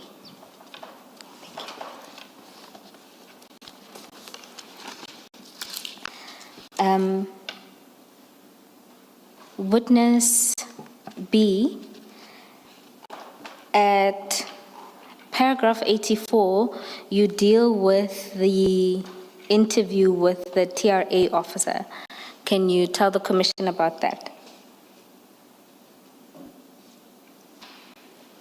Yes, I would say I had an interview with the Colonel and Dooley and Colonel Theron, of which I don't think I'll be able to say on record what we were dealing with in that interview. That's fine, witness B. And at paragraph 85, you deal at a high level with the findings of Colonel Ntuli. Can you explain that to the commission? Oh yes, Colonel Dooley, in his findings, he classified the risk or the danger that we were facing as high risk. And witness B, do you know what this means for somebody who doesn't understand the categories of risk?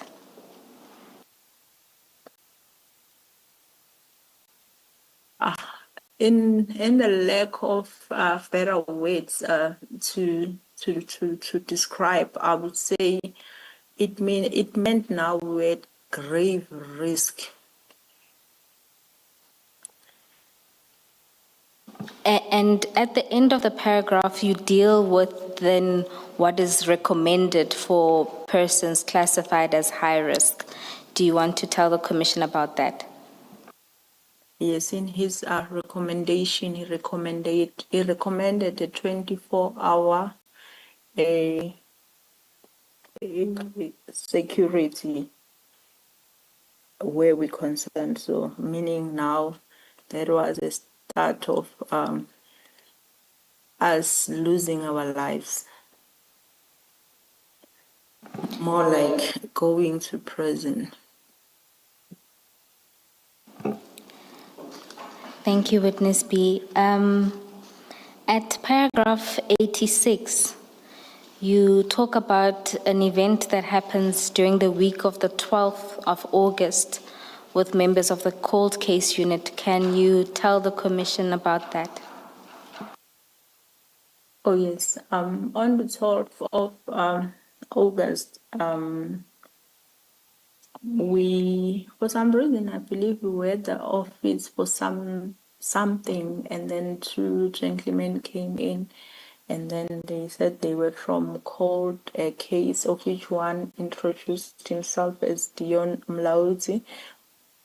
They were sent from their office to request the Vernagen case with all sub dockets that it goes with. And then, fortunately enough, that we were in the office, I was able to jump in to say, no, those dockets are at DPP. In actual fact, they were not even at DPP because we were shocked in a manner. Why?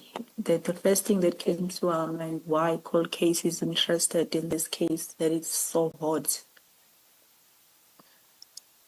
And then we further explained that in case witness they B? need the dockets, they need to communicate through our commander, that would be Brigadier Khopane. Yes. Okay, Witness. fine. That was it, then they left. But shortly after they left, I also got another Witness call. B? Now, Witness B, before you deal with the call that you get, Commissioner Baloyi has a question. Yes. Witness B, it's about the Sergeant Mlaudzi and the person he was with. Did they explain to you why they are collecting this docket, the main docket and its sub dockets from you? Why it should go to cold case? Sorry, no, Commissioner, they didn't explain.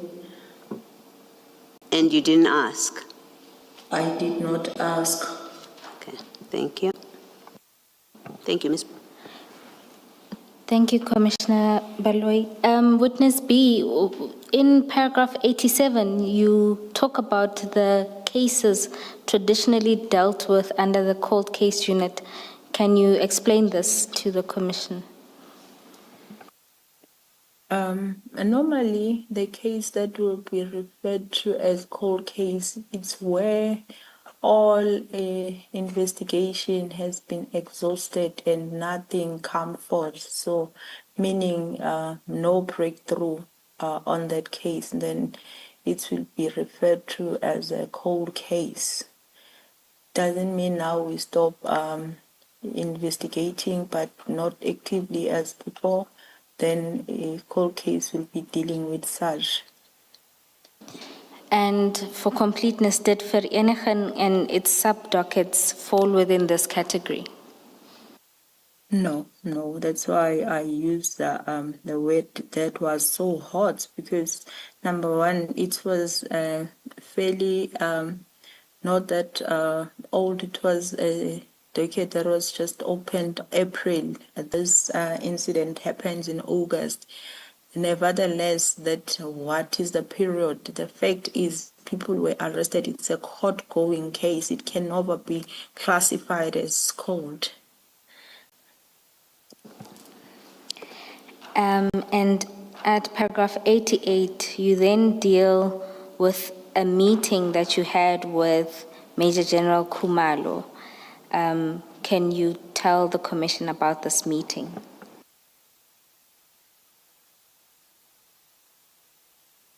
I think on this meeting, it was the first meeting that we had with the general after witness A came back from leave, and then we went and see the general.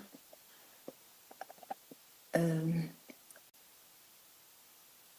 then we spoke about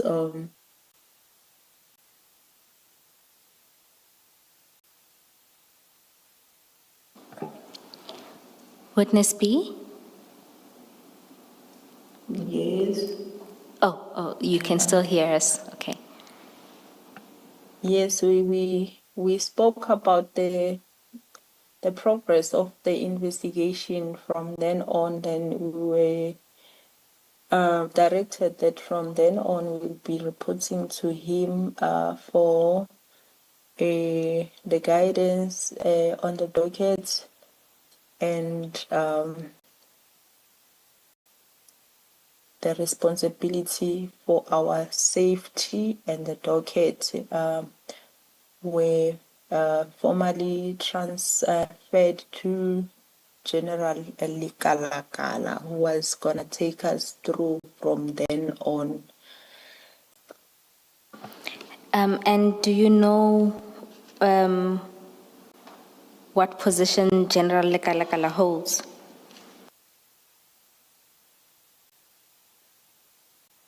Oh, he's at Gauteng Counterintelligence. Thank you. Witness B, in paragraph 89, you then say that on the same day as the meeting, you then receive a call related again to the cold case unit. Can you tell the Commission about this call?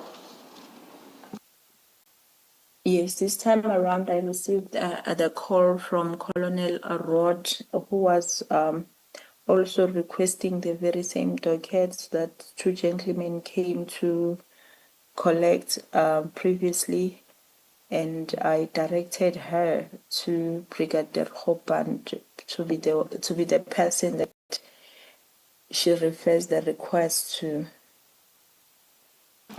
And why did Hence, you? Brigadier also told me so, to say anyone who wants the docket, I must just redirect that person to her. And I shared her numbers also to Colonel Rod to speak to the brigadier.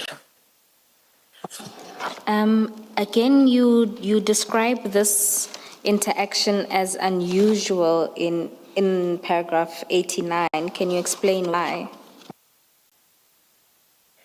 For the very same reason, because now already the two gentlemen came to the office. I explained that the brigadier needs to be contacted. Instead of contacting brigadier, I still get the same call from the same office. to say I must give the stockades, and I still gave Brigadier Kopane's numbers still, but I also went back to the Brigadier to alert her to say, I got this call again, however, I gave you numbers. Most probably they will contact you, of which it was strange because when I get the briefing from the Brigadier, nobody ever called her. And that message from Colonel Root asking for the Brigadier's number, you deal with that at paragraph 90. Yes.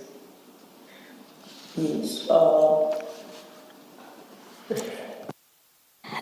Witness B, in that paragraph, you explain that you later approached Colonel Root for a statement. Can you explain to the Commission why you approached her for a statement and what the outcome of that was? Okay. Later on, during the course of our investigation, I was instructed by the commander here to say we must get the statement talking to the because he wanted to understand the reason why, in the first place, the docket was requested, and then we first spoke over the phone, and she said it's okay. I can come see her. I went to her office under the impression that I'll get this the statement. However, when I got there, she said no, she was acting on the instruction from her superior, being Brigadier Gininda. Therefore, she needs to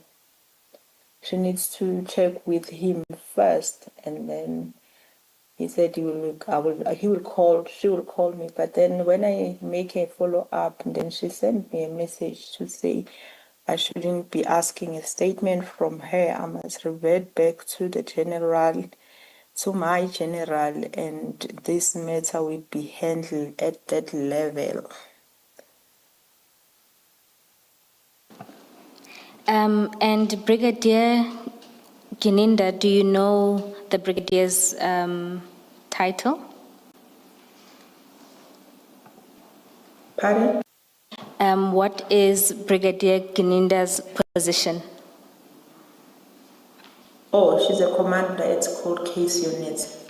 He is, sorry to say, he is the commander. And when you say that Lieutenant Colonel Root said that it should be handled at the rank of the generals, what did you understand by this? It's what we always encounter during the course of our investigation. At times you get undermined because of the rank. It was more like Sergeant Beckhoff, this is not in your pay grade, therefore it will be handled at that level.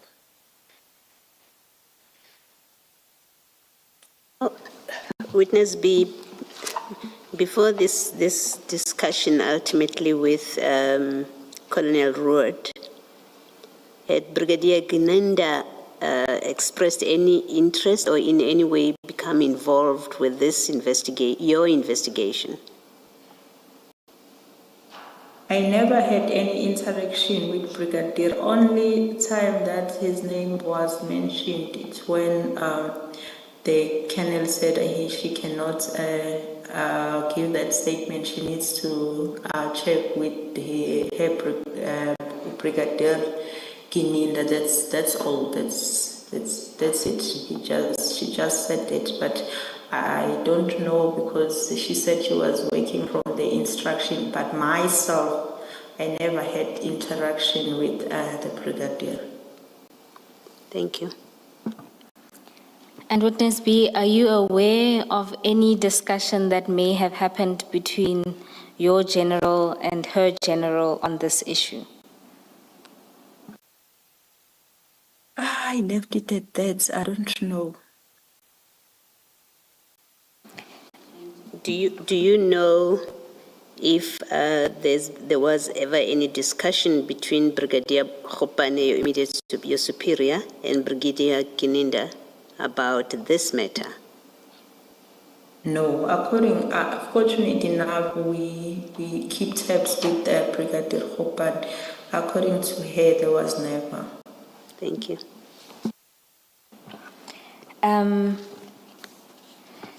Witness B, at paragraph 91, you make a note on the insistence from the cold case unit to obtain the docket. Do you want to talk to that? All I can say is that up to today, I really don't know why they needed to have this docket. Maybe there is a reason that will be at the level of the generals, as I was informed, but myself, I don't know. I don't have any explanation. Maybe let me ask a question. Do you know who would be Brigadier Gininda's general? I don't know. Okay. Thank you. Witness A, are you authorized in your position? Sorry, Witness B. Are you authorized in your position to simply hand over dockets you are working on to other units? No, not at all. Without the blessings of my commander, I can't do that. You would have to obtain permission from your commander. That's correct.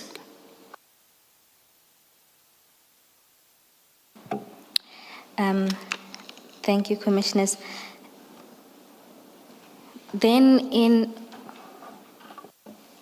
And ordinarily, under what circumstances would the dockets be moved from one unit to another?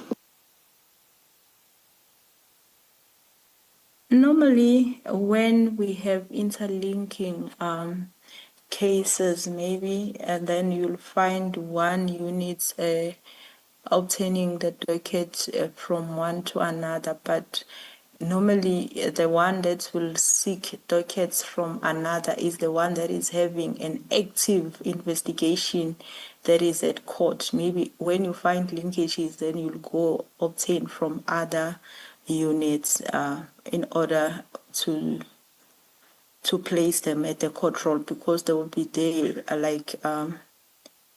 more like cold, because it won't be a court going. But when you investigate, like let me say, for instance, in this one, this docket has demanded us to have more dockets through linkages, in terms of you may find that the other docket is also implicating the same accused that you already arrested. But it can never be that you take the active one to the one that is not yet at court.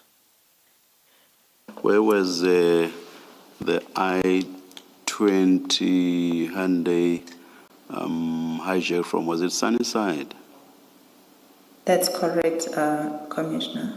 And so ordinarily that hijacking would be investigated by the police station under which Sunnyside falls, whatever that police station is.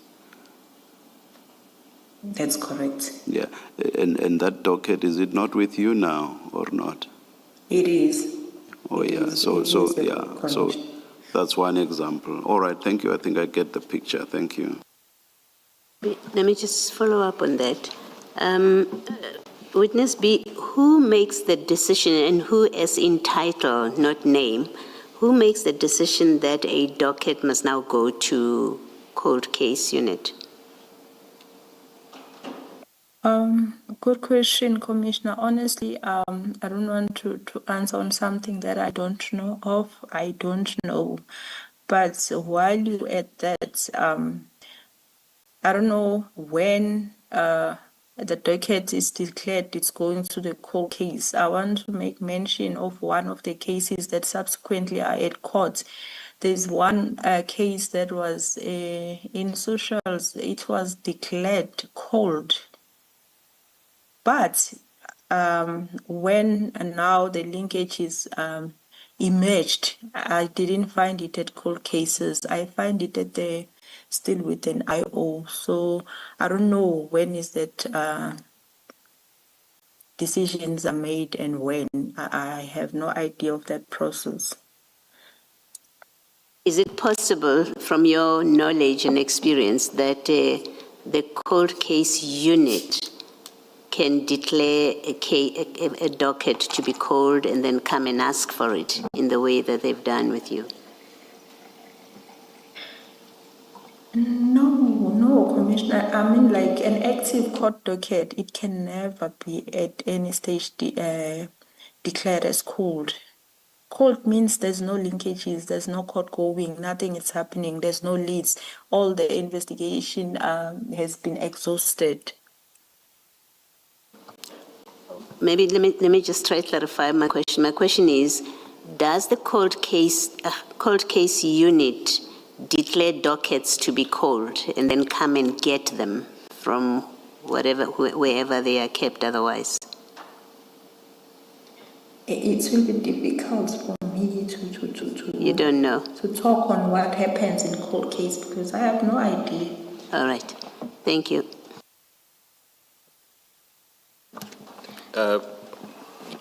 Witness B, this request from the cold case unit, did they only ask for the Vereniging Meda docket or did they ask for other dockets that you are in possession of?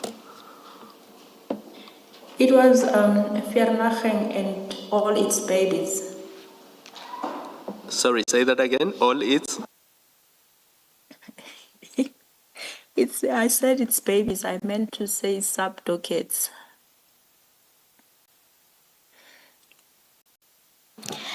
Just for completeness, can you tell us what those are? Oh, it was Vereniging 275 of 4 2024, Kleprefir 77 of 4 2024, Bramley 149 of 4 2024, and Sunnyside 286 of 1 2024.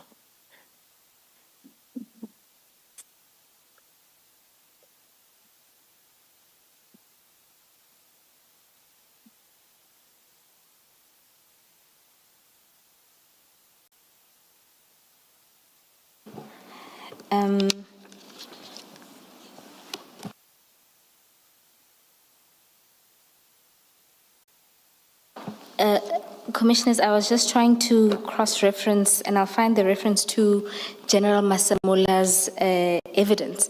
And part of it was that the cold case unit is in his office. Commissioner Baloyi, this is in reference to your question who Brigadier Gininda reports to. But we will communicate the reference. Thank you, Ms. Boy.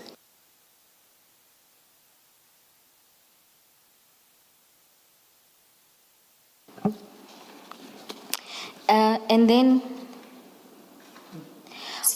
at paragraph 92, witness B, you deal with the unexpected events of the 5th of September while you were at your residence. Can you tell the commissioners about that? On the 5th of September, it was late, around 8. I was already sleeping. Then I was woken up by the rough knocks. When I check, I see police officers, plus or minus 6 or 8. I don't remember because that like frightened me. Like I was really scared because I didn't understand what was going on because there was no prior alerts to say maybe people that will come and everything. And when they got there, they also didn't know who they're looking for. Asking me, they telling me they're looking for, but they were looking for a male person that they mentioned by surname. And I was like, no, I don't know that person. Only to find that they were referring to me. They just didn't know. And given the insight of what was happening, even my colleagues I couldn't trust because nobody alerted me that they will come. So that thing shaped me. If I was having some sort of heart disease, I think that was gonna be the day I die.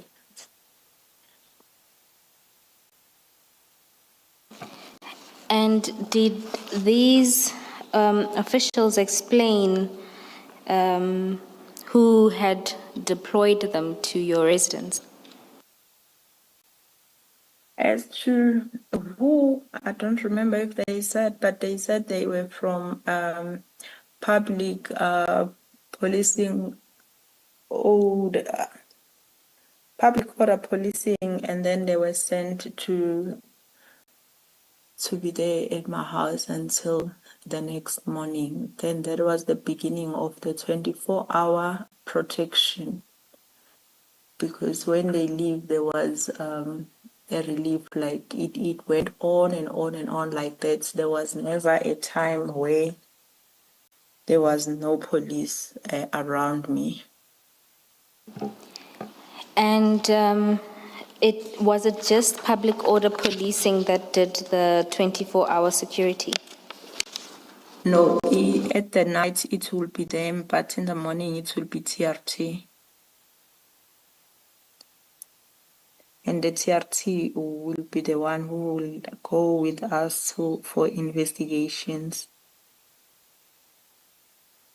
And in real terms, what did this look like for you at the time when these two units were providing protection at your residence?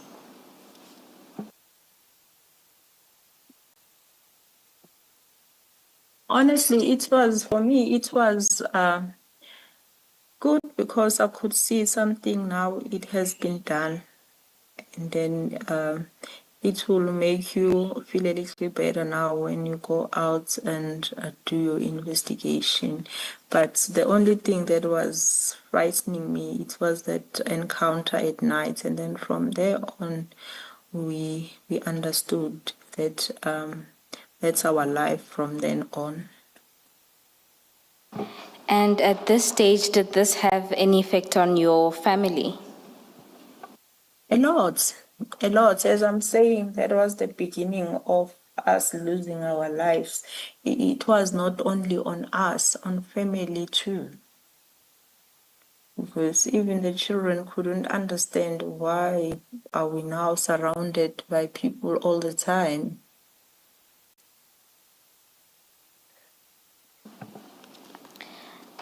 Thank you, Witness A. Commissioners, we are about to move to the next topic, which is a little lengthy. So I seek guidance on whether to start and make use of the next 10 minutes, or if...